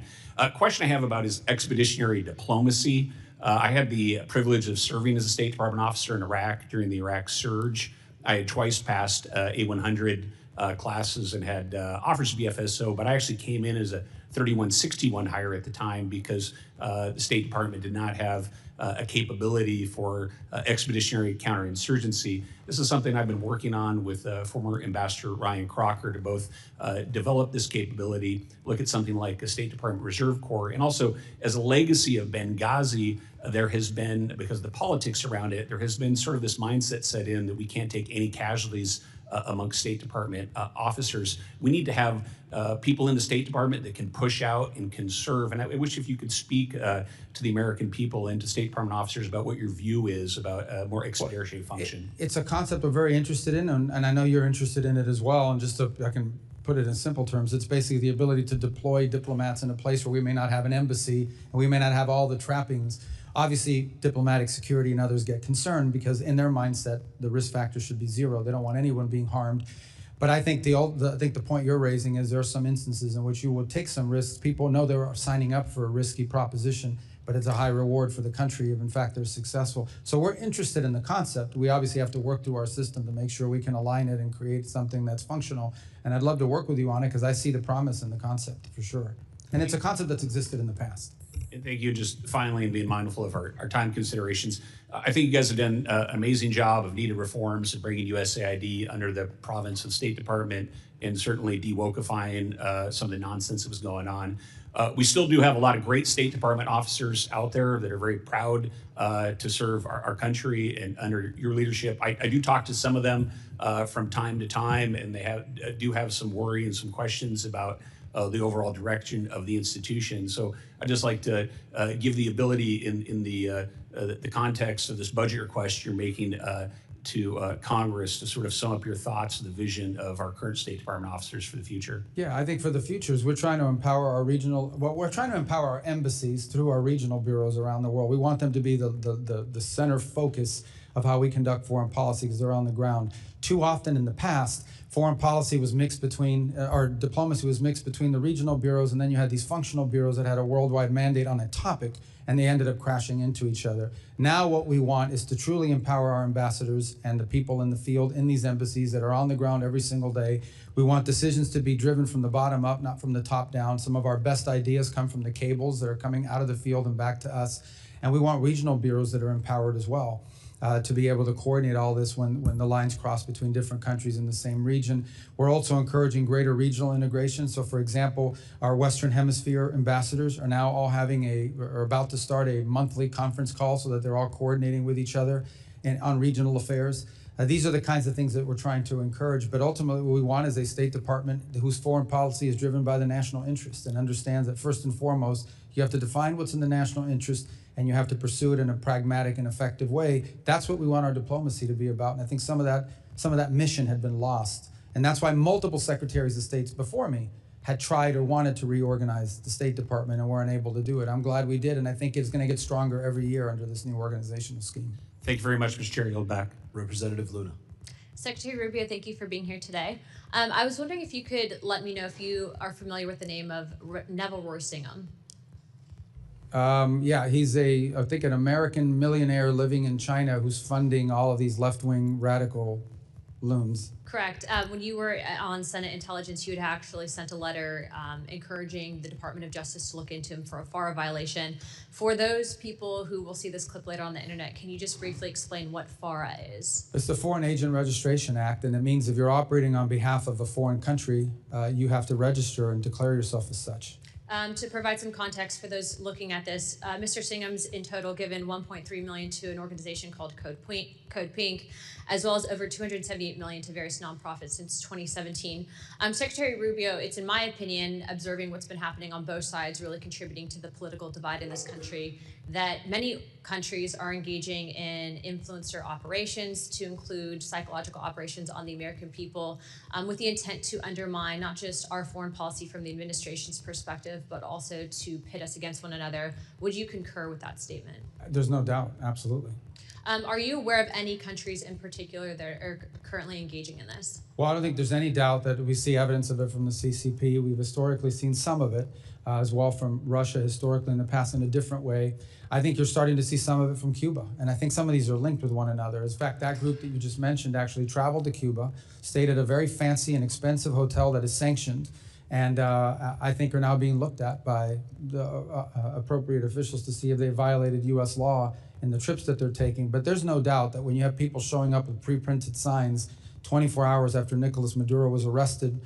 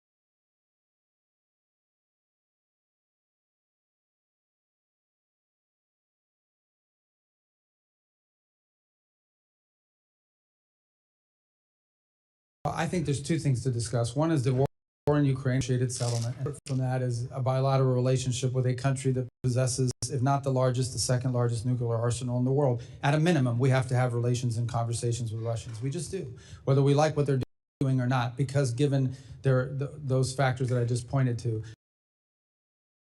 I've had multiple conversations with the Foreign Minister Lavrov, and we have to, because that's mature diplomacy and it's important. It's the same with China. We have to have communication with them, and there are issues in our bilateral relations that have nothing to do with Ukraine. So now, I think our relations with them will be friendlier and easier to pursue once the war in Ukraine is wrapped up, and we've made that point in this engagement. But I think what we've learned, and certainly I think has been affirmed to us in the last year and a half, is you're much better off having someone to talk to on the other side than not. And this is a president who's willing to meet with and talk to anybody. He doesn't view talks and engaging a foreign counterpart as a concession, the way it's been treated in the past. Sometimes it leads to something, sometimes it leads to nothing, and sometimes that vehicle of communication proves incredibly valuable in a potential conflict or crisis. I'd like to end by saying this. I completely agree with you. I think that it is our job and responsibility in Congress to maintain open dialogue and discussion. But I do think that you guys will be successful in this peace deal. And so I want to be the first to congratulate you on that, because I think that sometimes in this instance, having the courage to step up and do the right thing and lead by example is a big thing. So with that, Chairman, I yield the rest of my time. Representative Miller. Thank you, Mr. Chairman. Mr. Secretary, it's good to see you. You were the first person I worked for when I started in politics, and this is very unique for me. But first and foremost, I just want to say thank you for the job that you've been doing. People back home, they comment on your stability, your bearing, and how you represent our country on the world stage. Thank you for doing that. And look, you're sitting here today and for several hours, and our colleagues on the left, for the vast majority of them, they want to get a political stunt. They don't want to hear your answers. And that's why they wouldn't let you and afford you the ability to speak, because they know that you would school them in every which way possible and actually tell them that 2 + 2 = 4. And for a lot of them, that's hard to understand. So I respect your ability. But look, you have been, asked a ton of tough questions. This is your time, if you would like it. I know you have spoken a lot today, but if there is anything that you would like to correct the record on by any of our colleagues on the left or even on the right that may have misspoken, I'd like to give you this time if you would like it. And just one last thing. When you're done with all of this, if you could come to Cleveland, Ohio, I know it's not where you're from, but the Cleveland Browns could use a really good coach. And so with all the different hats you've been wearing, maybe you could take us to a Super Bowl. But at that point, I leave the rest to you, sir. Well, I don't claim I can lead that to Super Bowl, but I wish them luck in Cleveland on that. Look, I thank you for the opportunity. I think we've covered almost everything, and thank you for giving me the opportunity to do that. Unfortunately, I have to be in the Senate here in just a few minutes, and they get really mad if you're late. But I just want to touch off by saying, look, every element of our foreign policy and everything we do, including aid, is now synergized, and it's about the national interest. And I do think it's important to point out and continue to point out, we are the most generous country in the world. By far, we give way more money than anybody else does to all of these things. Other countries who are very rich, powerful countries should step up too if they want to join in helping. There's no evidence that that's the case. We've seen a little bit of an increase among some countries, but it's not just us, the Canadians, the UK, other European countries have cut back in their expenditures as well on foreign aid. Not timed with us, it just happens to be they have those domestic considerations to take into account. This is the most generous country in the world. This year alone, there will be millions of people around the world that will receive food and medicine and medical care and in a way that furthers our national interest, but is also good for them. And we do that more than anyone on the planet. Foreign aid and what this country does to help people around the world is something we should be proud of, but it has to be done the right way. We can't be spending money on things that don't further the national interest, and we can't be spending money on things that waste the taxpayer dollars, and we can't be spending money on social experiments around the world that further the aims of an ideological movement in the United States. That's not what foreign aid is ever supposed to have been about, and that's what we're going to get it back to. On foreign policy, we're going to be pragmatic, but we're going to be principled at the same time. We have to understand that when it comes to foreign policy, oftentimes you're not given the choice between the clearly good one and the clearly bad one. Sometimes you're given 2 bad choices, and you're trying to figure out which one of these 2 bad choices is the least harmful to the country.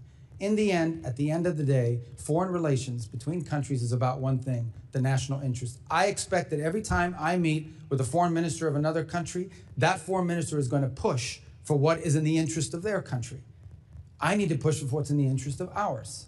Not what's in the interest of the world, not so what's in the interest of ours. In those cases where our where our national interests align, that's where cooperation happens. That's where alliances are formed. In those instances where our interests don't align, that's where you hope that diplomacy and cooperation can find a way through.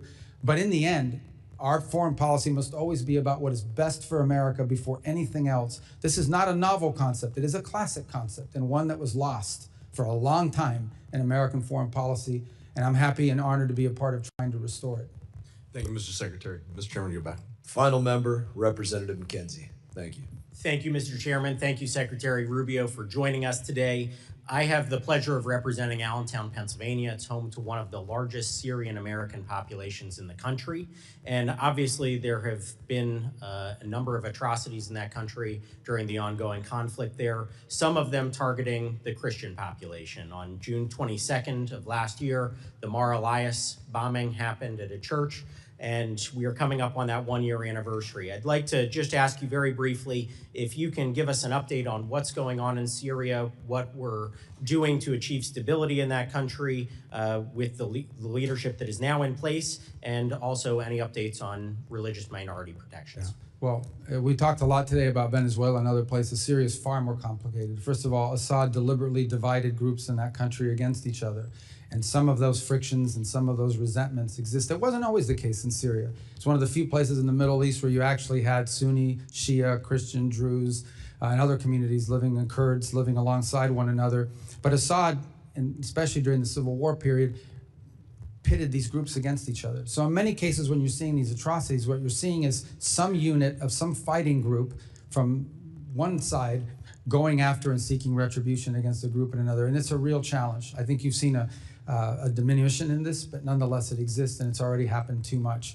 The second is, the core here, and our goal is to have a nationalistic government in Damascus that seeks not to expand power or not to turn Syria into a base of operations for a foreign power, but to build a Syrian state that's inclusive of all of the elements in it. That's what we have engaged with the interim government there on. That's what we've engaged, and we've given them and tried to give them every opportunity possible to succeed. We've had some successes. As an example, when we had some fighting break out, especially in the Northeast, and we had these ISIS prisons. This is an underreported story, but we had these ISIS prisoners there. They agreed and were very cooperative in getting those prisoners transferred out of Syria and into Iraqi prisons before there would be a jailbreak that could threaten them and also threaten the region. I think we've seen significant progress in the relationship between Kurds and the central government. There's more work to be done, but some of that tension has now been downplayed. Down in the south, there's more complexity, of course. There are different Druze elements and Bedouin elements that have been more difficult to deal with. But we're trying to give the Syrian government there that's in place every opportunity to succeed. And obviously, there's a trust but verify component to this. I will say this, and I want to be, everything we've asked them to do, they have tried to do or have done, including counterterrorism cooperation.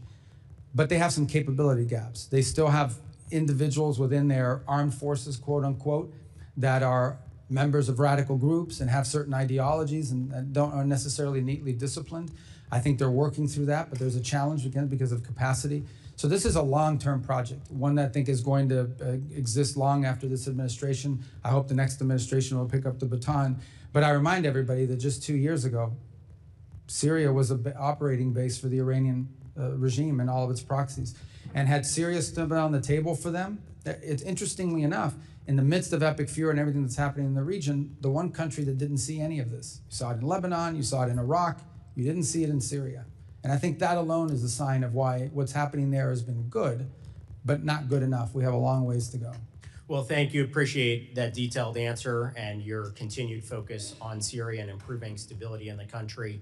The Syrians I know and the Syrian Americans say that they don't see those differences along religious lines. That is, as you pointed out, divisions that were created by somebody else.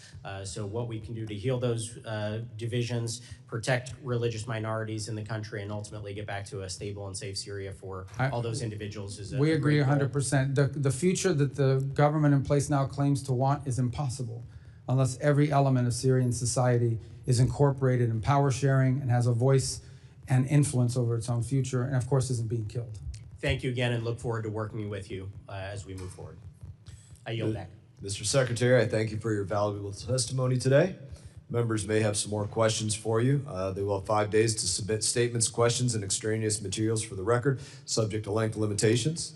And without objection, this committee stands adjourned.